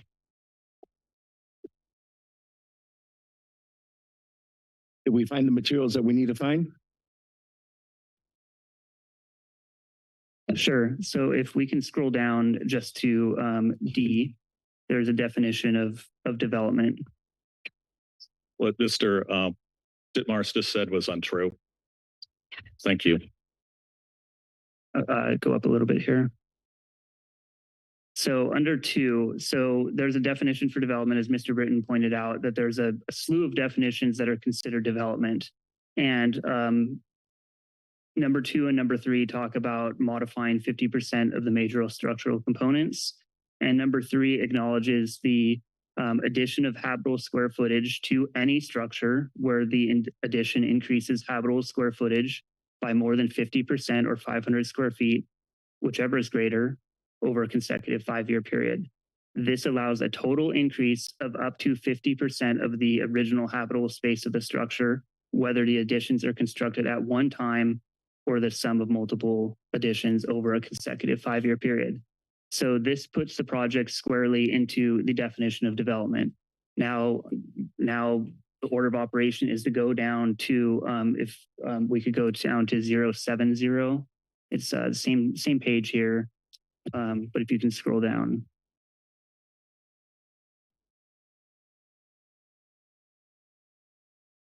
Yes.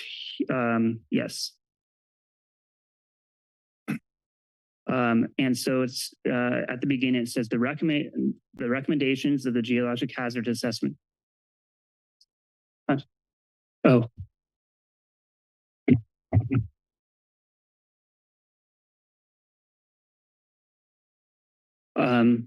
Can you back up to the index? There's 2, scroll up. They're on the left, 1610 effective within the coastal zone. One up, there we go. So just for posterity, I just think we'll go back to the definitions just to show there's no difference between the definition. But if you go to definitions, please scroll down to D.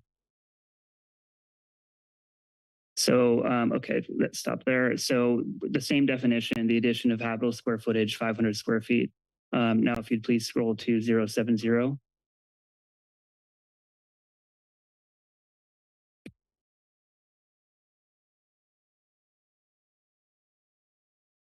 Okay. And so at the beginning of this section, it says the recommendations of the geologic hazard assessment shall be included as permit conditions of any permit issued for development. In addition, the requirements described below for specific geologic hazards shall become standard conditions for development. No development, building, or land division approvals shall be issued unless such activity is in compliance with the requirements of this section. So now scroll down to H, I believe it is. And these are all subsections for various hazards in the county. So specifically here for coastal bluffs and beaches, the first principle is that for all development, and we decided that this project is development, you need to demonstrate that the site in its pre-development application for a minimum of 100 years, so that the site is safe for a period of 100 years. It's not, right? The geologic setback is retreating back within the building envelope. B, for all development, not new development, not additions, not there, including that is, which is cantilevered, the distance necessary to provide a stable building site over the lifetime of the structure. Right. And so the sum of these requirements mandate this, and it's a broad policy, and it's also informed by land use and hazard mitigation. This, I mean, is it refined and as clear as it could be? I would agree that it could be much clearer and more explicit about whether or not additions can be included. I think clearly the advent of ADUs were not considered, or exceptions for allowing 800 square feet to be credited. The code doesn't reflect that, but the policy basis is that when you have a hazard, you can modify and maintain your structure to an extent, but there becomes a point where you're compelled to address that hazard before moving forward with development. We established 500 square feet, 50%, 100-year setback. It could be any other hazard. No one can predict exactly when the hazard is going to occur, but the theory of it is that you have a hazard and it should be mitigated when you have the opportunity to mitigate it prior to a big development. And that is the basis for how we arrive at the requirement to relocate a structure potentially. Like I said, it doesn't come up very often, but that is the basis for how this code is crafted. Yeah, thank you. I think that is clear. It's clearly development as defined under 19C, and then under H1A, it's clear that the site is not safe in its current pre-development condition within 100 years. It's at risk within 90. So the options are, basically as staff suggested, stay below the definition of development, and it's substantially the same project. They still have 1,000 square feet of addition, still a basement, still a front yard ADU, which is something different. We don't have a lot of those, but that the state has facilitated that. So in a way, we're facilitated by some of these state approvals. But that is a way that they can have a substantially similar project as what they're proposing. It allows us to approve it within what's permitted by county code, and we can move forward. Supervisor Martinez? Yeah, thank you, Supervisor Koenig, for the thorough review of what's before us as a board. The zoning administrator has weighed in on this. The planning commission has weighed on this. I see no reason to do anything different, so I'm going to move the recommended actions. Second. We have a motion from Supervisor Martinez, second from Supervisor Cummings. If we can take a roll call vote. Madam Clerk. Certainly. Supervisor DeSerpa. No. Cummings. Aye. Martinez. Aye. Koenig. Aye. And Hernandez. Aye. Motion passes. Did I hear one no vote? Okay, from Supervisor DeSerpa.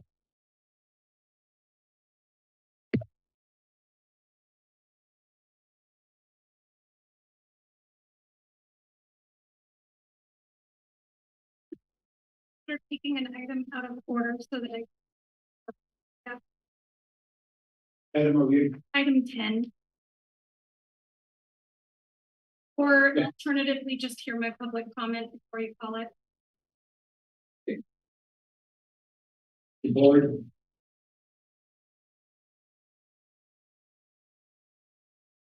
Okay, I will move, can we move item 10 forward? Okay. We're going to go with item number 10. Hold public hearing to allow the public testimony on the formation of Santa Cruz Mountain Wine Improvement District and the levy assessment winery. Turn it over to. I'm sorry. Next agenda item is number 10. Hold a public hearing to allow the testimony on the formation of the Santa Cruz Mountain Wine Improvement District and the levy assessments on wineries. I'll turn it over to Peter Deadlifts, Principal Administrative Analyst, Kelly Rankin, Project Manager and Team Engagement Director for Civitas, and Kiki McKay, Executive Director of the Santa Cruz Mountain Wine Association. Good afternoon, Chair, members of the board. This is Peter Dallas, Principal Administrative Analyst in the County Executive Office. I am here today with Keiki McKay from the Santa Cruz Mountains Wine Growers Association and Kelly Rankin from Civitas. As you may recall, on August 5th, the board adopted a resolution of an intention to initiate proceedings to form a Santa Cruz Mountains Wine Improvement District and set a public hearing for today. Keiki and Kelly are here to provide a short presentation and be available for questions as part of the public hearing. And with that, I'll turn it over to them.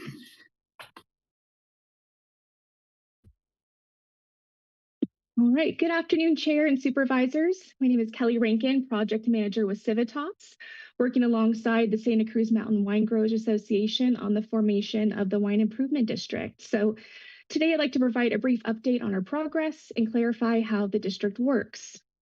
So next slide, please. So far, too many? Perfect. Just one more. Thank you, perfect. So far, we've received petitions representing nearly 60% of the total assessed value of the district. Of the 10 jurisdictions included in the district, we've secured resolutions granting consent to be included in the wine improvement districts from the local governing bodies consenting to join. Just a couple hours ago, we also received the resolution from San Mateo County, so actually making it 5. Therefore, we have the remaining 5 to go and must receive those ahead of our October 21st public hearing.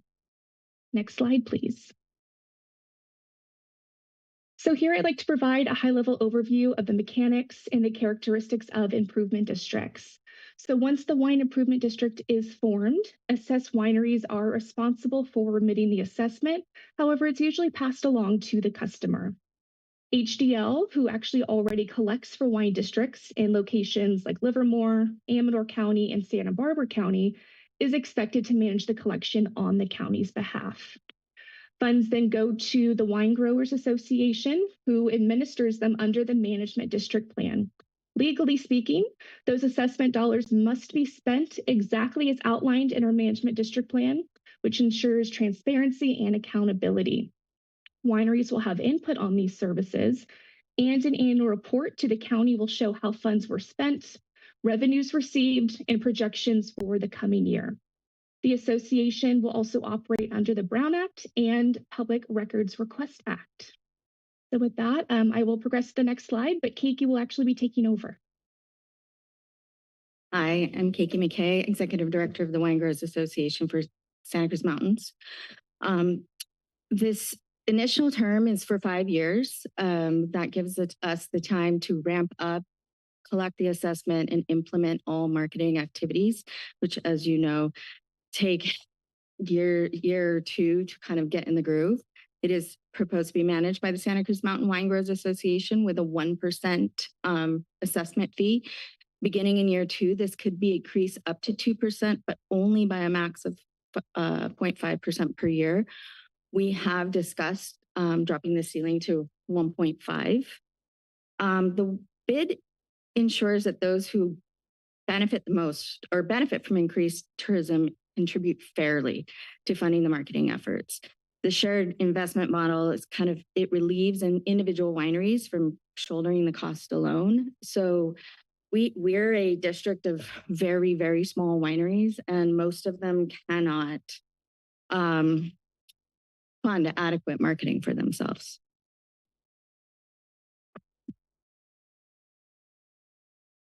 Kelly, is this one yours? Slide 5. This is the wine district parameters. So this is the budget that we put forth in the MDP, our management district plan. We're estimating by year 2 that the revenues would be $575,000. That replaces our membership fees. So we would no longer charge membership dues. And this would be divided into these 6 segments, with the bulk of it going to marketing and brand awareness, some going to business improvement and special projects such as our wine district signs that I know many in this county have been wanting for a long time, but we cannot fund. Administration and operations, contingency and reserves, and then we do pay a administration fee. The key services, what we're really trying to implement here is, like I said, strengthening the visibility for all, developing the brand of the AVA, but that also impacts the region. It impacts Santa Cruz County, it impacts wineries that sit just outside the AVA. It's wine tourism supporting local businesses, restaurants, hotels, and jobs throughout the county. A stronger wine identity drives more visitors, which means more local spending, more tax revenue. And within that, what we're really trying to do that targets DTC or direct to consumer sales here is the wine trail signage, more participation in events and hosting events, large scale digital advertising, geo targeting in certain communities and subregions, the Highway 17 billboard, maybe more travel pieces within the Chronicle, more public relations, so bringing in more media into the region to tell our story more broadly. And I already kind of touched on the digital marketing campaigns. I think I'm back to you, Kelly, on the parameters. Okay. So as I mentioned a little bit ago, the Wine Improvement District will include these 11 jurisdictions. So with Santa Cruz County serving as our lead jurisdiction, and the other 10 would need to provide consent in order to be included in the district boundary.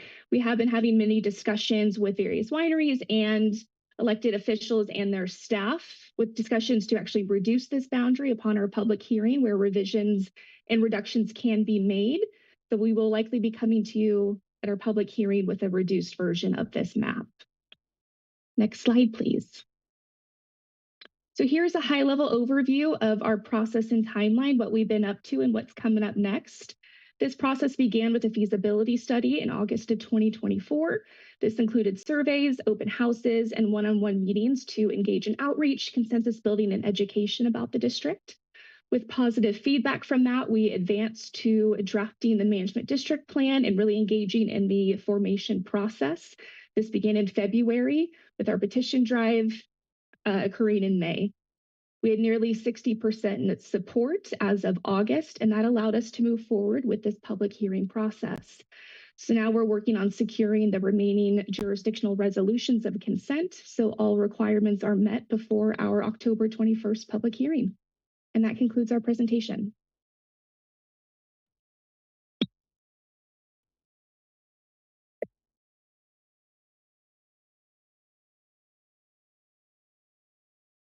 With that, I'll take it out to the public and see if anyone would like to comment on this item.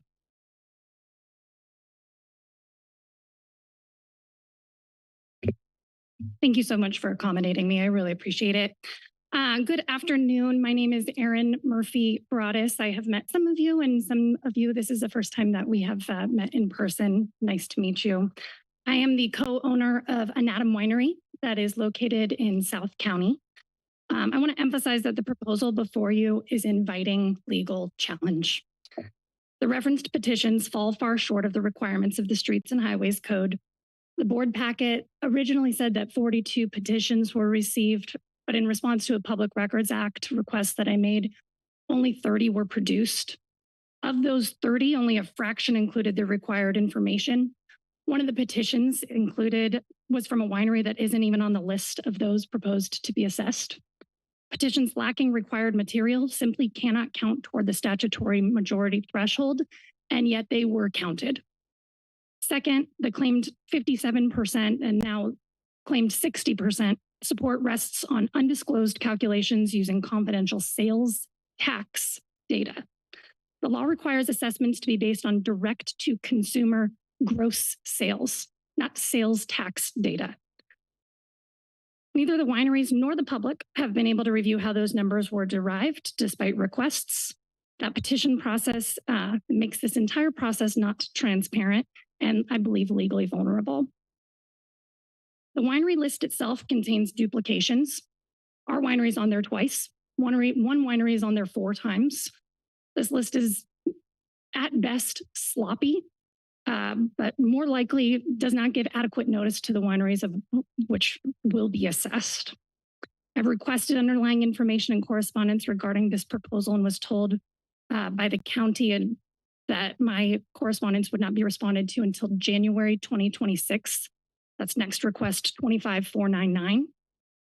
Why would this board approve a proposal sooner than the public can even know the full story?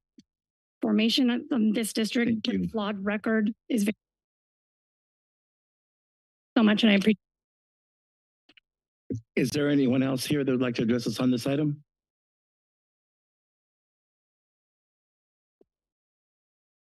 Thank you. If you want to go fast, go alone. If you want to go far, go together. Together we will succeed. I'm Jim Cargill. I'm the president of the Wine Growers Association. I'm a wine grower, a winemaker. I'm giving up my duties as winemaking today. I'm hours behind because I'm dedicated to this process. I will go back and I'll work till late in the evening to catch up, but that's my dedication. Winemaking in the Santa Cruz Mountains started in 1850. The Civil War had not been fought. Lincoln was a junior congressman, freshman congressman, I think, in the House of Representatives, and California had just become a state. We certainly hit some road bumps and had hard times over this, but we will persevere. That's what we do. The Wine Improvement District is the next evolution in this process. And people have spoken about this, the process. It has been very transparent. I have spent hours of my time in conversations, and I'm happy to spend hours more to help explain this process. It's complicated. It's taken lots of my time and dedication, which I do not get paid for, to really understand this. And I understand it at a high level and understand how this needs to move us forward. We are simply asking for the permission from this governing board to try this experiment, to try this process. If we don't try, we don't know if we're doing the best thing. We may not. There are exit ramps for this that we can get out, but we are stronger together. We're a stronger collected voice. We make world-class wines here in the Santa Cruz Mountains, and the world doesn't know it today. Thank you. Thank you. Is there anybody online that would like to address us on this item? Yes, Chair. Okay.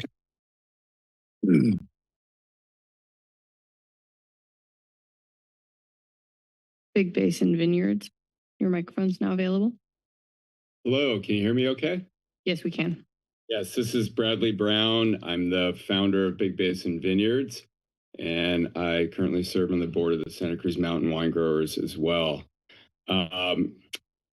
I feel really strongly that this proposal needs to be given a chance to go forward. It's been a struggle as a winery from when I started 25 years ago, and it's not an easy business. And that was made all the more difficult as we were the most impacted winery by the CZU lightning complex fires, which devastated a lot of our facilities. And not to mention caused huge uninsured losses in grapes and wines that we made and subsequently had to destroy. We've also, as Kiki said, we do not have the kind of funds to support big marketing efforts. And I witness, I go to places over the hill in San Jose or Cupertino, and I'll go to tastings, and people have all heard about Livermore. Like, Livermore has definitely achieved a higher level of awareness in the Bay Area due to the increased marketing that they've done since they've formed their assessment district.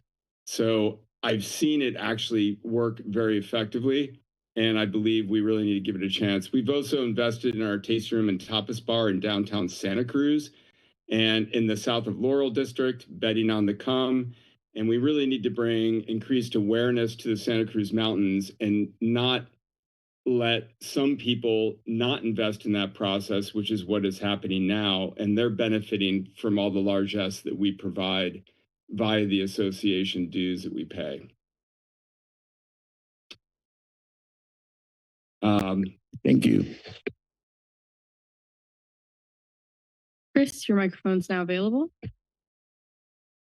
Good afternoon, board. My name is Chris Broadus. I'm the owner and winemaker at Anatum Winery. From our perspective, as a small family-run winery, this proposal would hurt rather than help businesses like ours. Our winery makes 100% of its sales direct to customer. Under the proposal, every single dollar of our revenue, not profit, revenue, would be taxed at 1%, and it could raise to 2%. Larger wineries, by contrast, sell most of their wine through wholesale channels that aren't even subject to the assessment. That would create a regressive burden. Small wineries like ours pay disproportionately more, while other players barely feel it. On top of that, the assessment includes wineries located outside the Santa Cruz Mountains AVA. They can't legally use Santa Cruz Mountains on their labels, yet would be forced to pay into a district branded around that AVA. That's inequitable.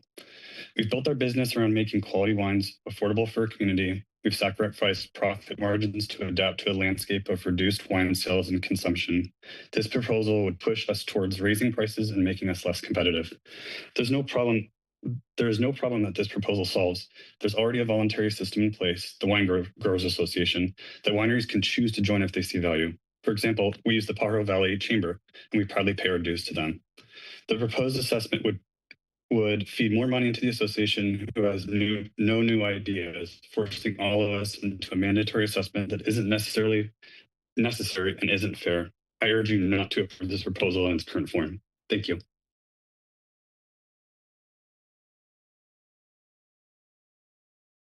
Tim, your microphone's now available. Thank you. Yes, this is all new to me. It's interesting. Initially, I was inclined to be supportive, but I'm not sure.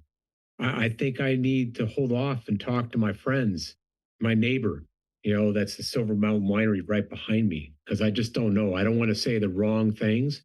On the surface, improvement districts, from my experience up in the Tahoe Basin lately, it's pretty poor. So I'm leery of them. And I do understand the concept and the potential for driving out smaller, wineries, which are incredible here in the Santa Cruz Mountains. And so I don't want to do or say or support anything that might hurt them. So in that context, perhaps, folks should just pull back a little bit. And I'd like to see a larger amount of support and more communication going out to all the wineries to make sure, because I'd like to see basically a situation where 90% of the wineries are all on board, small and large. So that's kind of how I feel about it right now. Anyways, thank you so much for all your hard work. You take it easy. I see no further speakers online, Chair. Thank you. I'll bring it back to the board. I just want to remind folks too that this is a hearing to get in from the public today. All right, I'll bring it back to the board. Supervisor Cronin. Yeah, thank you. All right, hi Kiki. A few questions for you.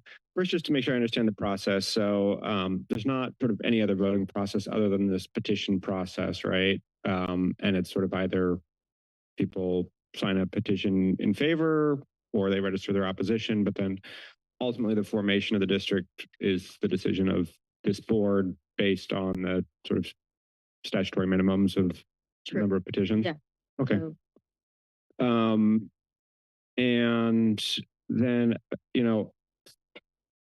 you mentioned like 59.7% approval based on sales records within the AVA.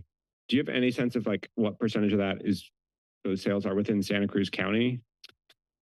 I believe, and so the way that it works with HDL is to keep it 100% confidential. You can only request an update once you get another batch of 5 petitions.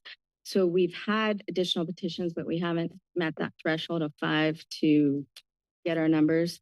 We can request for Santa Cruz County only. Last I had heard for Santa Cruz County only, and Kelly, you can correct me, was in that 60% mark as well.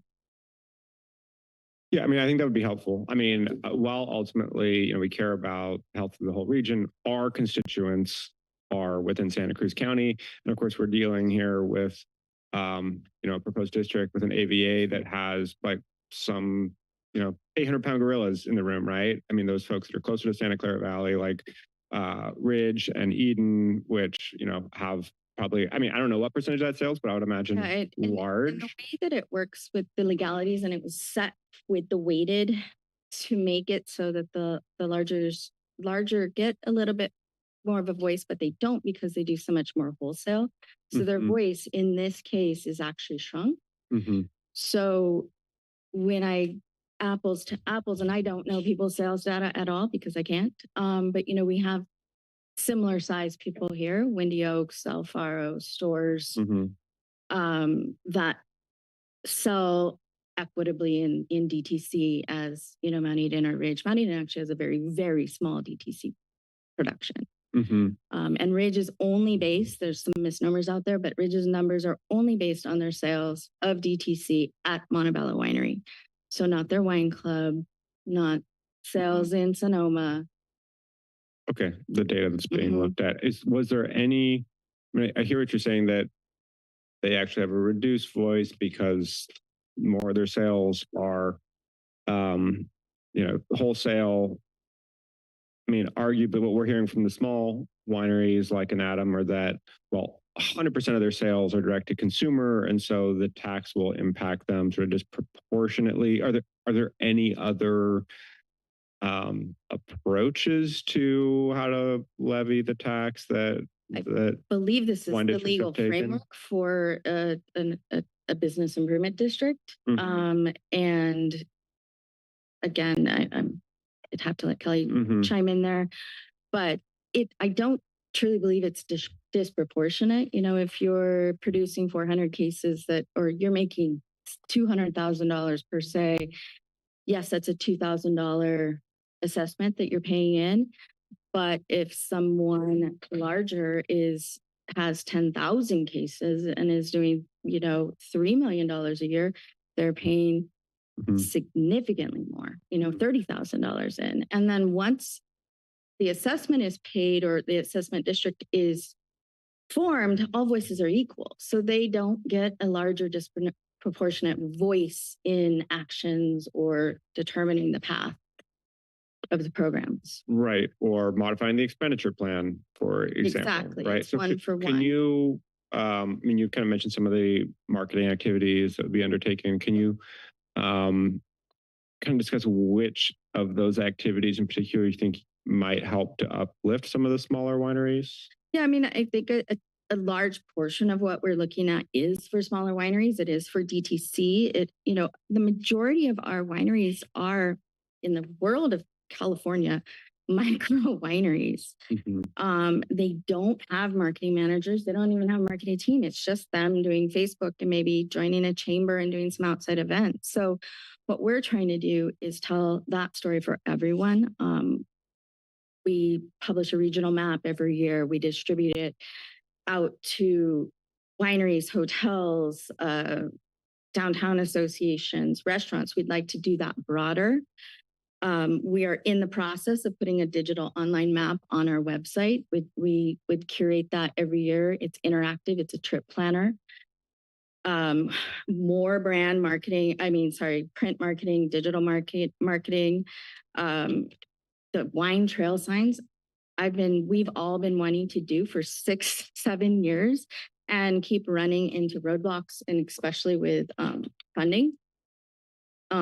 We were so close last year.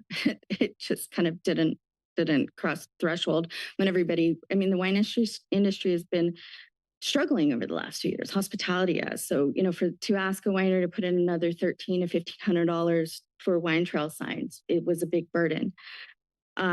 We'd like to maximize tourism spends, working more with the concierge, creating premium visitor experiences. We'd like to do, more in-depth shelf talkers or co-branded terroir posters for restaurants and shops, training key sommeliers and retailers as AVA advocates. We would like to do more paid partnerships with wine enthusiasts, other consumer events, just all things to build our awareness of who we are. So when you see on a bottle, Santa Cruz Mountains, that you know that it's quality. And, I understand that we have tasting rooms in Swift Street. We have wineries in South County that aren't quite in the AVA, or they source fruit from out of AVA and they would be included. Michael Stones is one of those, and he is a supporter because he sees us telling the story of the greater AVA actually helps him, because people can't discern Santa Cruz Mountains versus Santa Cruz County on a label. We're elevating Santa Cruz, to be perfectly honest. Right. I mean, that's the kind of the core brand that's being invested in, right? It's the Santa Cruz Mountains AVA. We heard the concern from Anatom that they're outside the AVA and therefore sort of would not be able to put that on their lip. I mean, can the AVA be expanded, whatever it is? Expanded. I, hesitate to join these two topics because I don't want it to be like a incentive, but that we are actually in conversations right now of adjusting some of the boundaries because they were made in 1981 and climate has changed. We've also expanded where we can plant. I mean, the AVA is 450,000 acres. It goes from Woodside to Gilroy. It goes from Saratoga over to this site. Like, it's huge. And there's only 1,500 acres planted. How do we get bigger? We can only get bigger by growing a little bit more. And we're not growing really inside the AVA. We have the most protected lands within a wine AVA in the nation because of all our parks, which is amazing. Like, nobody wants to clear cut and plant vineyards. So the only way to kind of recognize that there's Santa Cruz Mountain fruit being made elsewhere is to slightly adjust those boundaries, whether that be Corralitos and a small adjustment down there, whether that's in Portola Valley to capture a few on that side. We are being very careful with that and judicious because we want to make sure that the terroir, this AVA was founded on geology and botany and not on geopolitical boundaries. And so we don't really want to mess with that. So we don't want to just go all the way through Watsonville and it's not the same. Who ultimately makes that call? The American Viticultural Association or something? It's the TTB. Okay. Yeah. So we're in the process of redrawing some map lines right now and then submitting to the TTB. It's about a year. What's that acronym stand for? Tax and Tobacco. New ATF. Yeah. Okay. Yeah. And so ultimately, how will you demonstrate success? I mean, are you going to look at total sales within the AVA? Are you going to look at sort of higher price per ton prices for Santa Cruz Mountain grapes? I mean, can you just I think the best way right now is through sales growth. We have partnered. We have a CDFA grant that we're working on right now that expires in 2027. But part of that grant is to partner with a data collector called Community Benchmark. And we have about 17 wineries participating right now, and it tracks their sales on a monthly basis. They operate up and down the state in Washington, Oregon as well, and they give reports showing kind of sales increases. So that's a huge tool for us. We are currently underwriting that for anybody that wants to join on within the membership. We would expand that obviously to the district stakeholders. So that's the number one way that we can track sales data in a neutral, confidential way.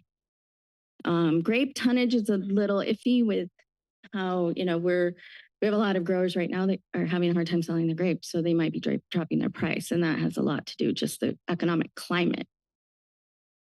Okay. The last thing I'll say is it would be helpful if this board could receive something to help kind of clarify some of these concerns around like data integrity. I mean, at the end of the day, we don't want to approve something that then is vulnerable to a lawsuit. I mean, just because we want, Yeah, so the original list of 200 addresses are because those are all the addresses on file with the ABC and TTB. And so we can't just strip those out, even though, I tried to condense everything down for a packet to show, look, this is without all double addresses removed. But we have to notice every one of those addresses because they're still on file. We don't have no idea why an address hasn't been removed from a database. So in that, yes, we started with 200 addresses that we've been noticing, and we still notice them regardless if they come back. And we've pared it down, like I said, to about 134. Of those 134, and this is all entire district, 80 of those are in Santa Cruz County. Of the 80 in Santa Cruz County, 30 of those addresses are people that hold an O2 license and pay the annual fee to the ABC to keep their O2 license viable, but they don't actually make or produce any wine. Or they might produce 50 cases because they're a grower and they have somebody make that wine for them, but they want it legal so that they could sell it to their neighbor. So it really brings us down to like 80 viable commercial businesses in Santa Cruz County. And I'll repackage that again for you guys. But again, what on a legal standpoint, you're always going to start with the first list that has 200 addresses, and it has Kissed by an Angel on there 4 times. And you know, it has addresses of people that have closed, that don't exist and non-operational anymore. Yeah. All right, just one last technical question. So did I hear you say that the boundaries of the assessment district could be modified? They can, like, the fringes? Yeah, at the fringe, I understand. We're not gonna like cut something out in the middle. Modified at the fringes, and they have to, though, modify according to the Streets and Roads Act. So you don't just go through the woods willy-nilly. Mm-hmm. But yes, you can carve out at the fringes. And that can only be done before the formation, or? I believe that at the formation, we can maybe in discussion. I know that we're going to come to you in October with a slight modification in San Mateo and a slight modification in Santa Clara. Sure. So I think you could even modify Santa Cruz at the meeting. Again, Kelly would need to answer that. Yeah, and I'll just chime in there. So the law does allow us to make revisions or modifications or reductions to the district as it's written right now. We just can't make any additions or increases. So what we would do is we would bring a brand new management district plan to you with those boundary areas kind of shaved off, so that we can reduce the boundary at the public hearing. So any other discussions or modifications that are requested at that public hearing could also be implemented. Okay, thank you. That's all my questions. No, I have to say, I've heard that those changing those ADA lines is one of the most political things, endeavors that you can enter into. So let's definitely keep those two separated. Supervisor Martinez? Thank you for the presentation. Just to be clear, there isn't any action that's required of our board at this juncture, but I do want to acknowledge the good work that's gone into getting us to the state. I think we all know that we have an amazing wine growing industry in this community and really are the envy of a number of communities as it relates to the tourism potential here. And yeah, I look forward to seeing how this continues to progress, modify, and improve as you listen to the feedback of all the impacted stakeholders. And if a majority of our local winemakers want to create a mechanism to promote their industry, I'm glad that there's going to be an option available for them to pursue. So thank you. Thank you. I do want to say that there were 5 supporters here earlier that just couldn't stay past 1 o'clock. Yeah, I've seen some of them. Supervisor Zerba? Thank you. Thanks for that great presentation. I appreciated to your partner here on the screen explaining some of the legal aspects. I wanted to also say I'm very sorry about the Santa Cruz Social. Yeah, we all feel very sad that closed. So thank you for all your work there. Multiple constituents who have wineries have emailed us. I think all of us. I've overwhelmingly gotten nothing but support for this idea. So when it comes back, I will be supporting. Thank you. Thank you. Supervisor Cummings? Thank you. Hi, KK again. So just want to appreciate you all taking the time to provide your presentation today. I do think it will be a little bit more helpful next time when you all bring this back, really clearly identifying like this is going to apply to and who this doesn't apply to, because I'm still confused with growers versus tap rooms versus, you know, like who are how does this apply? I also think it'd be good to break down the votes, having the raw votes and then the weighted votes so that we can clearly see, what were the percentage of, like if we were to not take into account sales tax and we're just taking into account owners of businesses, like what would the percentage of votes be in favor versus what the weighted percentage would be. I know I was able to get from our CEO's office, I was able to get a form that showed the different businesses and which ones opted in first to move forward. And since the weighted percentage isn't there, it's really hard to tell, but it looked like the percentage, at least in Santa Cruz, well, across the board, was fairly low in terms of the percent of people who voted in favor. But obviously, since it's weighted, that's going to make things different. But I guess, I want to make sure that we have plenty of transparency around voting. And I also wanted to ask, because I think with the current structure, it sounds like there are businesses that can opt out of being a part of the wine district or the wine association. And I think what we're hearing from some of those folks is that, they maybe at one point in time were a part of it, or maybe they are a part of it, but then they don't like this structure because it doesn't allow them to opt out if they wanted to opt out. I mean, there is concern, as you mentioned, wine industry is hurting, people are hurting. And if this were to put a burden on, a company, then if they have no way to opt out, it's like we're also making a decision then that's actually hurting, people in our community and businesses. So I'm just wondering if you can comment on that, because that's my concern right now is that, yes, I've gotten emails in support, but then I'm also getting emails in opposition, some of whom are people who operate businesses within my district. And that's, I think, what we all have to think about too is, if there are constituents of ours who are not supportive of this, I get the legal pathway, but at the same time, like we're, selected to represent them and their interests. And it's putting us in a very difficult position if we have to prove something that people who are in our district are opposed to. And it seems like there's something now that it already exists that allows them to either be a part of this group or not be a part of this the group. So yeah, so let's start at top. Who's included is all 1720s, which is a wholesale distributor winemaker that has somebody else make their wine, and all licensed O2s, which are winemakers. If you're a grower only, you're not included. However, many growers have an O2 license, so they're noticed and allowed, and part of the group were they to sell wine, which kind of, so no tap rooms, no retail stores, no wine bars. It's purely bottle sales, DTC, direct to consumer. But that O2 piece, if a grower has a license to make wine, but doesn't exercise it, which, like I said, there's 30 odd of those in our county. Let me see if I have this. We have 80. We have 20 of the 80 in our county are inactive. If you were looking at the numbers purely like, oh, well, there's only 40 in support, but you have 80, you're at 50 or maybe you're less. It's unfairly counting the weight of those 20 that just don't make wine. So there's that piece. On the opt-out, yes, that's an unfortunate consequence of a district. I don't know any district. I mean, that's the point of these districts. They're a legal entity that has this mechanism for opt-out. Part of the reason why we're doing it right now is, like I said, and we've discussed, is the wineries are under a lot of pressure. We need to be able to scream at the top of our voice about who we are.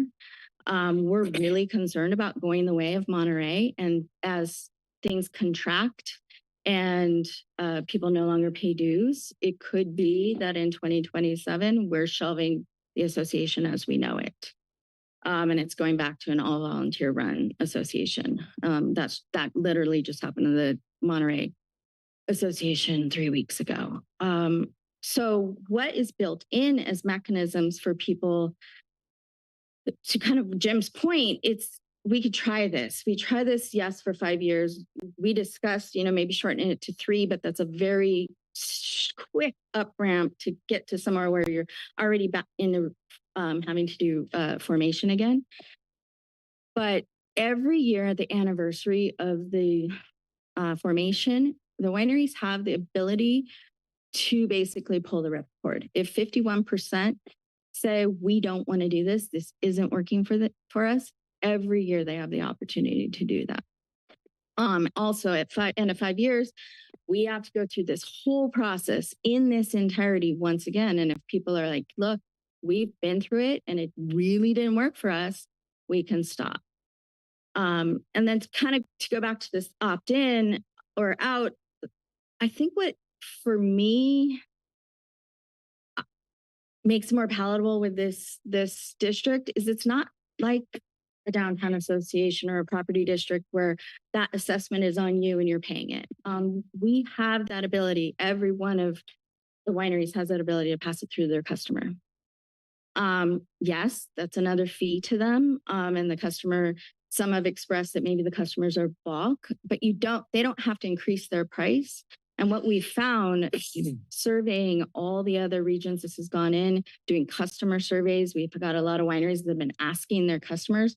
Most 90% are like, we don't get any pushback on passing this through the consumer. When you're buying a $50 to $60 bottle of wine, 50 cents is not the deal breaker. Was there one more question there? No, I think that's mostly Okay. it. And I guess, you know, again, and maybe staff's listening to this, but I think when this comes back again, kind of what you've just broken down for us with licenses, like I hear it, but I think that if it was incorporated If I put it into the in writing. Okay. presentation, it might actually help for us to be able to better, for those of us who are like very far from removed from the wine industry itself, because then it really just helps clarify things. And then again, around the weighting of votes. And I will say I still have, you know, I think we got a few emails today of folks who are expressing concern, and I still share some of those concerns that are being brought to us. So I'm hoping that between now and then, there's an opportunity to do outreach to help address some of the concerns that we've heard here today, what we're receiving in the letters, because, you know, at the end of the day, I think our hope is that we're going to have a program that people overwhelmingly, you know, are going to be okay with. And then if there's concerns that are being brought up, those concerns are addressed so that we have the least amount of impact as possible. Thank you. Thank you. I do want to reiterate that today there is no action other than to accept and file the report and the hearing, of course. But I just wanted to ask also too, do we have plans to work with like the tourism board, the restaurant associations to try to get the bottles inside the restaurants, local bottles, local restaurants, the hotel associations to put those printout cards that has like the South County Wine Trail or, you know, Corlitos, kind of those kinds of things, and working with business councils, chambers. We're active with Visit Santa Cruz. We're active with the Los Gatos Chamber, with Visit San Jose. We, like I said, produce about 10,000 regional maps every year. We distribute it to all the chambers. We don't have currently the bandwidth or the staff to develop a huge concierge program, but that's one of our goals. We drop them off at select hotels. We were much more active before COVID, but you know, with kind of the impetus of this was watching all of our budgets shrink. My whole staff is part-time. I'm part-time. You know, like there's only so much we can do, and everybody wants a lot. We want to do sommelier training programs. We want to go into restaurants and do a lot more education on Santa Cruz Mountain wine. What we can do right now is a fraction of that. And so that's ultimately our goal, is to really push on all those programs that we've been doing for a long time. Thank you. You know, I visited a few of the wineries in my district. Well, they're actually not in my district. They're in Supervisor, the surplus district. I only got like 2 or 3. But you know, I've heard a lot of anticipation and excitement about this from some of the folks that I've visited. I do want to visit some of the folks, if there's any in the South County region, that, you know, I do want to contact and see what we could work out. What are alternatives or options that we have to move forward, so that everyone we compromise so that everyone's happy, right? Or everyone's not happy. Either is good. But I think that, again, this is a hearing just to hear the public. and I hope that we can work out some of the snags that we have had. I'm willing to, talk to folks and see what we could do as well. So keep that in mind. But I think that it's a great opportunity. I know the highway signs are great, especially for South County as well. The two exits that we have are actually just the best exits, probably Freedom. But I think that, illustrating that with those pamphlets that I talk about, the ones that have all the wines in a certain region list, so that hotel goers, people from Power Dunes can go visit these wineries. I have people that are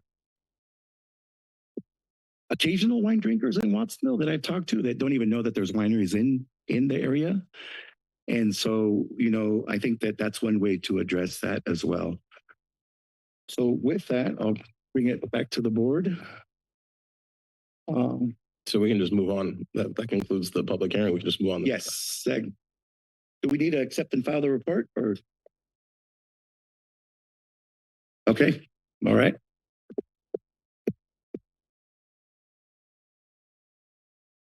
Now we're going back to number 9. Was it 9? Consider the Women's Commission recommendation priorities as a convention on the elimination of all forms of discrimination against women, CDAW, county, and take all related actions.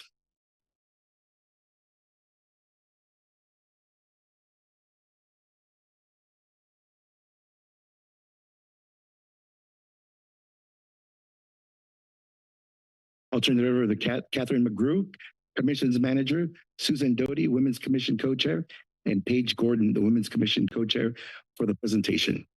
And sorry for the delay. Yes, I was going to start by saying good morning. However, that's gone. Thanks for letting us talk to you today, Chair Felipe Hernandez and supervisors. I'm Suzanne Doty, co-chair of the Commission and the Women's Commission. My lovely co-chair Paige is with me. We're going to go through some background and overview. I guess I'm supposed to do this, aren't I? I'm doing that one. Teaching an old dog new tricks. Background,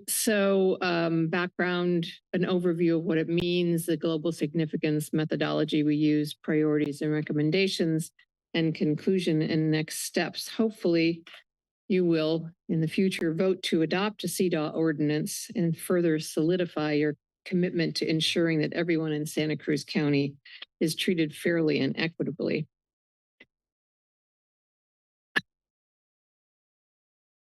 So on February 27th, 2024, the Board of Supervisors reaffirmed Santa Cruz County as a CDAW county, and the Women's Commission was directed to identify priorities and develop recommendations to advance gender equity in both county government and the broader community. The urgency of this work has unfortunately increased immeasurably due to new federal executive orders and legislation restricting our core values of reproductive and gender affirming care, diversity, equity, and inclusion programs, and protection for immigrants. These actions disproportionately affect women, trans people, women with disabilities, immigrants, communities of color in Santa Cruz County.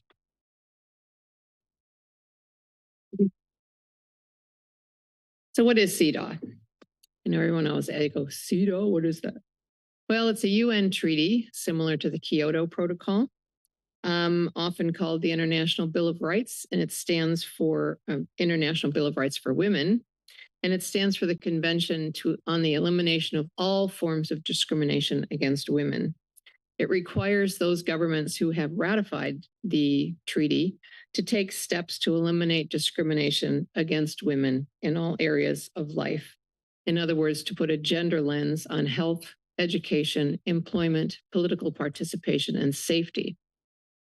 So the U.S. status, it was signed by Jimmy Carter, may he rest in peace, in 1980, but it was never ratified by the Congress. And we are now in the esteemed company of Iran, Sudan, Somalia, Palau, Tonga. The Holy See is not on this list, but they are part of that. And South Sudan actually voted to ratify it in 2015, so they shouldn't be on this list. But in spite of what's happening at the federal level, counties and cities can adopt CEDAW principles to fill gaps and to ensure that gender equity regardless of national action. Maybe we can get Governor Newsom to do something with us. A new tweet, perhaps. So in our methodology, we are all volunteers. As you know, we have our fabulous staff person who staffs about 20,000 commissions for you. But we went with a high level approach. We wanted to draw on existing data, and there is good data in Santa Cruz County, local reports and community knowledge. We took a gender lens and considered alongside race, disability, income, geography, and immigration status. So you can put a gender lens on everything, actually. And each area was assigned to a commissioner with relevant backgrounds and community connections. But we focused on actions within the county's authority to ensure that recommendations are practical, actionable, and impactful. And I think that's pretty critical. So our first priority is gender pay equity in the county. On June 10th, 1963, that's 62 years ago, President Kennedy signed the Equal Pay Act, prohibiting arbitrary discrimination against women in payment of wages. He considered the practice of paying women less than men for the same job to be unconscionable. Now, we're grateful to have good data on gender within the county workforce, but the salary information is missing from the data. And in Santa Cruz County, the gender pay gap exceeds both state and national averages. Women in equivalent roles earn an average of 35% less than men, underscoring a persistent disparity despite ongoing efforts to achieve pay equity. And I'm just really tired about having to deal with this stuff for 50 years.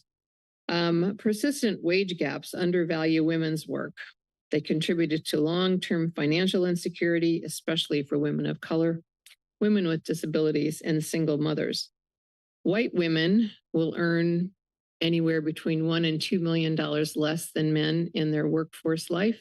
Women of color, significantly less than that.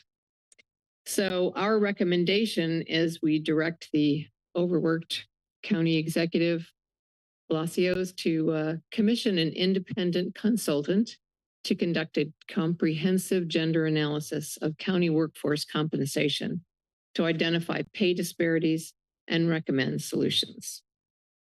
Now my lovely co-chair will continue. Hi, good afternoon. I'm Paige, like she said. I just thank you for appointing me. Today's been so much fun and educational, like beyond. This is really fun sitting here, so thank you. So we're going to go over the other recommendations that we have for you guys. The next on our list is priority of OB/GYN shortages in South County.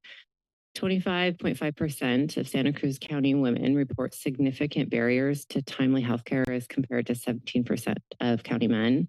And in our research, county health service staff have identified a critical shortage of OB/GYN providers in South County, particularly, which is certainly contributing to these barriers, limiting access to essential reproductive care and disproportionately impacting low-income women, farm workers, and women of color. And this speaks to CEDAW Articles 12 and 14. And our recommendation is to establish a task force with county health service agency staff and community partners to examine the root causes of what's going on there and why that is, and address the systemic root causes, like, as we know, provider competition, the cost of living, and the lack of affordable housing.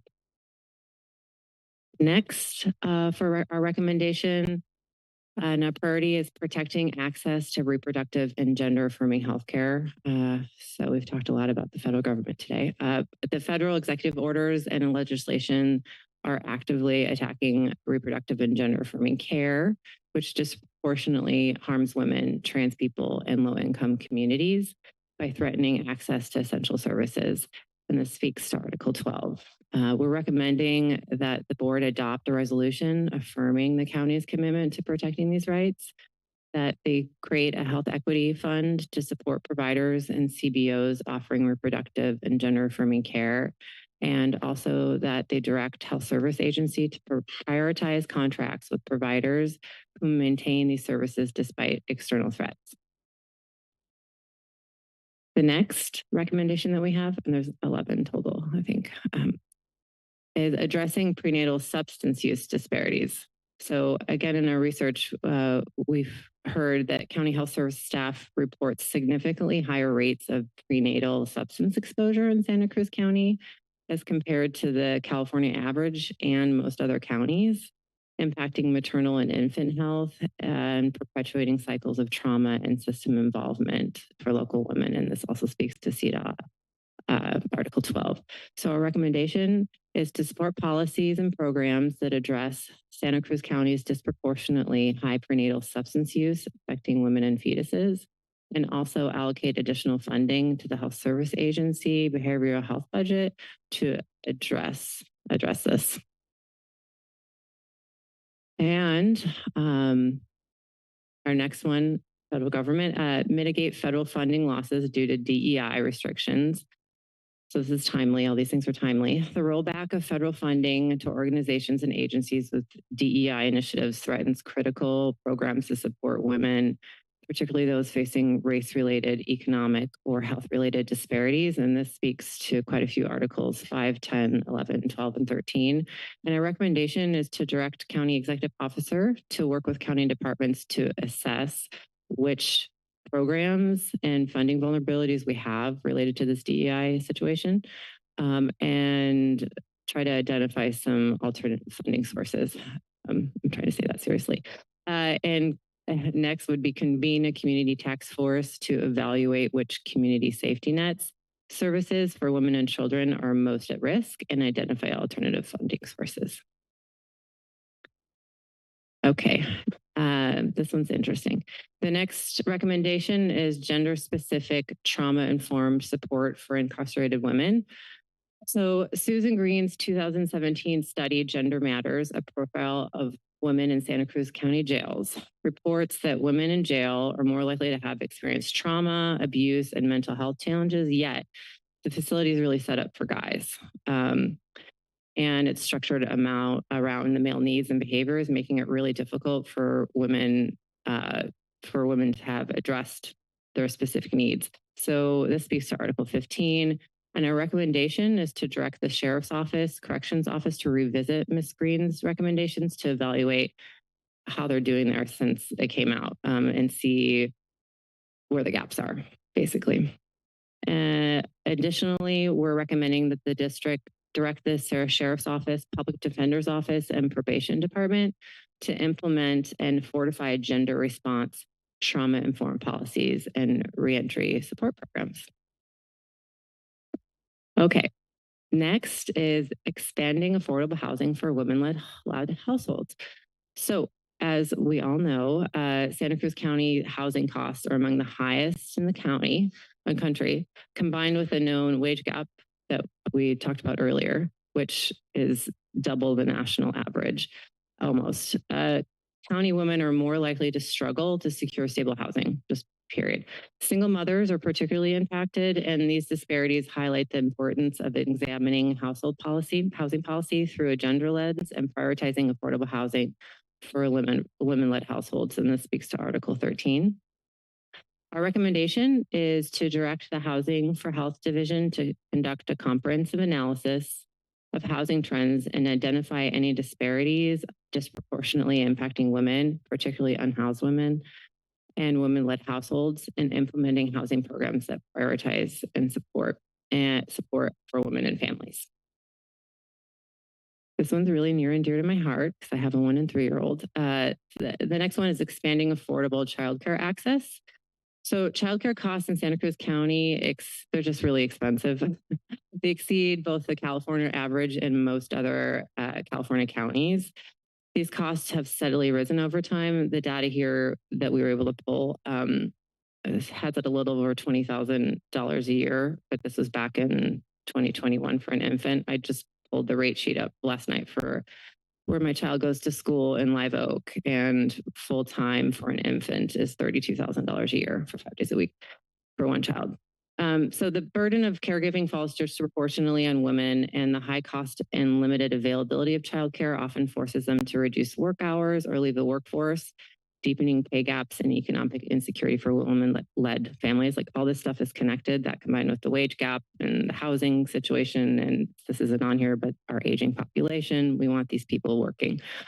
We want women working. This speaks to CDOT Articles 11 and 13, and our recommendation is work with human services departments to expand funding and identify new grant opportunities for affordable childcare targeted to the needs of single income women-led households.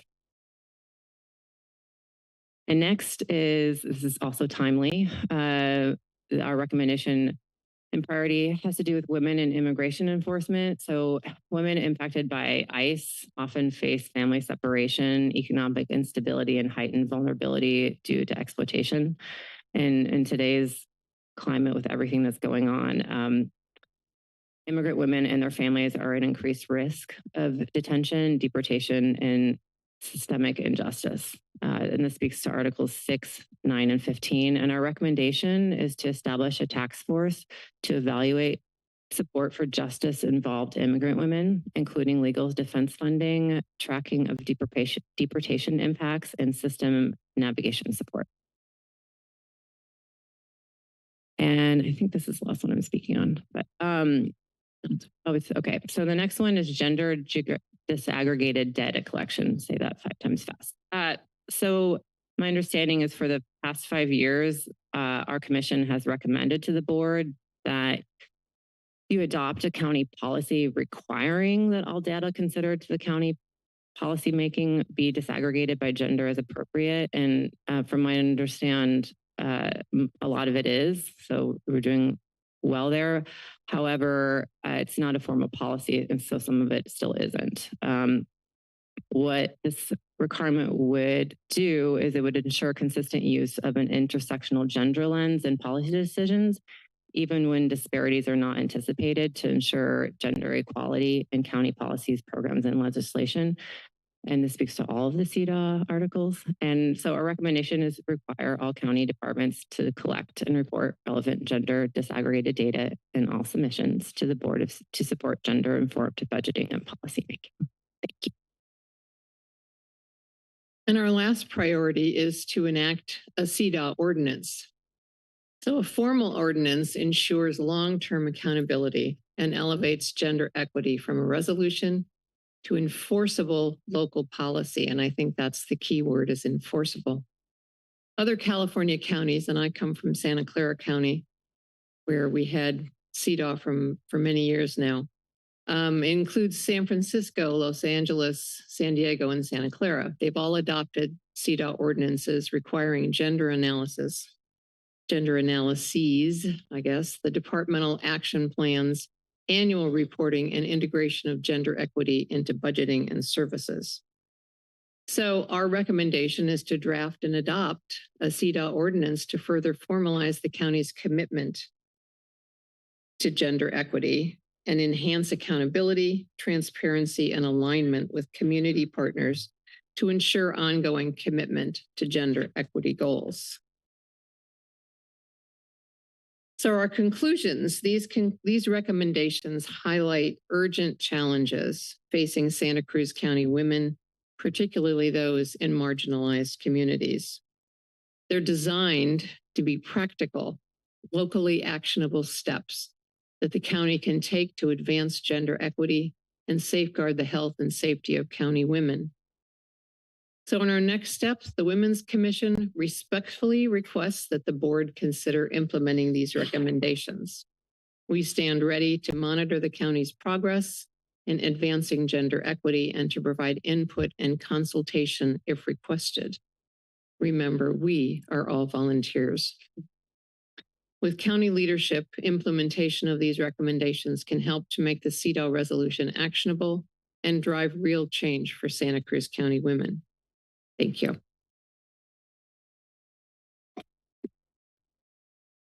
Thank you for the thorough presentation. I think some of those things we've already done, so I think we can work on these things. But let me take it out to the public first to see if there's anyone in the public who'd like to address us on this item. Seeing none, anyone online? Yes, Chair. Tim, your microphone's now available. Hello, I'll be real quick. I just wanted to say I'm supportive 100% of CDOT. Anyways, thank you very much for your presentation and you all have a very fine day. Short and to the point. We have no further speakers online, Chair. I'll bring it back to the board. Supervisor Koenig. Thank you, Chair. And thank you, co-chairs Dottie and Gordon, for coming to present to us today. Hopefully you are, in fact, as excited about the opportunity to present. As you say, I understand it was a long time to wait. So I appreciate your patience. When this board asked the Women's Commission to look at opportunities to strengthen CDOT in our community, that was back, as you said, in February 2024. And it seemed like a nice thing to do, and now it seems a little bit more like an urgent thing to do, given the changing political landscape, the repeal of Roe versus Wade, and just all of the challenges that we're seeing, particularly for women in our society. And so it's also wonderful that at the same time we now have 2 women on this board, and a little bit better representation for our entire community on that front. And certainly as someone who now has a daughter, feel the urgency of addressing these issues as well. A lot of the recommendations that you've got do involve some kind of financial commitment, because after all, that's what really moves the needle, is how we allocate resources. I think it would be difficult. I mean, as you heard earlier today, we're struggling with how to allocate scarce resources. And so it's sort of difficult to, I think, move forward with any of those specific recommendations today at this meeting. It's certainly a lens we can take forward into future budget discussions. I would hope that the subcommittee looking at core funding integrates some of these recommendations, certainly around, like, for example, childcare. I know both myself and others on this board have expressed concerns that we didn't allocate more money towards childcare in the last round of core. So yeah, I think overall that's a lens we can take forward in the future resource allocation discussions.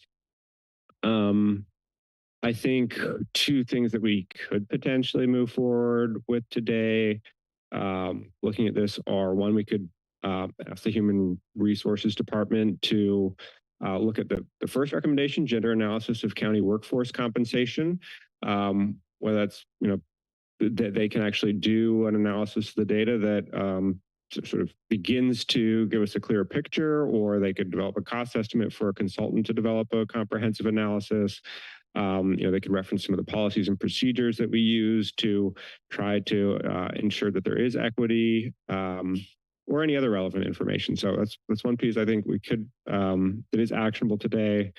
Another, and also this is related to the previous agenda item around outreach and the county strategic plan 2032, would simply be to ensure that we are collecting gender disaggregated data as we undertake a very comprehensive outreach effort, and make sure that when we look at that and what's important to county residents and how they're utilizing county services, that we are able to look at how that experience is different for both men and women in our community. So I think that's something else we could direct, is to ensure that the county strategic plan 2032 is collecting gender disaggregated data, and that perhaps as part of that, we also develop a policy to ensure that all relevant county public outreach going forward collects gender disaggregated data. Thank you. Supervisor Martinez. Yes, I want to start just by thanking all the members of the Women's Commission for their work on this.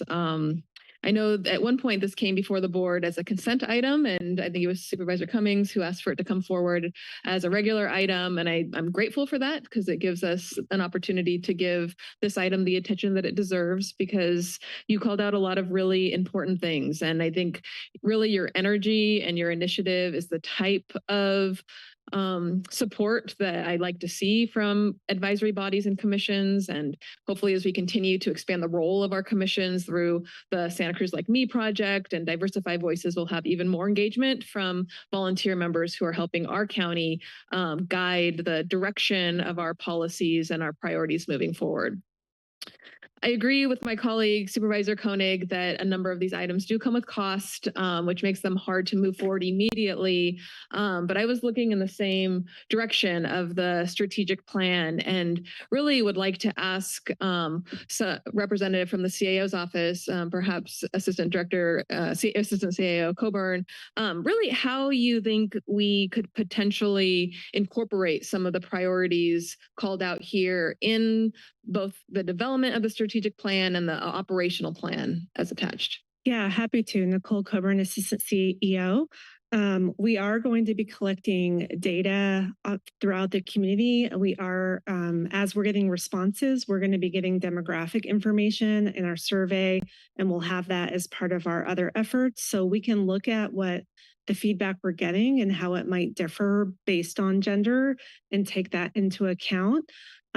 I would invite Sven Stafford to come up if he has other ideas, but some of these recommendations feel very specific, and I would suggest that we look at our budget and our operational plan to really figure out what we can resource in any given year and to try to come up with SMARTY objectives that to try to move forward this work. So I think at a high level within the next strategic plan, we can definitely consider how this might fit in, and then going forward with the operational plan, trying to figure out what objectives make sense in the next 2-year period.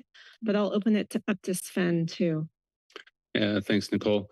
And I think the other thing that we can do is we're happy to come to the next Women's Commission meeting and present. I think because this has been at a high level and there are high level recommendations, the question might be where can we work together to dig deeper into a particular issue that might have the biggest impact in terms of moving the needle for women.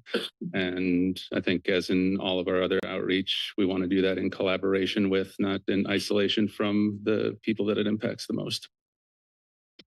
Thank you. And so really what that tells me is that the timing, would love to have done it 50 years ago, glad that we're doing it today, and that really the timing is good for some of the priority setting being done at the county and the community engagement being done at the county with our strategic plan, and look forward to seeing this good work incorporated into that. So thank you. Thank you. Supervisor Cummings. Well, thank you all for your presentation. And thank you for being willing. Well, and also thank you for your patience for sitting through this entire day. I know you all probably thought we were going to present earlier, but I thought I'd be home by 11. So. Yeah. But glad that you were able to stick it out and you're able to present for us today. I really just want to start by appreciating all the work that the Women's Commission does, and the recommendations you all have worked so hard on to bring to our attention today. I do agree with some of my colleagues here that I think that while there are some items that do have kind of dollar signs attached to them, I do think that, incorporating some of it into the strategic plan makes a lot of sense. I also have been advocating that, there's a lot of documents and recommendations that are being produced by our commissions that have been produced over time. And this is an example of one that's been recently produced right as we're going into the strategic plan, and that these recommendations should be incorporated into that plan. So, I understand that we're going to be getting feedback from the community, but this is also a big source of feedback that's coming from one of our commissions. And I think we should be leaning into our commissions even more so as we're moving through the strategic plan process. But I do think that there are probably a couple things on here that we can move forward with outside of the strategic plan process. And I'm also interested in seeing if we can have something come back where we can get some analysis from staff on like what it would cost to implement some of these recommendations and what might be some acceptable alternatives. Like, for example, if there's a recommendation of a task force, well, maybe we don't need a task force, but because it would cost so much, but maybe there's a way that we can move forward on some of these priorities as well. But before that, I guess for item number one, this is the recommendation around getting an independent consultant.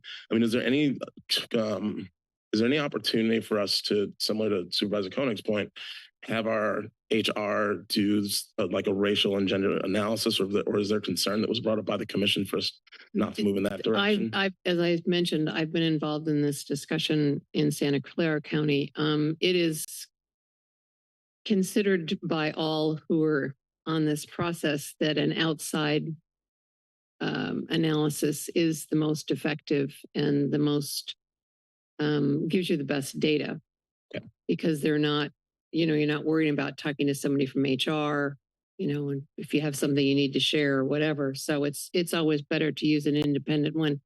I do have some contacts in Santa Clara County, and I can give them to your staff. I'll give them to Katie. She can share them with you, because there's at least one man who is so committed to CDAW that he drops his rate to do this work. And doing the gender analysis in Santa Cruz County is considerably different than having to do it in Santa Clara County. 260,000 versus over 2 million. So, that's I imagine his fee would be a lot lower than what they would have seen. So any of the resources that I have, of course, I'm willing to share. And I think that's the biggest one, because that is an outside person. Everything else is really within your purview, within the county agencies and things. Right. Thank you. Mm-hmm.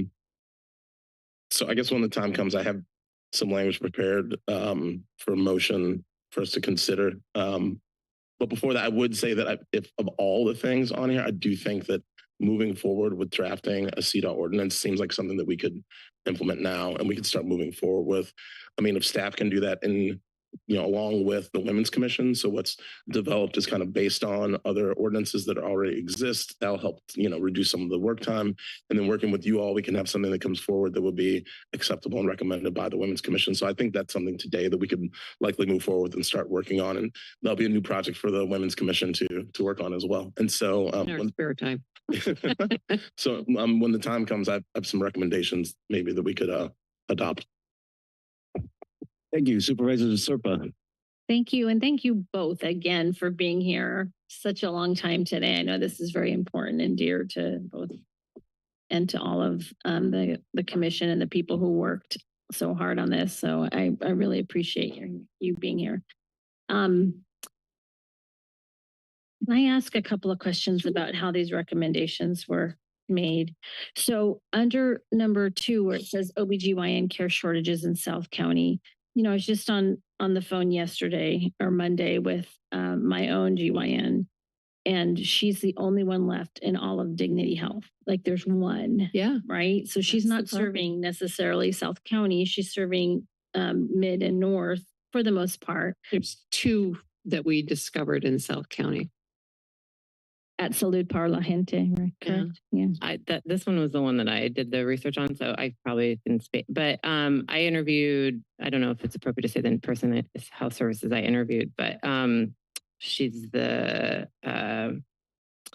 health equity officer, and she did acknowledge that there is a shortage for OBGYNs just generally within our county. It's countywide. It is countywide, but she said it's a lot more. If she had to, it's critical in South County. The Dignity Group has 7 certified nurse midwives providing, just basic care in the clinic and some deliveries too, but they have literally 1 OBGYN surgeon. So, and that's a difference than years ago where they had an entire, building. And you have a lot of women, for example, the immigrants and the farm workers and things who don't have access to the same kind of healthcare that we do. And when you're pregnant, you need more services. And that's critical. Right. So I think I think you've already named many of the systemic root causes, right? It's expensive to live here. We did have nobody really was having children actually during the COVID times. I feel like there's a baby boom happening now. So that I think the need is greater. I still work at Sutter. I'm a social worker that sees patients in the hospital there. But the majority of births happen down in Watsonville and at Sutter. So so that's it's a good one. We do have upcoming, hopefully, a cohort of young people who will be heading through the UC Davis UCSC collaborative. So that I just read about that. That's awesome. Yeah, so that we can build our own healthcare professionals here in our community. So I'm really excited about that. I also wanted to talk about prenatal substance use disparities. So for many years, we've had a really unbelievable cohort of services for women that are substance use and pregnant. We have Janus Perinatal, which is, devoted to having mom and baby couplets. Like other counties just don't have that. They don't. I worked in Monterey County the last 5 years and they don't have anything like that.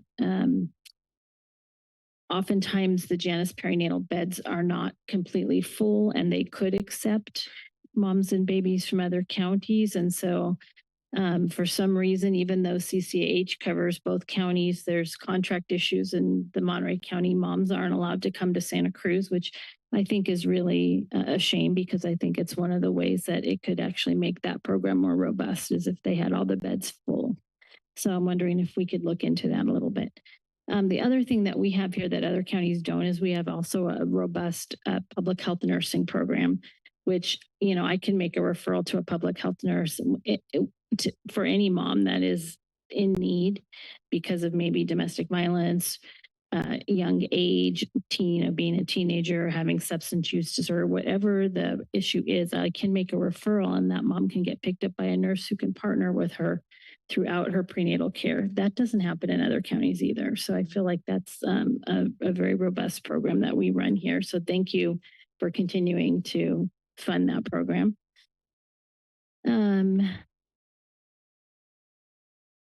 The other one I want to just call out for a second is childcare, because I went to a presentation from the state that the AAUW put on probably about 7 months ago.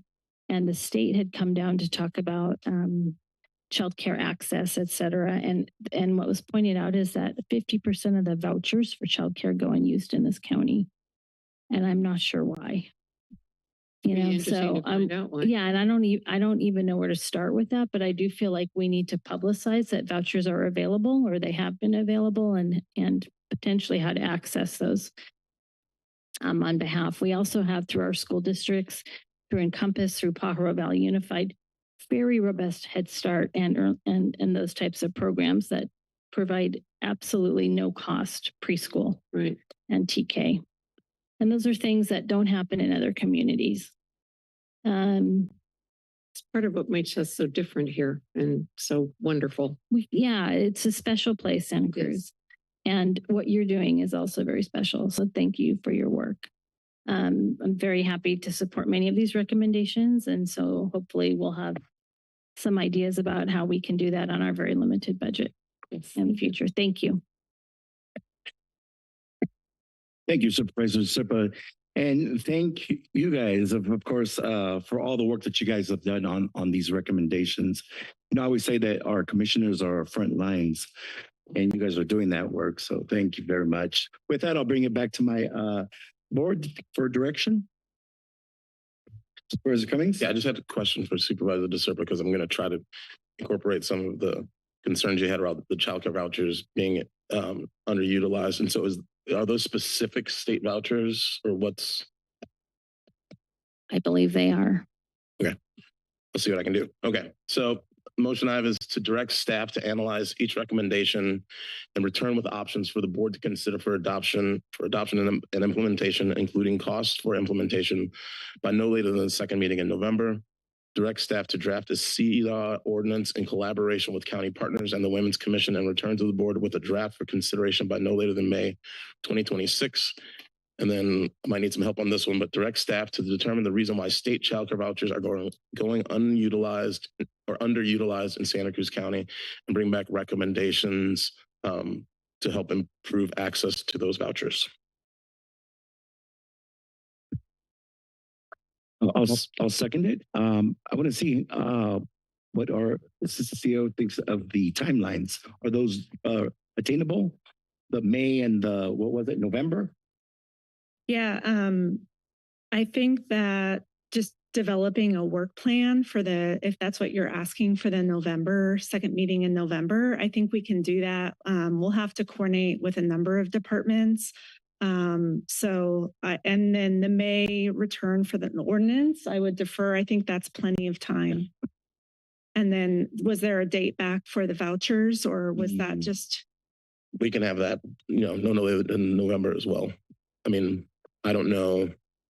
Yeah, we'll just incorporate it into our information in November if That that's sounds okay. great. And I can help with that. Okay. Yeah.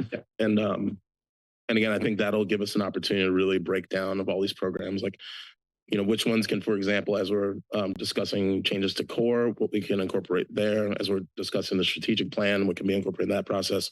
If there's some that we can fund easily, then I think we should move forward with it. But I think having that information come back to us in November will really give us a sense of how we can move forward. Okay, so we have a motion from Supervisor Cummings. Supervisor Cummings and a second from Hernandez. Can I just offer a friendly amendment? Sure. Which is sort of concerning the strategic plan. It sounds like there's some elements already being considered, but for the CEO's office to collect gender disaggregated data as part of the county strategic plan 2032, to analyze public input based on gender data and develop a policy that would apply to all relevant county public outreach going forward. It's fine by me. I'd also add racial in there too, because I think, as we heard earlier, breaking down by gender also, just the disparities that women of color getting paid even less than women who are white. I think it's important that we disaggregate that as well. So, yeah, sure. Cool. Okay. Can we take a roll call vote? Supervisor DeSerpa? Aye. Cummings? Aye. Martinez? Aye. Koenig? Aye. And Hernandez? Aye, motion passes unanimously. Congratulations.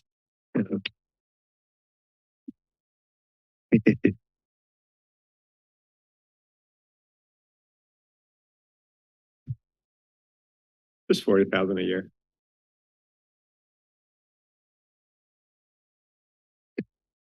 Next, we move on to item number 11, consider an update on the development of the Santa Cruz County Multi-Jurisdictional Hazard Mitigation Plan and take all related actions. I'll turn it over to David Reed, Director of the Office of Response, Recovery, and Resilience, and Claire Peabody, Emergency Services Analyst. Good afternoon, Chair, Board. We appreciate your time this afternoon to take a brief tour of our first multi-jurisdictional local hazard mitigation plan process. I'm going to hand it over to Claire Peabody here in a second, but just want to appreciate her efforts to secure this grant and to bring along 5 new districts and special districts in the city of Scotts Valley into this process. That'll be the first multi-jurisdictional hazard mitigation plan that they've ever had. So it'll afford them the opportunity to apply for a new source of grant funding. So we're excited to be bringing on these 6 new agencies and partners in this process. And with that, I'm going to hand it over to Claire Peabody.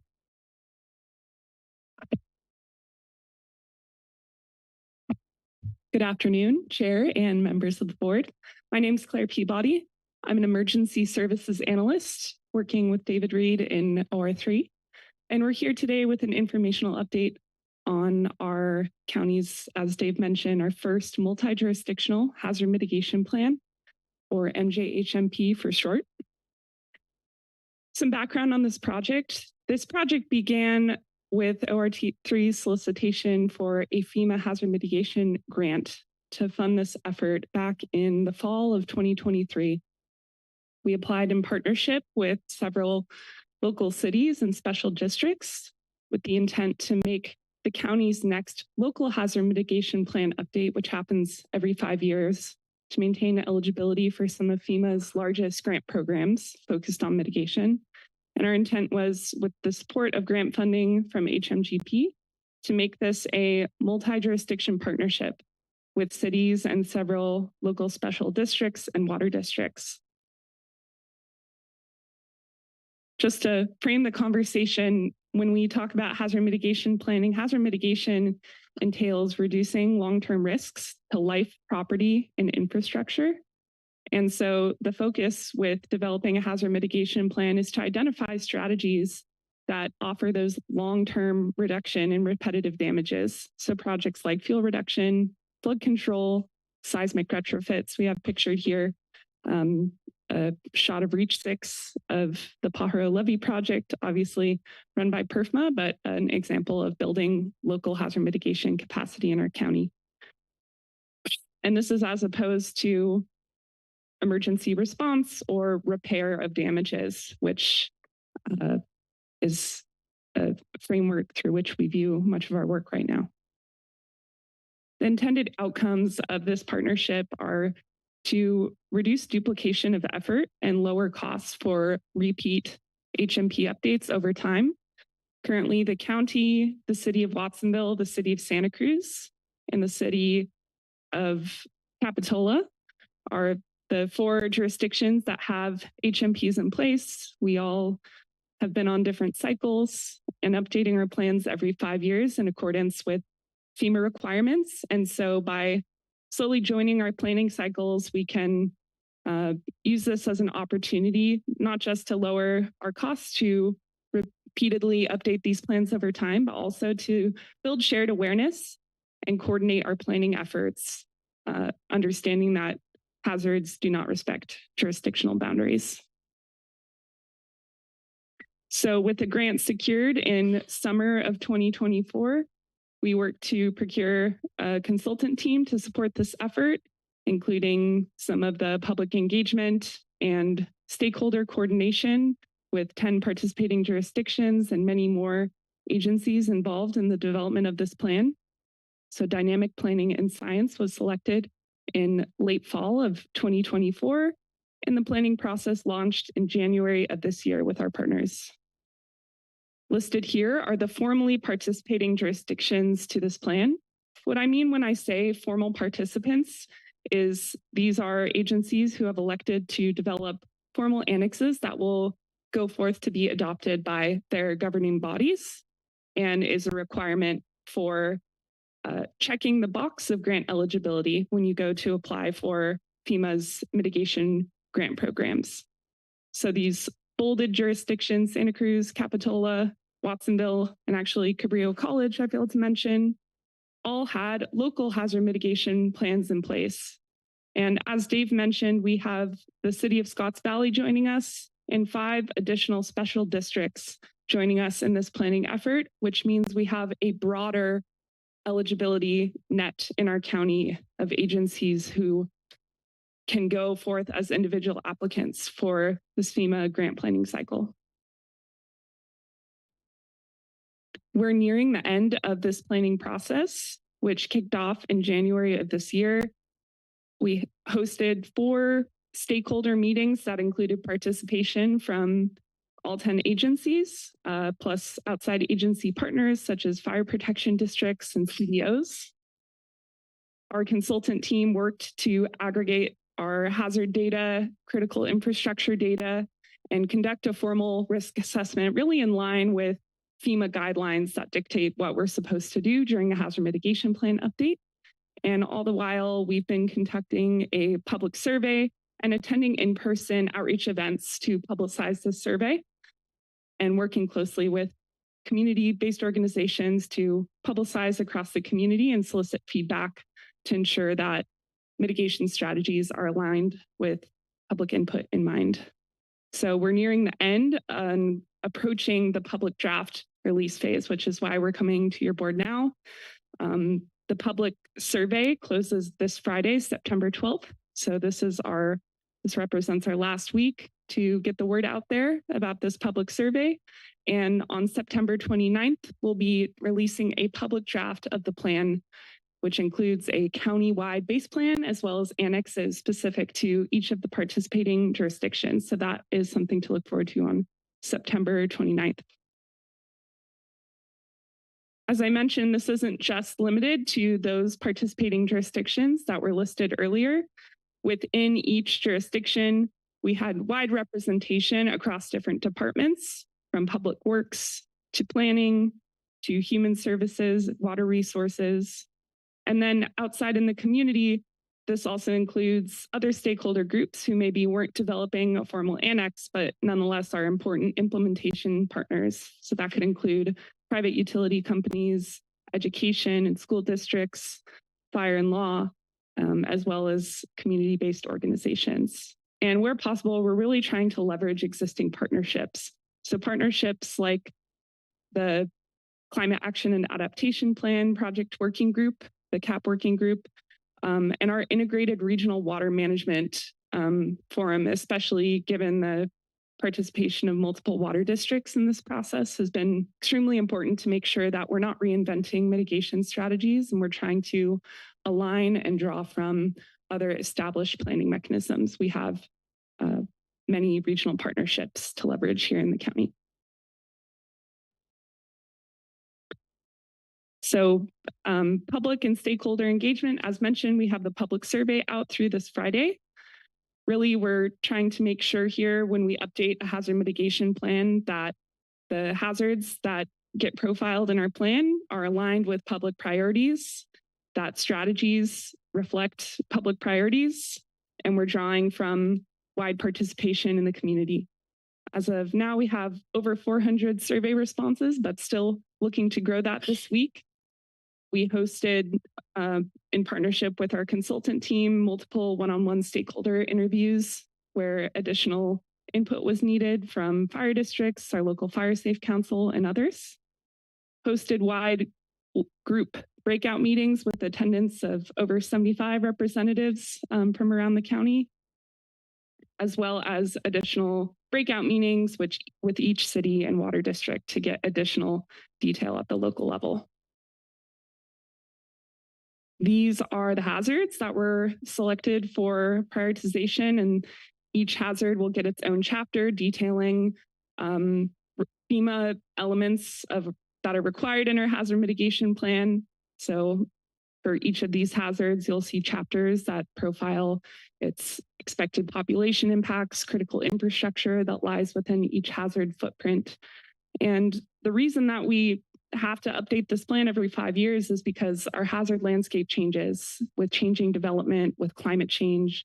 And so the objective of revisiting this every 5 years is to capture all those changes within a community, as well as mitigation actions that we've successfully implemented that have changed our risk and exposure over that time period. So what else has changed since the last update? Obviously, this is taken from a March budget presentation, but our county disaster financing is shaped by disaster damages over the last 5 years alone. So I think we included this just to highlight both a challenge, a barrier, as well as an opportunity of hazard mitigation. Our current financial situation makes proactive risk investment even more challenging and perhaps even more important. But is something that we have to incorporate into the lens of how we allocate limited resources for things like mitigation. And the funding landscape itself has changed. So over the last several months with this incoming administration, we've seen the cancellation of one of FEMA's largest grant programs, BRIC. That's the Building Resilient Infrastructure and Communities grant program.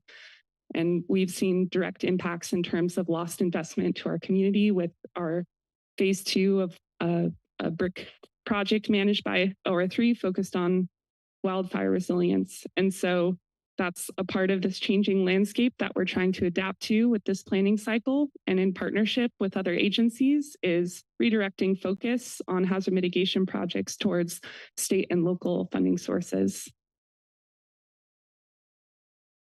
So as far as next steps, as I mentioned, the public survey is open through September 12th and still trying to up those numbers through this Friday and get the word out.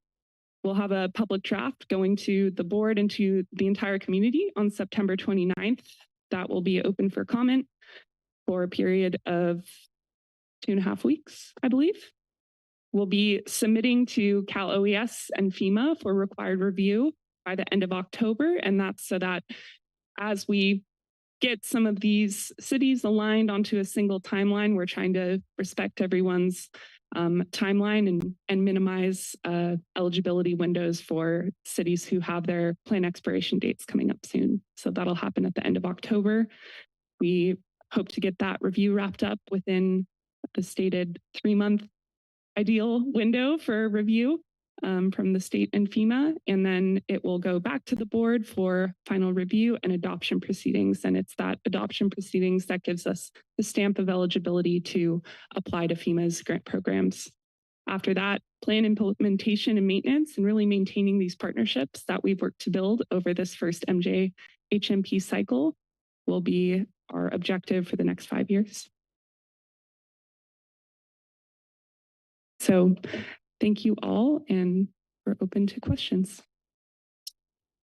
Thank you. I'll start off by going to the public to see if there's any public comment from the audience.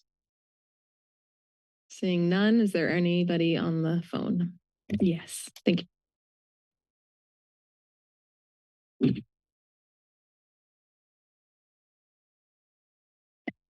Tim, your microphone's now available. Cool. Thank you so much. I like large trees, huge. And right now I'm seeing this logging, these trees going out that are redwoods. So I'm a little worried. I'd like to see here with all of this is a plan put in place that would manage logging and would encourage our generation and future generations to create old growth forests in the Santa Cruz Mountains. It takes about 1,000 years, and you have a large tree every 50 feet. Now, what that would do for mitigating hazards for Santa Cruz County is it would help with holding land in place, for instance, during large rain events. And also, it would protect your aquifer during droughts. Because as you all know, that when all the forests were cut down around here, the water table fell. And you know about the history of Kilimanjaro over in Africa, where they got the bright idea to cut all their forests down, and all of a sudden the water table dropped and the streams disappeared. So for mitigating hazard for drought, fire, for everything, and creating a cooler environment that's beneficial to everybody, it would be nice to see satellite data presented to our community showing the before and after our cutting that's currently going on, and that the county would be able to oversee this and make sure that these logging operations are done in such a way that defend us far into the future, where you create an old growth forest every 50 feet. And it's hard to do with human beings because we don't live that long, but it would be amazing to have, say, 4 generations from now point back to us and say, wow, we have these really large trees because of the people here in Santa Cruz County today. Anyways, thank you so much. Take it easy. I see no further speakers online. With that, we'll bring it back to the board. Mr. President Cummings. Thank you, Chair.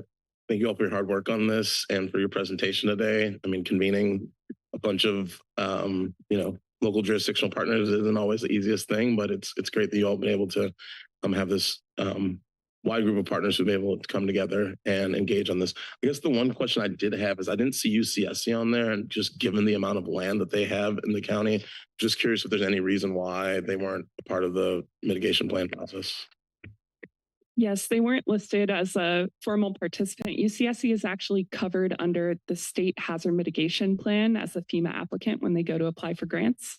So they were a participating stakeholder because of their role as a large land manager. Got it. And then I guess the other question is, was there any engagement with some of the local tribes on these plans at all in terms of stakeholder engagement? We included we casted a wide net initially in terms of local CBOs and partners that we invited to the table. And ultimately, I don't think we had any tribal participation in the large group planning meetings, but we did include them in the initial invitation. Okay, great.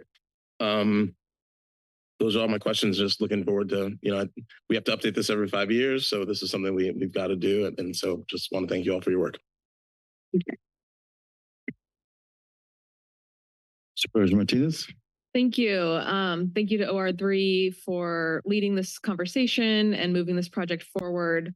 You know, for such a small county, we've had our disproportionate fair share of disasters. And so we know how important it is to be prepared for wildfire, severe storms, tsunamis. We even had a tornado, which I didn't see listed. It's a disaster. And really, it's striking how vulnerable we are to the impacts of climate change, you know, living so close to the ocean and in the mountains and along fault zones. You know, I'm also glad that the report calls out efforts underway to align hazard mitigation strategies with priorities identified under Measure Q and other projects like with the CAP and the Bahara resilience processes and things like that. And it's important that all of our regional efforts are aligned, which is, you know, part of making it a multi-jurisdictional plan as well. Just a question about the districts involved. I saw the SLV Water District isn't included, but they are a stakeholder. Why were they not? Is it a timing issue, or what? Why were they not included? Yeah, so interestingly, they after the 23 disasters, they applied for their own grant to get funding to develop their own plan. So they were kind of just ahead of us. That process took place after, like, we actually applied on their behalf for some grants, for some hazard mitigation grants. And so it's an example of how when each of these agencies is able to have their own plan, they're able to take that initiative themselves, but we helped them by applying on their behalf, but they've got their plan kind of almost done, I think. Yeah. And then local fire districts, do they usually have their own plans? Are they eligible for this type of grant, or are they just more of a stakeholder because they're emergency response partner? Around the state, there definitely are multi-jurisdictional plans that have annexes specific for fire protection district. With this being our first update, the first sweep was focused primarily on water districts. We also, I think following board direction, actually invited the Port District to the table, but with that primary focus on infrastructure. And I think in the future, that's definitely an opportunity for expansion. Right now, our focus was on those initial sweep of local public agencies which manage infrastructure and also have actively managed this category of hazard mitigation projects. The other thing I'd add too is that the Resource Conservation District is a partner in this, and they really are moving squarely into that space of supporting kind of these large scale projects. So we're super excited that they're a part of this process.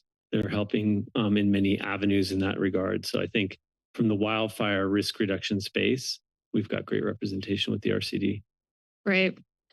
And then finally, when the draft report comes out, what level of detail could we expect related to estimated costs for actually implementing the mitigation factors, and like who's responsible for carrying those costs? Will that be in the report?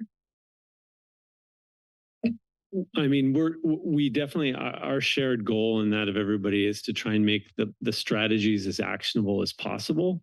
Some of them may have further, have kind of not listed in the plan, gotten further kind of down the pipeline of us knowing kind of what that may cost.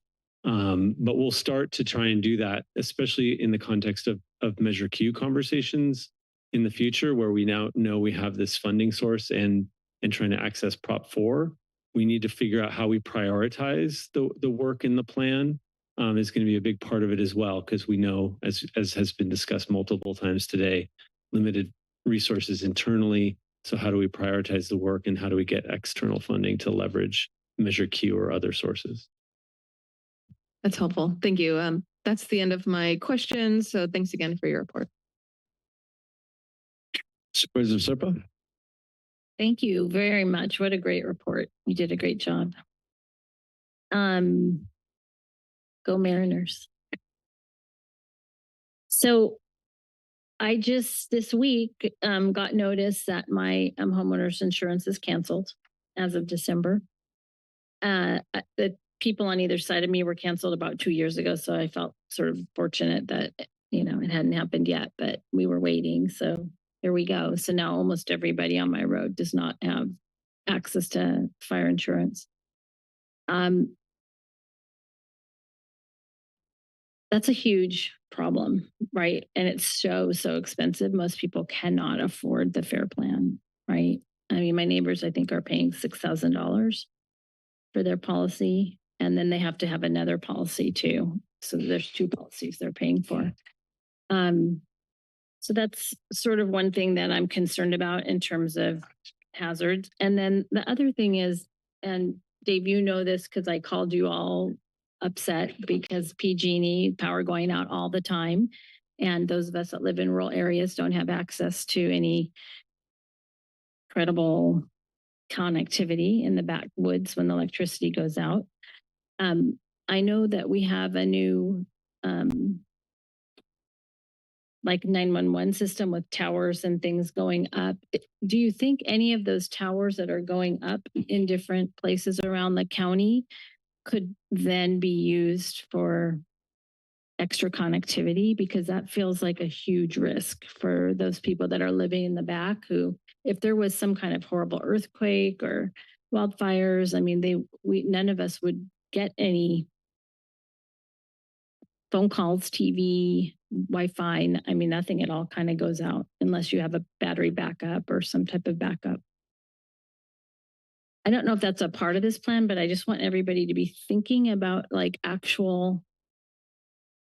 We have identified a strategy in the plan that speaks to communication because we recognize how important that is, both from a first responder standpoint, but also us as the emergency management organization communicating to the public. So I think we have at least one strategy that looks at that kind of communication backbone.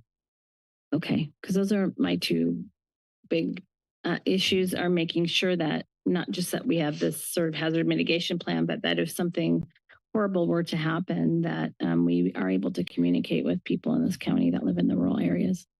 Thank you. Okay, I'll bring it back to the board for direction.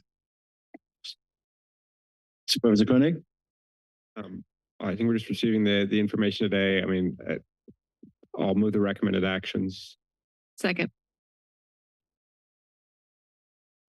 Okay, we have a motion from Supervisor Koenig and a second from Supervisor Martinez. If we take roll call vote. Supervisor DeSerpa. Aye. Cummings. Aye. Martinez. Aye. Koenig. Aye. And Hernandez. Aye. Motion passes unanimously.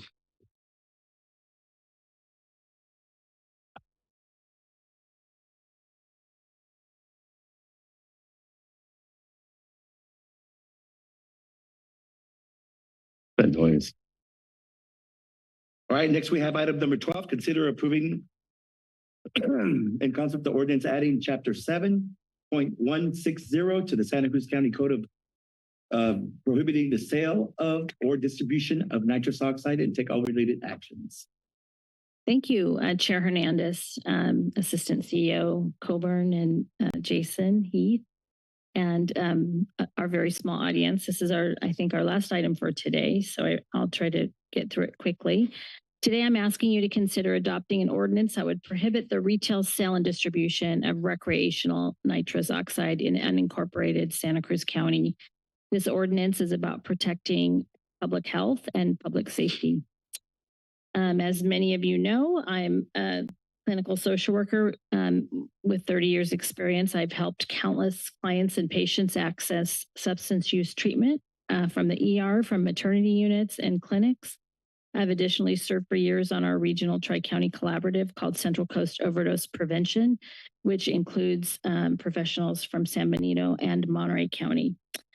In the spring, shortly after taking my seat, I received an email, and you might have too, I'm not sure if everybody got it or not, from a person in early recovery who said, "Hey, I'm in early recovery, but I just want you to know that nitrous oxide is readily available at gas stations, in head shops, in tobacco shops.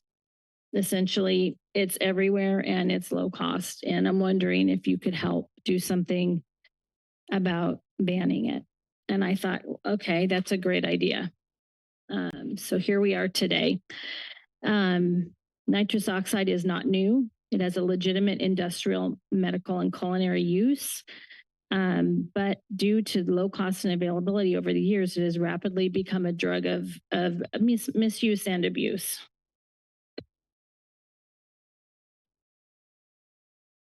Documented health risks of recreational use include vitamin B12 inactivation. And that might not seem like a big deal, but that is a big deal because it causes very serious and significant neuropathology, spinal cord injury, brain damage, dose-dependent peripheral neuropathy, impaired coordination, cognition, and balance, and then in just people's mental health can cause psychiatric symptoms and paralysis, and it's not good for you. Often underestimated by users, harms can be lasting without early intervention. Current California law, possession or being under the influence of nitrous oxide for intoxication is a misdemeanor. The Penal Code says it's unlawful to furnish nitrous oxide devices to minors with explicit exemptions, and the challenge retail sales to adults are not categorically banned. Proving intent to inhale is difficult at the point of sale. Why this matters in our county.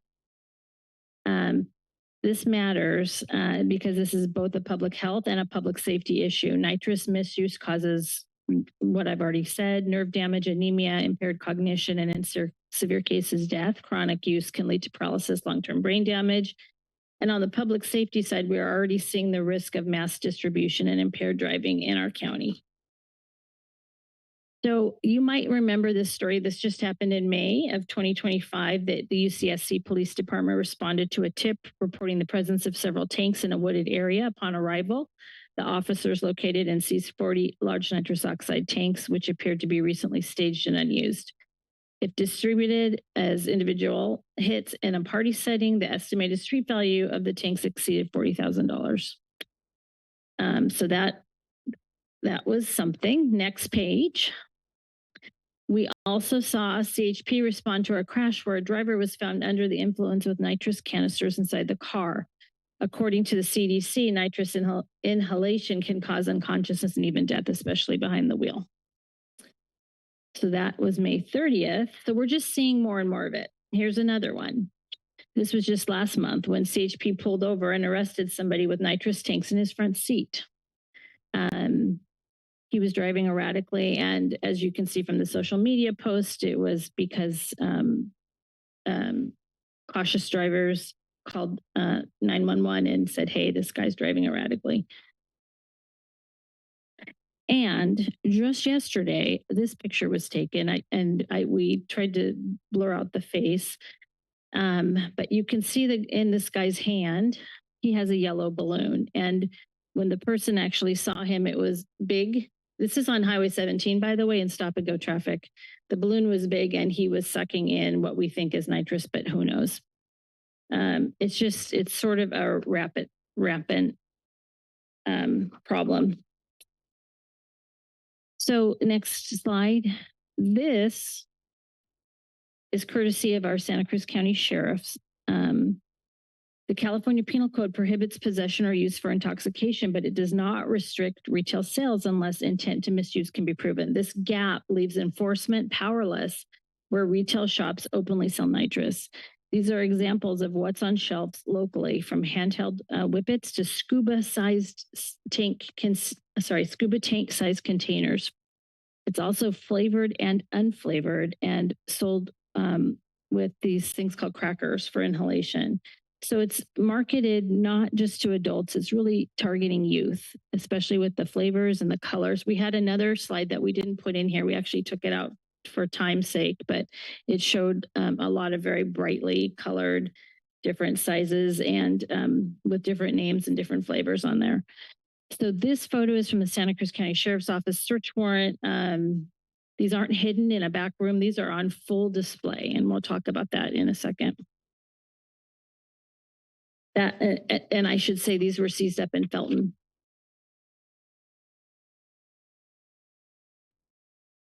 So during the summer recently of 2025, so I had already been working on this for a number of months, and I was talking to Lieutenant Nick Baldridge about this, and it just so happened that he also knew about some of these issues in our community. And so we started talking about it, and this is why you have pictures here today. During the summer of 2025, the Sheriff's Office was contacted on their tip line about nitrous being sold at a store in Felton. The tobacco compliance officer investigated, because we have a tobacco compliance officer who goes out to these locations and makes sure people are actually not selling tobacco to minors, et cetera, et cetera. What she found there in that gas station is that there wasn't any tobacco at all being sold in that store. The only thing that was being sold was nitrous oxide, and it was shelves and shelves and shelves. Later, a compliance officer was able to purchase, like a decoy went in and was able to purchase nitrous without any ID. And that's a violation of Penal Code Section 381E. The retailer also did not keep records of nitrous purchases, which is required by law. You're supposed, when you sell some nitrous off the shelf, you're supposed to keep somebody's name and address, and they hadn't kept any of that. This information on the slide was pulled from the purchase records of the store, so they were able to supply purchase records after a search warrant was issued. The retailer sold over 900 units in 4 months. That's enough for 235,000 doses. At that pace, more than 700,000 doses would be sold annually from just one store. This is not small scale. It is industrial level distribution for recreational abuse. Next slide. So take a look, you guys. This is a fire extinguisher on the floor just for scale, and next to them are big canisters of nitrous oxide. Our local YAY team, that's the Youth Empowerment and Action for Help, also visited numerous stores throughout the county and found nitrous readily available. Their goal was to conduct preliminary nitrous oxide assessments of retail landscapes and found nitrous for sale throughout our county, except for District 3, since their retail outlets are all within the city limits. I'm not sure they went to the Santa Cruz City. Other counties like Orange County, Humboldt County, and San Mateo County have already banned retail sales. At least 10 cities across California are moving in that direction. We should not wait until harm escalates further here. My colleagues in the city of Santa Cruz, Watsonville, and Capitola, and on the Monterey County Board of Supervisors are eager to match our ordinance, creating a regional approach to increase safety for youth and the public.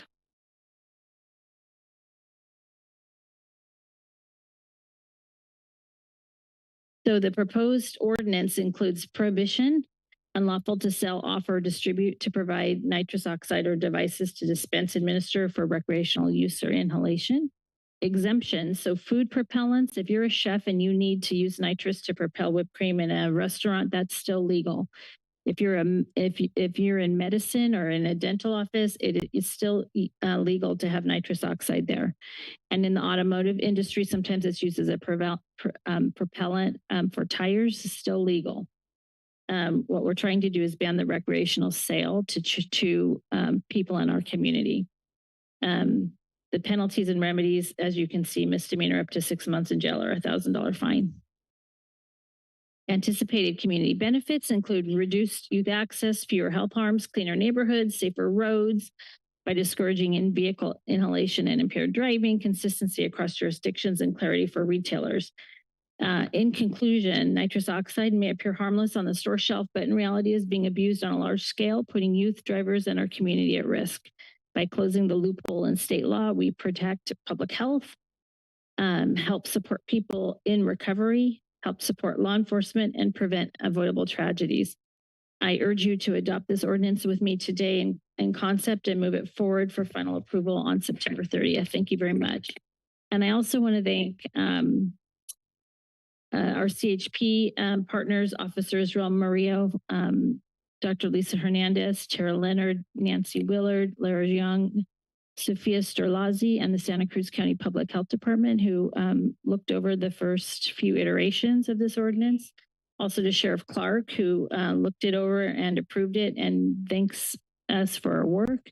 And I have Lieutenant Nick Baldridge here in the audience, who is actually on vacation and came in on his day off and got all dressed up to answer any questions that you might have. Thank you very much. He's worked with me lockstep on this. And also Amber Williams, who's the Executive Director of Janus of Santa Cruz, is here in the audience. And so, and Corinne, you're here from Public Health as a manager. So could you three come up maybe to the podium?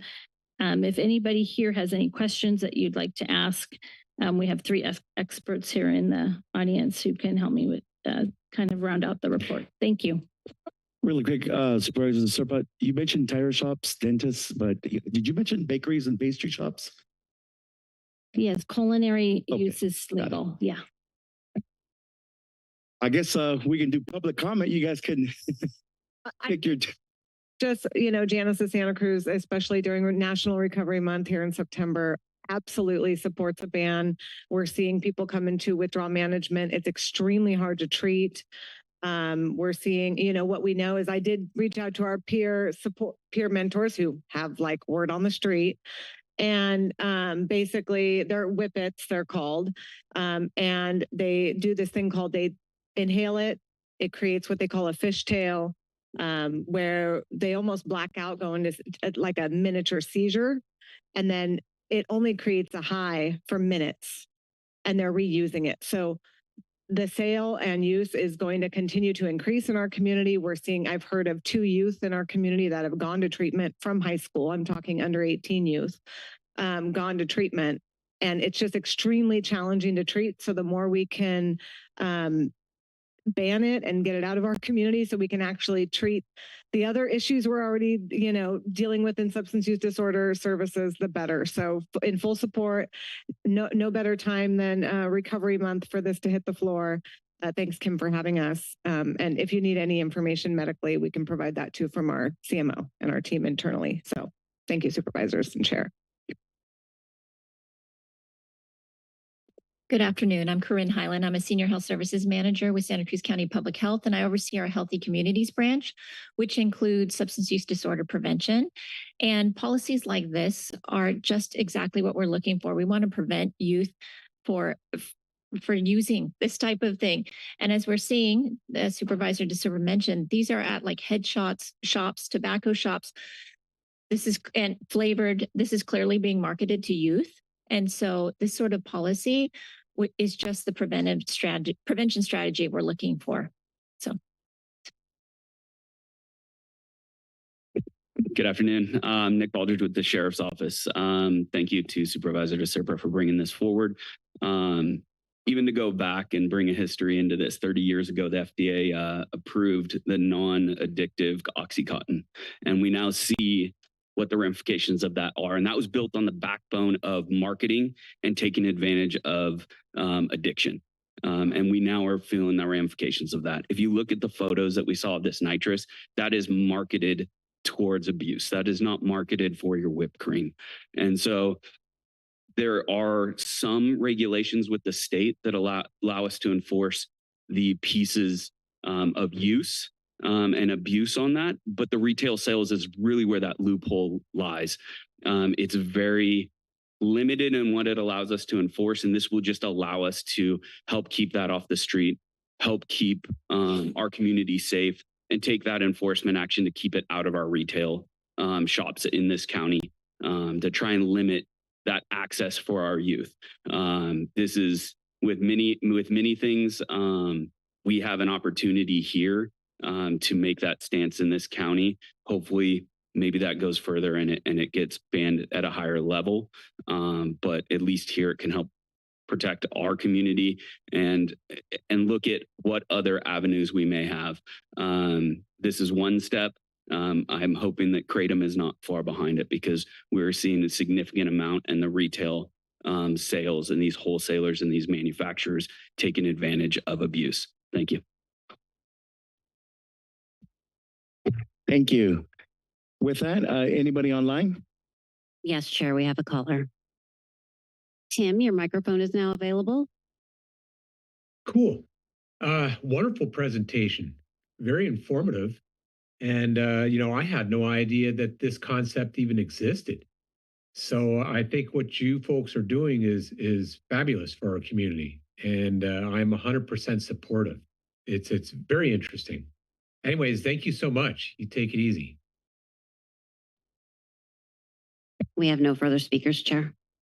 With that, I'll bring it back to the board for recommendation. Supervisor Cummings.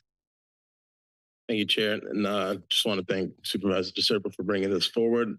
I know that there has been, based on these pictures, like growing, and seeing this elsewhere, like a growing trend in the marketing of nitrous. I feel like whippets have been around for a long time and they weren't really a problem, but now we're starting to see bigger and bigger tanks with graffiti style writing on there that's really targeting youth, and hearing more and more about how youth are using this and just the challenges and the concerns around that.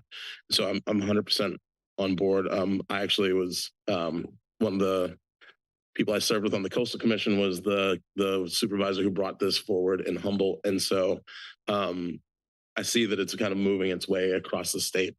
I do think as this moves forward, I think there's some concern around, within the food industry, because that was my big question is like, for example, I've gone to plenty of restaurants around here and they make their own whipped cream. And so they have whippets that they're using, and just really trying to ensure that for the restaurants that use this, that they're still able to. It doesn't sound like they're going to tobacco shops to buy their whippets for their, the culinary, to prepare their foods. So it does make sense in the context, but I just wanted to make sure that we are, taking that into consideration. I also know that for like airbrushing, I know that's not as popular as it used to be in the 90s, but some of their propellants as well use nitrous oxide. So I just also want to make sure that if people still are using it for the purposes of art, that can be included in here as well, so that we're not, taking those types of products off the shelves. But yeah, overall, support the direction this is heading in, and hopefully we can just track it over time. And I think it would also be, I guess this is a question for Mr. Baldridge. So is there any data currently out there that's been tracking, that we've been able to collect through law enforcement, about how much the proliferation and sale of this has changed over time? Because I'm just hoping that through this action today, if it has been a problem, we can see how that problem has changed with the implementation of this ordinance. Not with the exact numbers, but yes, we do have data into cases that have been investigated with the sheriff's office. Everything from the misuse and the inhaling of it, all the way to thefts and robberies associated to the user stealing it. We even had cases recently that utilized stolen credit cards to go straight to a head shop to buy nitrous. So we do have some of that details that we're able to pull from our report system. Great. I think it would just be good at some point, whether it's mid-year budget or, probably mid-year budget, but if we have that data, just being able to pull that data together and have it come forward so that, a year or 2 years, we can see how it's changing. Because if it's not changing, I think one of the things that's going to show is a need for further action at the state level. Because I think another concern that may arise is, okay, you can't get it at a head shop, but you can maybe buy it online, right? And so really trying to make sure that we're cutting off kind of all angles in terms of how this is coming into the community. So just want to put that out there as a recommendation for us to consider. Yes, absolutely. Thank you. And then I guess this is kind of somewhat of a silly change, but looking through devices, I know I saw balloon in there, but then I'm just wondering, like, so if it's illegal to sell balloons, I guess that's not the intention of this, but is that, could that actually be an interpretation of this ordinance? It's considered a device, and there's specific exceptions to when these devices can be sold, but balloons are now included as a device, and it's saying it can only be sold under certain circumstances. Does that mean that this would then prohibit the sale of balloons? Do we have a balloon prohibition in our county to begin with? No, but that's included in this. Also has a Mylar one, but not. Yeah, because the Pajaro Unified, we outlawed having any balloons. Well, not just Mylars, all balloons are no longer allowed on campuses because of the litter factor, right? It's bad for the environment. So I don't know if I mean, I'm happy to take balloons off of there if we need to.